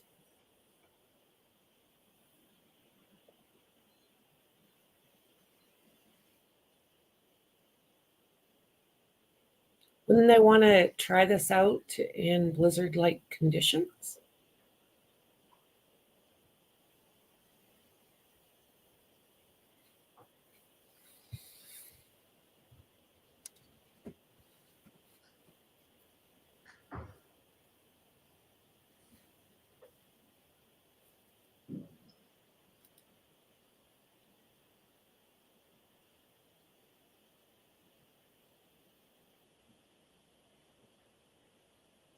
If I could ask you to pause there for just a moment. Would you recall during these testing that you were conducting here with the acceleration, reverse braking, all of those things, the highest speeds that you recorded during the course of that testing was 30 miles an hour, is that correct? Yes. And the highest speed that was contained within that VCH data for the second or the B of those two data sets, what was the highest miles per hour there? 24. Now, with respect to the braking in this vehicle, what, if anything, was this vehicle equipped with? Had ABS brakes, anti-lock brake system. And with relation to anti-lock brake system or ABS, what, if any, relationship does that have with regard to braking and what is then visible on the pavement? It doesn't leave visible tire marks. And why is that, sir? Due to when the brakes, as the brake is about to lock up, it transfers over to another tire. So it kind of rotates between tires. So the tires never fully lock up and slide across the pavement. Now, in relation to ABS not leaving marks on the pavement, what, if any, relationship What? does that have as far as the sound difference between ABS brakes and non-ABS brakes? Did he, Yeah, sound would be different because you would. did he just say that your tires rotate? Okay, I've missed something. Hear a car sliding across the pavement as opposed to just hard braking and engine slowing down. As far as sort of screeching of braking and tire coming to a brake, what would you expect to hear with respect to ABS braking? There would be no screeching of the tires. And Ms. Gilman, if you could press play from here.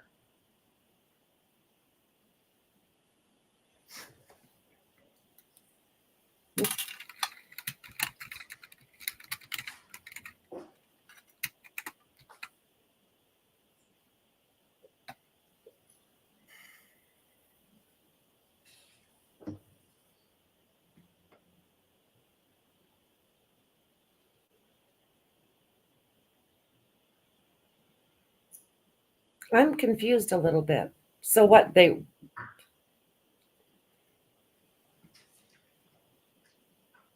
explain that.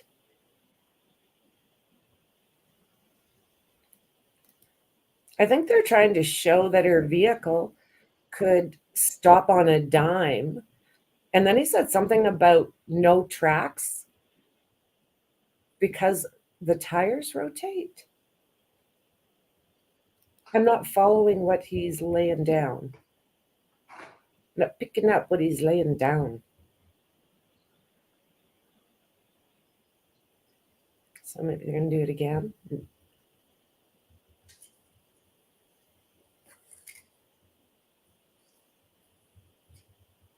Okay.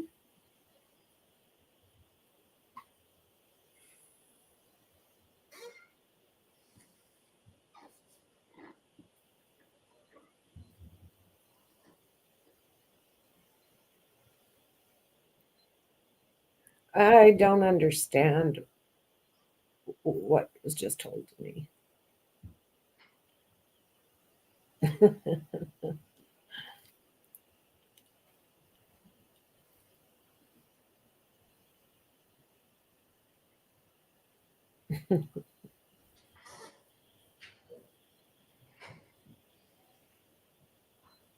Most bizarre.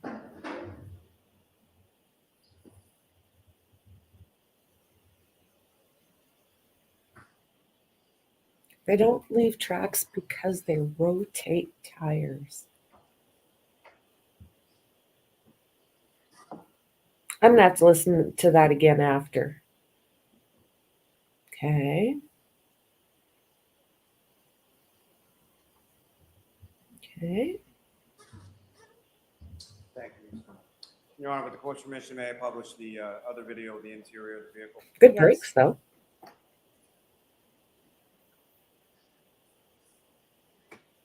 Okay, a little snow. There we go. Snowy. Again, Trooper Paul, with reference to what's up on the screen, if you could, just using the laser pointer, direct the jury's attention to the screen in the center of the dashboard, and just as far as what different parts of the screen are visible. So, so right here is the reverse camera, 360 camera. And as far as this particular portion of the interior of the vehicle, are we looking at what was done with regard to acceleration or braking tests, or are we looking at the visibility? This is the visibility analysis. Ms. Gilman, if you could please press.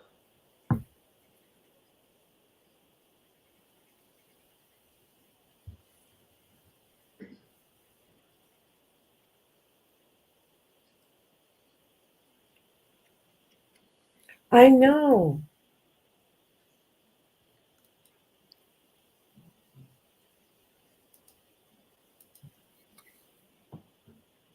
All right, Lally. There's just a lot easier ways to do this, unless he's trying to drill it into people's heads that. I could ask you to just bring it back just a couple of seconds.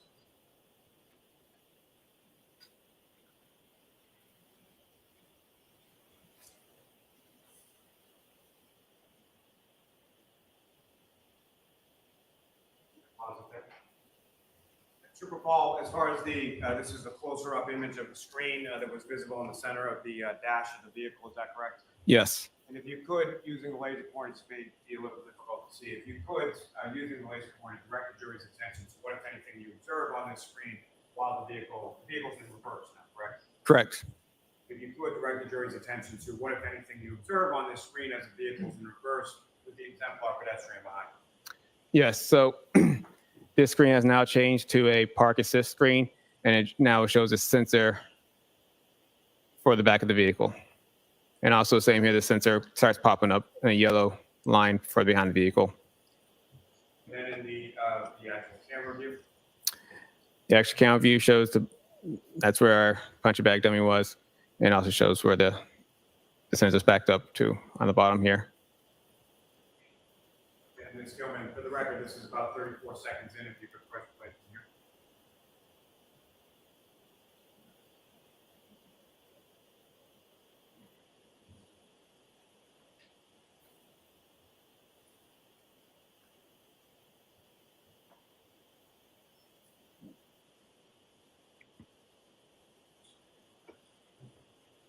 Now, Trooper Paul, at some point over the course of your investigation, over the course of this case, did you become aware of ring videos from Mr. O'Keefe's residence at 1 Meadows Avenue? Yes. And specifically, have you had occasion to see a video depicting the defendant backing out of the garage as snow was coming down? Yes. I'm going to allow it. Yeah. Your Honor, with the court's permission, if I could publish to the jury with the witness on the stand, Exhibit 6, video number 153. Objection, may we approach? Yes.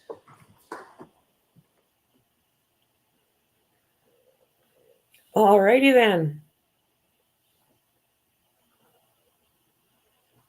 So he's going to stare her down. For some reason, I thought those cameras recorded, but not, I guess, eh? I've never had one of those in my vehicle, so I'm just learning.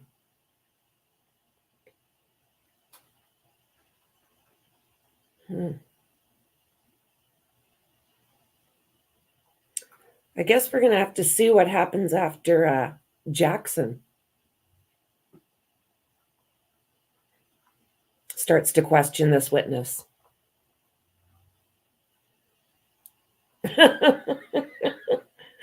All good, Sean. All good.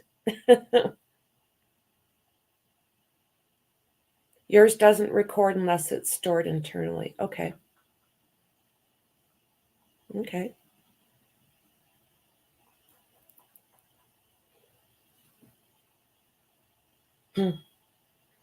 Vehicles now, nothing like they once were. They drive themselves nowadays. So if you accidentally hit somebody with one of those vehicles, someone jumped out at you, who gets in trouble? The person that made these vehicles or the person that's using it?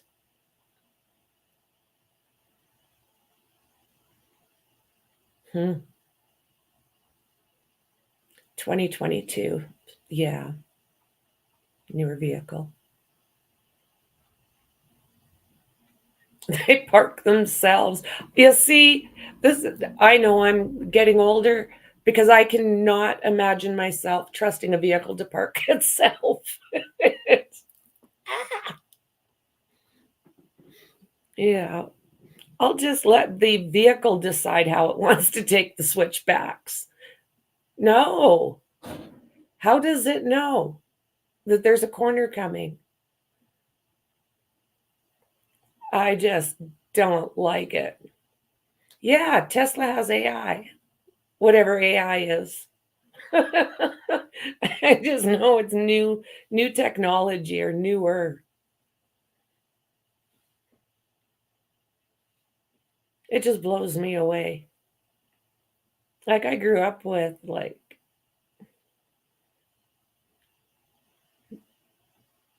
not these things that drive themselves. I don't even know what to say about that. Yeah, and batteries explode. So some of them are electric as well. Is that?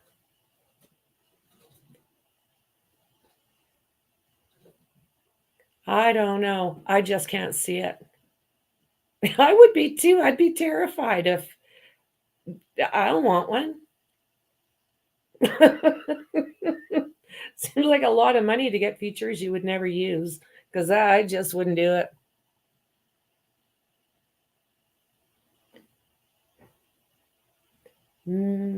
Mingoodles. And year 02 on. Is that Ruthie?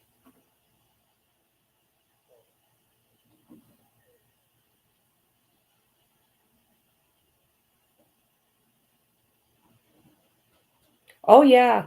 Yeah, I'd take a 67, 68 coupe. That would be a nice thing. When I win the lottery. I can't even get $5 to pay for my damn scratch and win, let alone winning millions.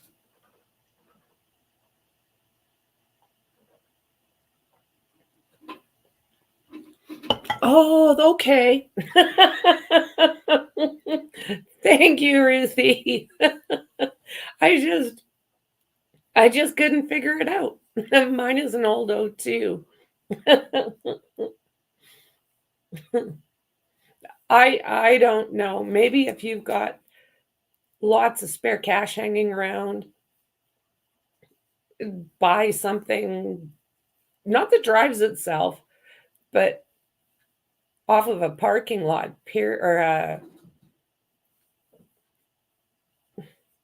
off the lot. I wouldn't do it.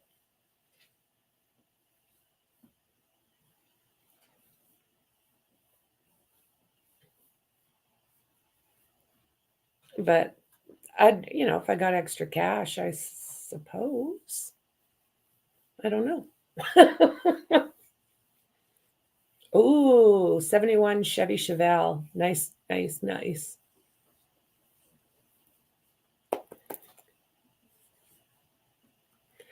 Did you watch Leave the World Behind? No, thanks. No, I didn't.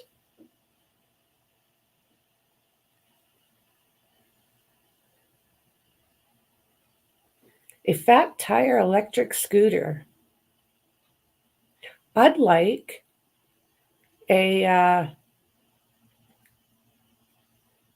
motorized bicycle with the big tires so I can zip around all the trails out here.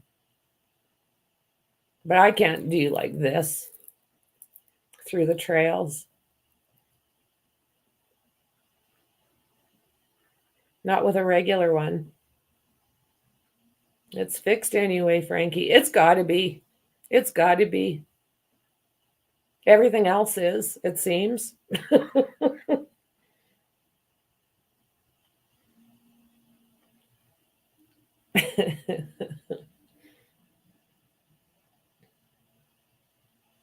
Yeah, scooter.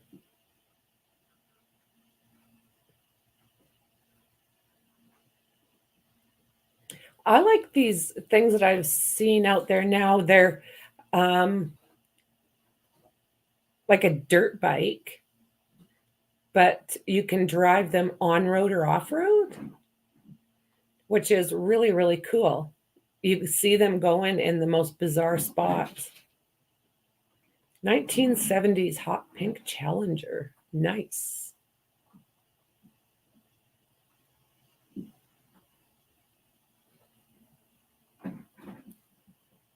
Yeah, for sure, Shauna.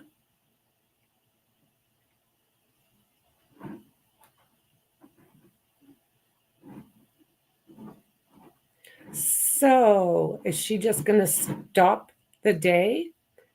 Is she going to say something along? Let me try. Well, Jers, it's been a long week. So I think what we're going to do is we're going to let out early.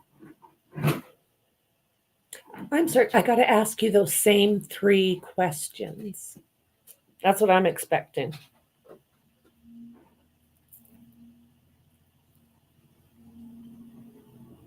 Do you know what? That's funny because I was thinking exactly that. Mary Kay Pink.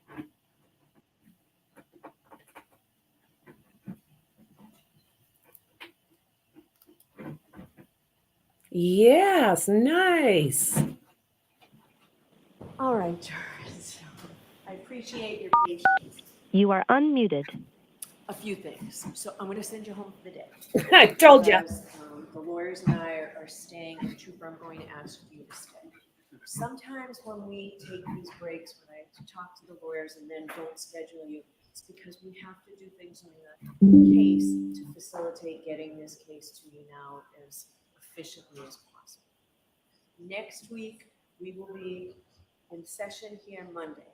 Tuesday is going to be a full day of the lawyers and I with witnesses to make sure that the case is ready for you to wrap up. So Tuesday you will be off, we'll be working. Wednesday is a federal holiday, so court is not in session on Wednesday. We'll have a full day Thursday and half a day Friday.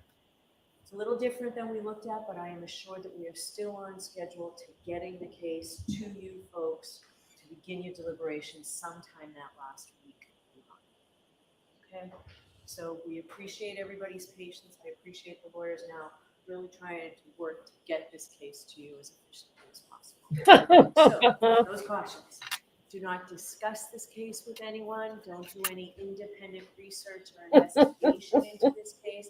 If you happen to see, hear, read anything about this case, please disregard it and let us know. We will see you on Monday. Monday will be a full day. Have a great weekend. Thank you very much. All rise for the court, please. She forgot to give the last. You are muted. She left out about.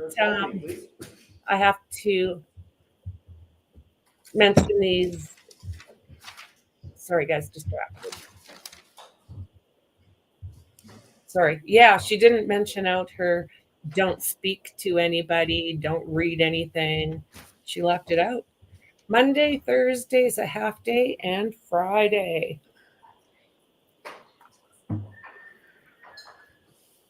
You know, the thing is, she should be doing this tonight.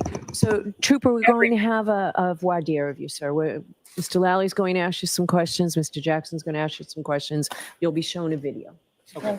Okay. So maybe we'll I don't know. Maybe we'll see it All right, Mr. Lally. Tuesday. I don't know. Now, Trooper Paul, as I was asking you before, with respect to, have you had occasion to see a ring video from Mr. O'Keefe's house on One Meadows Avenue depicting the defendant or the defendant's vehicle backing out of a garage while snow was falling? Yes. Now, in addition to that, as you've already testified to, you made observations of the defendant's vehicle in the Canton Police Department garage on February 1st. Is that correct? Yes. And Your Honor, with the court's permission, may we play the video at this time? Yes. Your Honor, to save time, I'll stipulate to the video. I want to see it for purposes of this voir dire. And in fact, I'd like to see the version that the defendants have with the focusing in on the tire. Understood.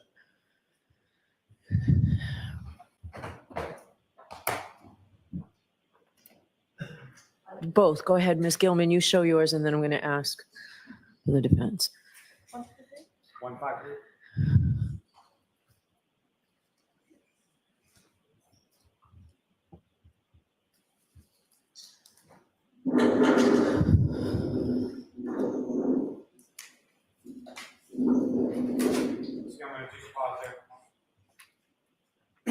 Now, Trooper, from your observations from this video, at some point, this vehicle either comes close or makes contact with Mr. O'Keefe's vehicle. Is that correct? Yes. Now, in addition to your observations of this video and your observations of the defendant's vehicle, at some point, have you also seen photographs of Mr. O'Keefe's vehicle? Yes. And is your understanding that those photographs of Mr. O'Keefe's vehicle were taken by State Police Crime Scene Services on February 3rd? Is that correct? Yes.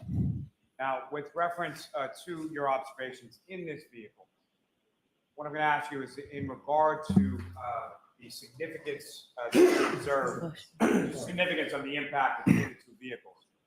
In respect to Mr. O'Keefe's vehicle, what, if anything, did you observe on his vehicle at that time? At the photos or now? Right now. Oh, right now. There was snow on the vehicle. And then with respect to the contact between the defendant's vehicle and victim, Mr. O'Keefe's vehicle, what, if anything, did you observe to occur with relation to the snow based on the significance of the impact between the two? The snow doesn't move. And Ms. Gilman, if you could press play at this time.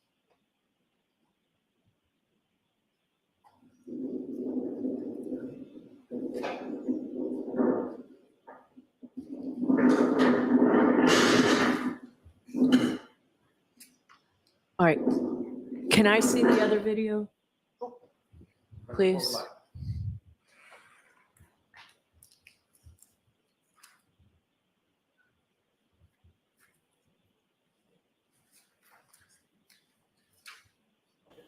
I wouldn't want to work with this woman.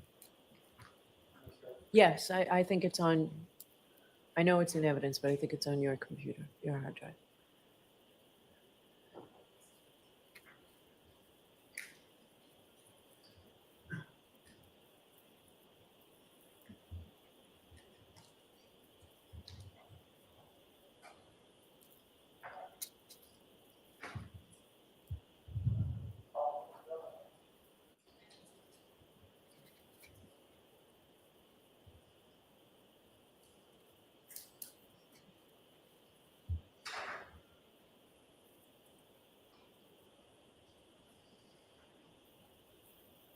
Hmm.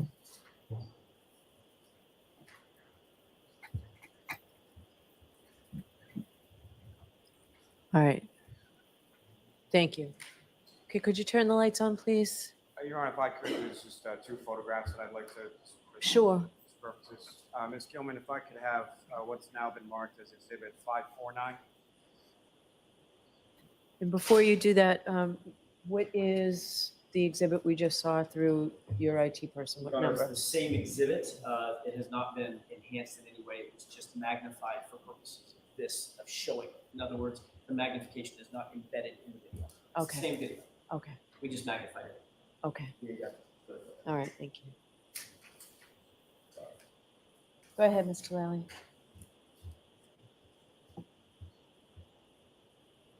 And Trooper, do you recognize what's up on the screen now? Yes. And what are we looking at, and which area of the vehicle are we looking at? It's the rear. Sorry, John O'Keefe's car. The driver's side, is that correct? Yes. And what, if any, relationship does this portion of the vehicle we're looking at here have in relation to the video that we just watched? It was faced, well, kind of you see it Sorry, from. what was the answer? I didn't hear. Sorry, it was faced kind of the same way you see the back left rear corner of the vehicle as you do in this picture here. And Ms. Gilman, if I could have what's now been marked as Exhibit 559.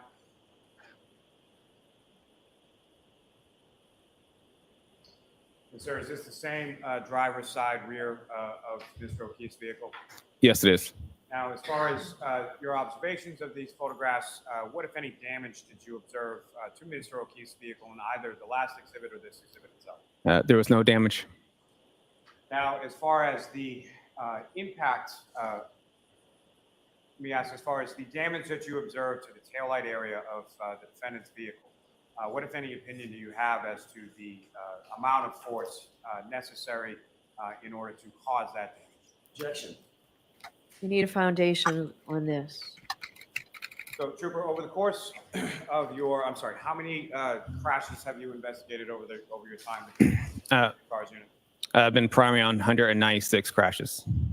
And I know I'd asked you before about pedestrian crashes. Fair to say most of the remainder, if not all the remainder, involves vehicles colliding with other vehicles. Correct. Now, with respect to that experience in relation to vehicle crashes, what, if any, training or knowledge do you have in regard to sort of physical forces of vehicles in a collision sequence and what kind of damage you would anticipate? So obviously the higher the speed, the more damage, the lower speed, the less damage. And what, if any, from the observation that you made in that video and the observations that you made of the defendant's vehicle, what you observed in the video, is that consistent with the damage that you observed to the defendant's vehicle? Objection. So I'm going to allow this for voir dire. I just need to hear this information. Understood, Your Honor. Thank you. It is not consistent with the tail light in this collision. And why not? One thing, the collision, the tail light is, what I say, 42 to 50 inches off the ground. So that vehicle would have to have damage 42 to 50 inches off the ground because they would have had to contact each other in the same distance from the ground, and there's no damage to that vehicle. So if the tail light breaks, it should leave some sort of scratching, maybe a dent, something on some sort of damage to that vehicle should have occurred. And with respect to, I think you just answered it. So as far as Mr. O'Keefe's vehicle, what kind of damage would you expect from an impact significant enough to break the plastic on the tail light of the defendant's vehicle? It'd be probably higher speed than what we saw. For purposes of the voir dire, I need to hear all of this, Mr. Johnson. Go ahead. A higher speed than what we probably would saw in there. If it's not, it was minimal, maybe it would crack a tail light or something like that, but it wouldn't. I mean, the damage is different. And also, you know, we have a bumper that's also in the way too. And to that point, Trooper, when it comes to a bumper, from a functional standpoint, what is a bumper and what does it do with respect to a vehicle and a collision sequence? The bumper is, you know, it's basically meant as another cushion to absorb the impact to another vehicle, from one vehicle to another vehicle. And it kind of sticks out to kind of also preserve whatever, you know, tail lights and everything else and damage on top of it. So in order, from your experience as far as responding and investigating collisions, specifically collisions between motor vehicles, the speed that you observed the defendant's vehicle traveling in that video, what, if any, relationship does that have specifically as also as to the bumper, as to the damage that you observed to the defendant's vehicle? So if you look at the defendant's vehicle, there is a scratch mark that is along the left side starts from her bumper around the rear. That could be consistently with his hitting his bumper. That would be around the same height level. He has a like little ridge there on his bumper. So that bumper could have been hit that little ridge. And also the bumper in itself, and here is a different material. Hers is a little lighter, like a glossy colored paint. This is more a duller flat finish. So it might have some, why it would show up on her bumper more than it would show up on his bumper. And finally, sir, in your opinion, the damage to the defendant's taillight is is that something that could have occurred or could have been caused by the crash or the contact of the vehicles that you observed in that video? Objection. No. So again, this is voir dire, Mr. Jackson, going in here. No. And again, sir, why not? For one thing, the bumpers, you have to go push through the bumpers in order to hit the taillight against the other vehicle. And there's no damage to that, significant damage to a bumper in order to push back into the car. And again, there was no snow on the vehicle. By that, I mean Mr. O'Keefe's vehicle that even came off the vehicle that you observed during the course of that contact between the two vehicles. That's correct. I have nothing further on. All right, Mr. Jackson? Did you ever put the two cars together? I did not. No, you didn't, did you? You never tested whether or not the SUV would match up with the Traverse, did you? What do you mean? You just said, oh, look, one of them has matte finish, one of them has glossy finish, so it couldn't have happened, right? No, I'm confused by the question. I'm talking about the tail light. We're talking about the tail light. Yeah. Are we talking about tail light? Or are we talking about the bumper? Yeah, we were talking about the taillight. So one person at a time, you both are talking over each other. You started talking about the bumpers. Yes. You said, well, one has matte finish and one has glossy finish, right? Yes. And you said, well, you'd expect one of them to like slide off of each other, and they could have done this and they could have done that, right?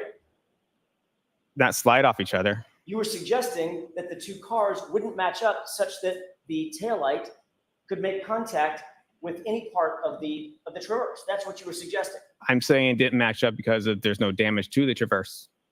You didn't test whether or not the lens, the right rear lens on the SUV could match up to any part of the Traverse, right? And make contact, physical contact with it, right? When I see a picture of the Traverse, Yes or no? when I see the picture of the Traverse. This is a voir dire. I need the information, Mr. You asked me a Jackson. question.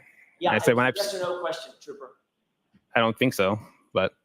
Mr. Jackson, just for, there's no jury here. I This realize that. is for purposes of what I have to rule on.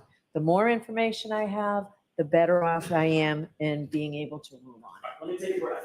So this is you trying to keep the evidence out. So you want to give me the information. Understood. Did you or did you not ever do a test where you backed the Lexus up against the Traverse? We did not. Did you or did you not ever do a test where you put the two cars together and measured them? No. Did you ever measure the taillight of the SUV, the black SUV, against any area on that Traverse? No. Did you ever do any force multiplier tests to determine the forces necessary to crack the SUV's convex taillight? No. Did you ever do any testing to determine whether or not a plastic taillight, under how much pressure a plastic taillight would need to be subjected before it would crack? No. Did you ever do any testing to determine whether or not if a plastic taillight came in contact with a metallic portion of another SUV, whether it would leave any mark?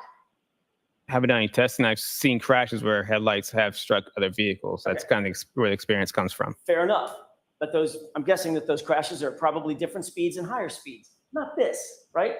I've had multiple crashes at different speeds. So have you ever had a crash where you've investigated, the Massachusetts State Police has been brought in to investigate a crash where the car was going in reverse at about a half a mile an hour?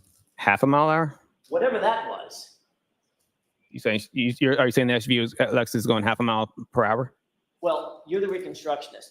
Give me an estimate of how fast you think that SUV was going at the point of contact with the Traverse.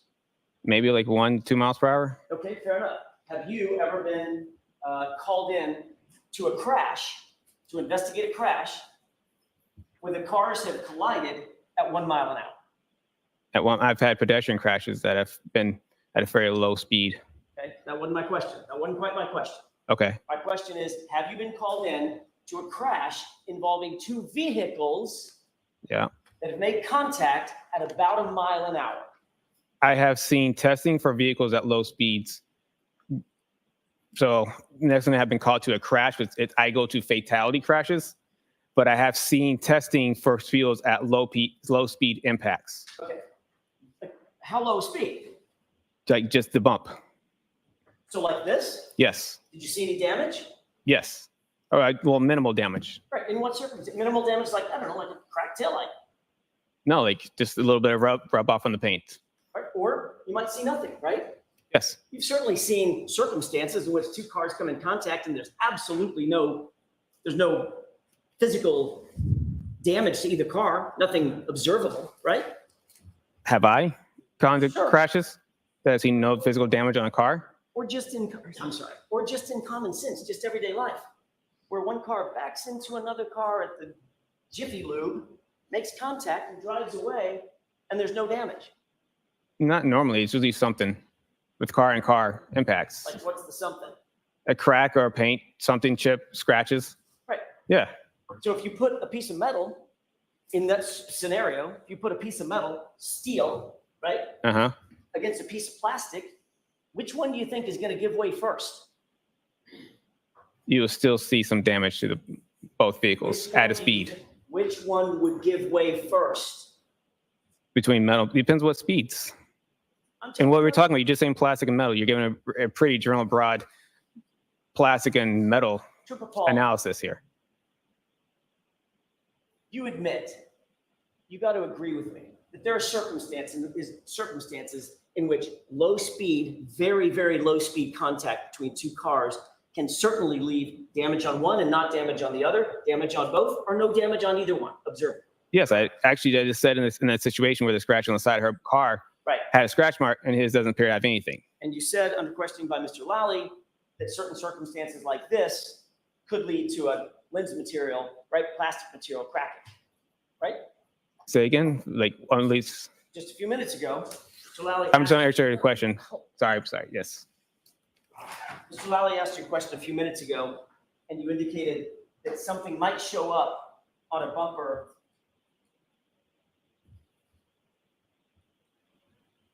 Something might, something might, like a taillight, might actually crack, correct? In a low speed impact.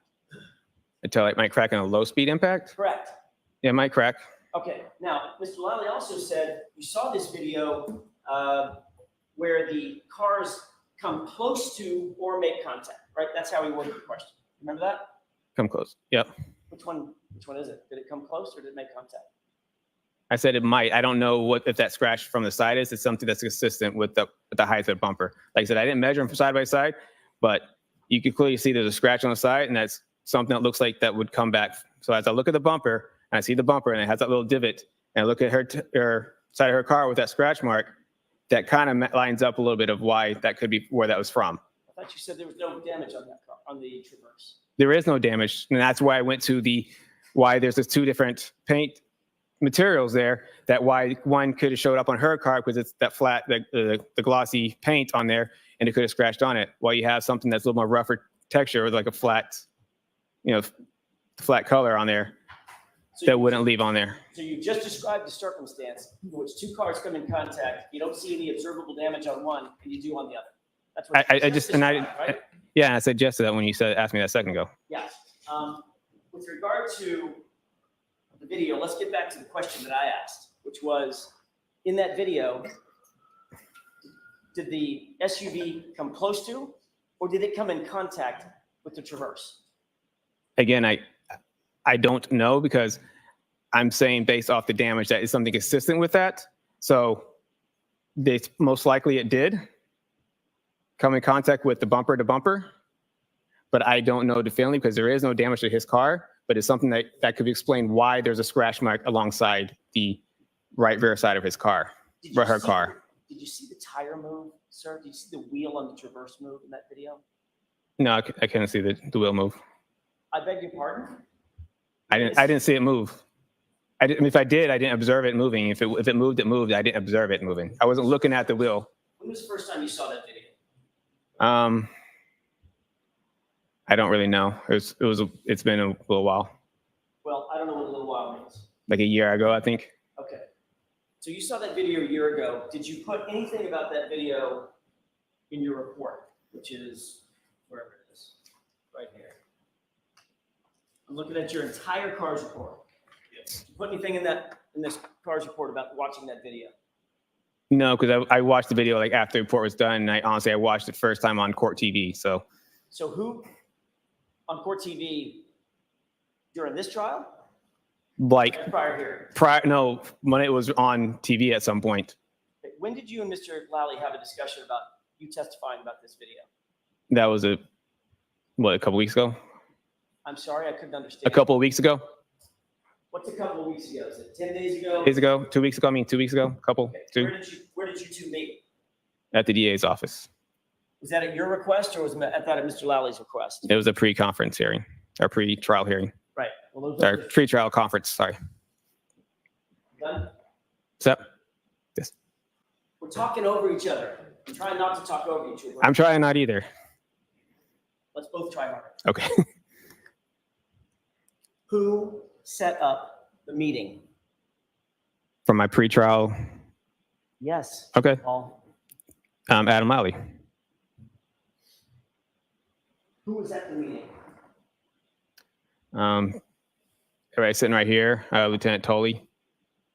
Lieutenant Tully, you, Adam Lally, Laura McLaughlin.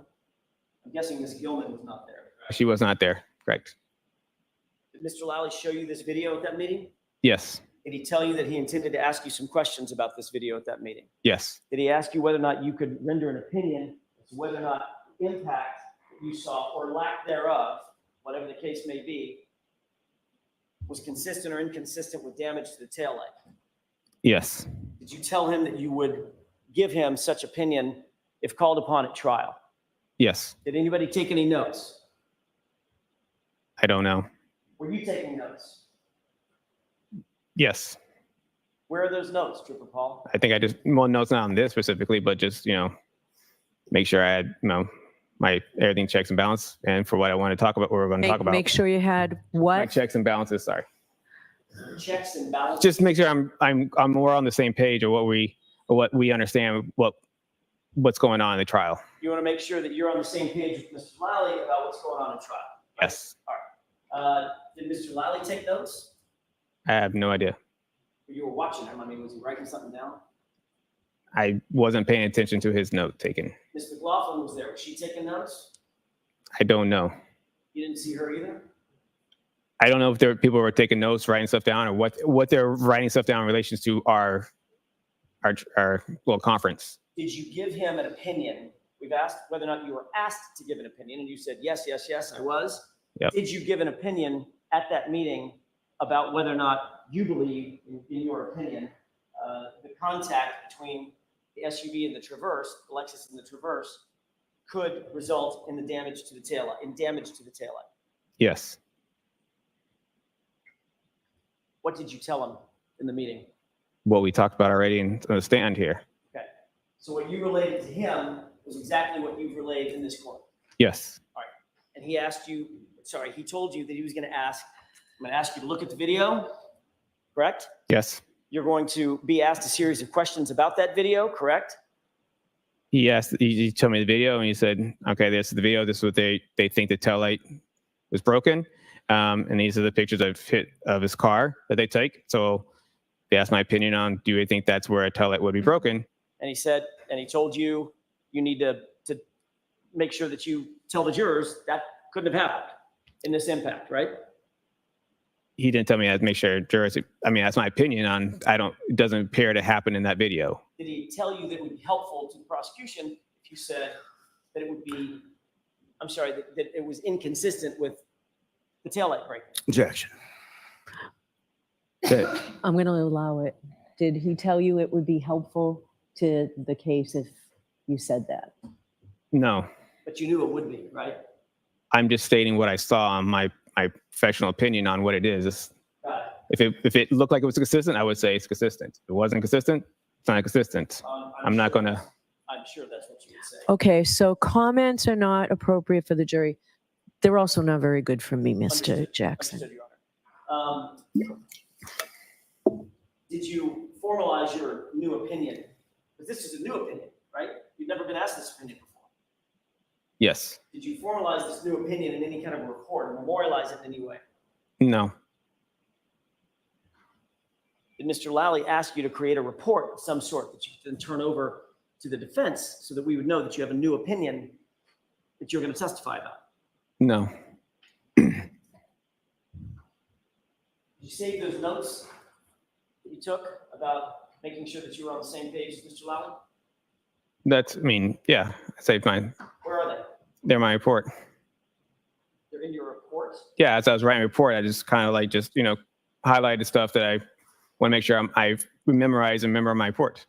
Okay, I'm talking about notes specifically about this video, seeing this video and rendering a new opinion about this video.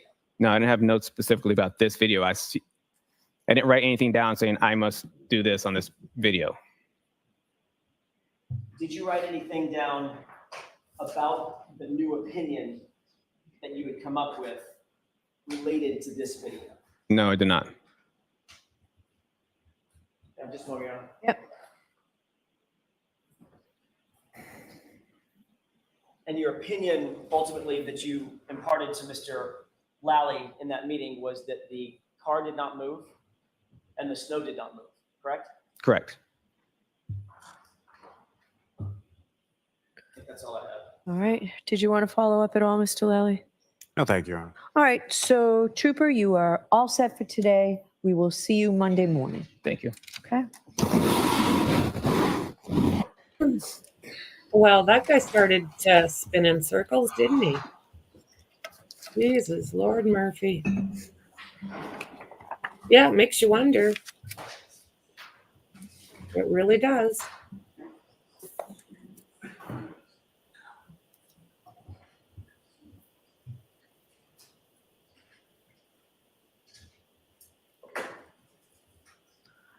All right. He doesn't seem very happy. So you're moving to exclude this. I'll hear you, Mr. Jackson. Your Honor, it's very clear that this is a blatant discovery violation. Commonwealth has at least the obligation to provide us with any new opinions that any expert is going to testify to on direct examination.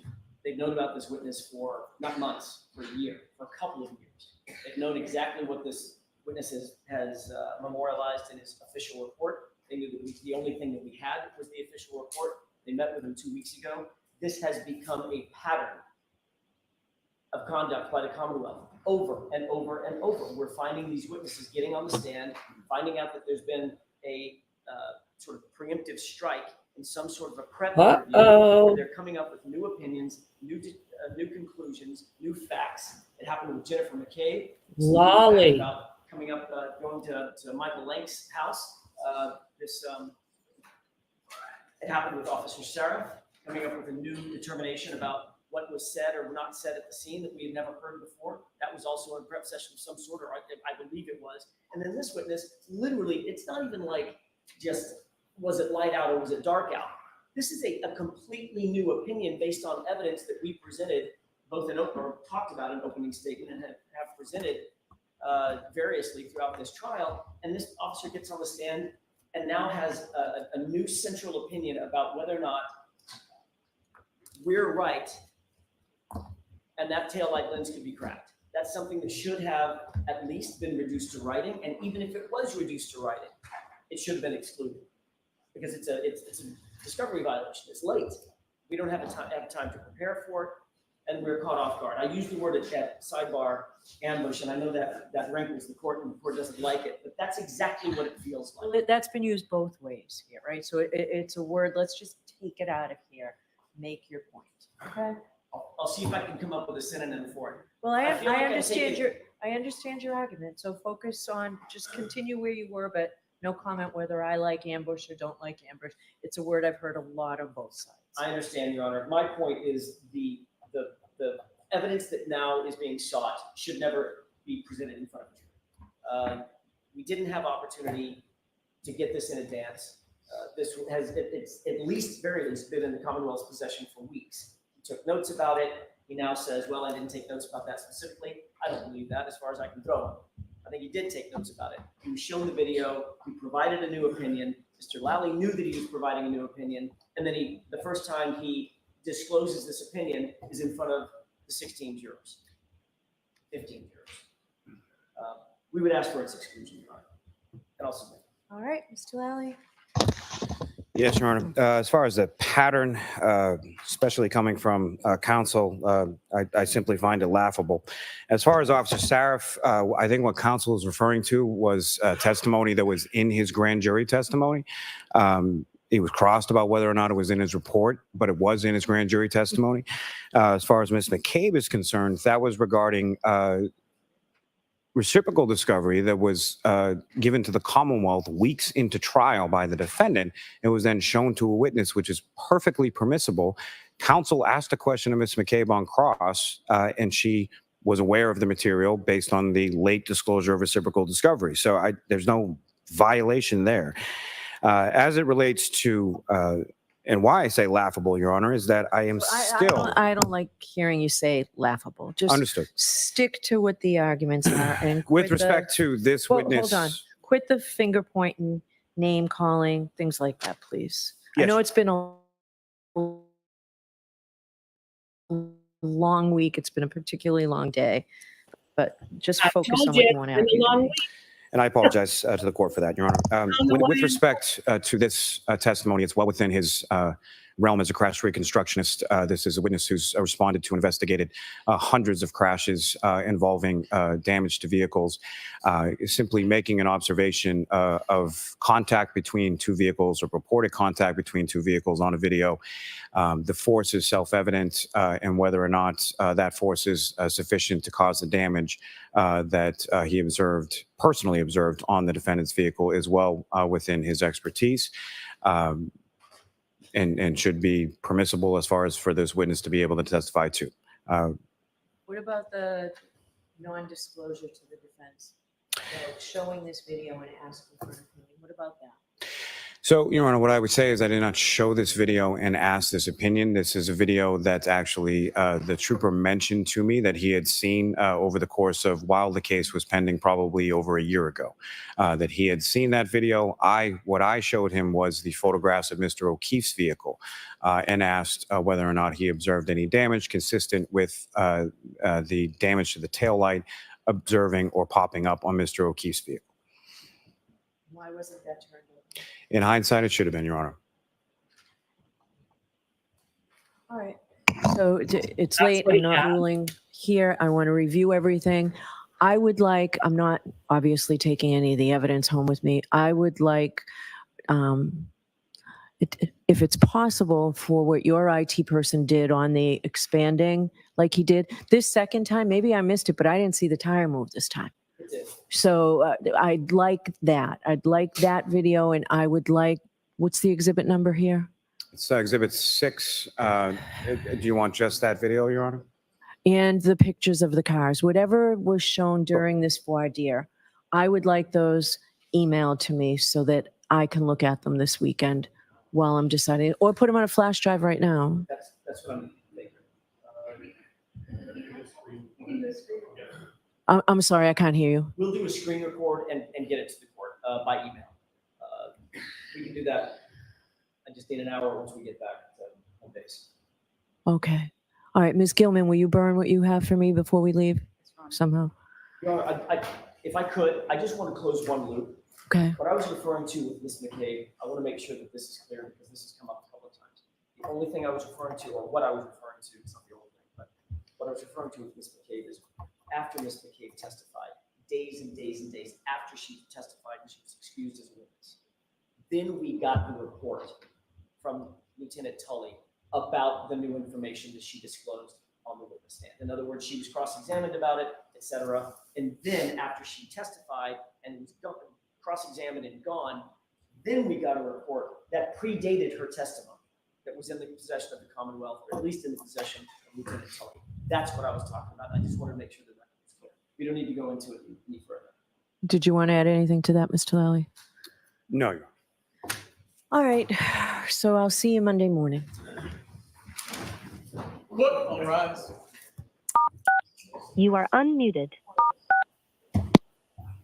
Lally's being shifty. Wow. You know, nothing surprises me anymore. This has been an ish show from the get-go. So I don't know. We'll find out Monday. It's another bizarre week for scheduling next week, but we'll be here. Okay, I'm feeling old and haggard. I've been streaming and scrubbing and streaming and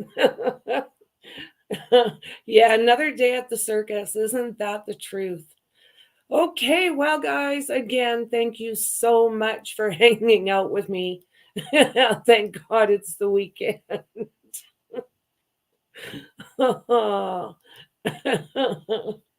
Oh, guys, I know. So, guys, thank you again. I appreciate it. And I'm going to see you guys really soon in the next one. Bye.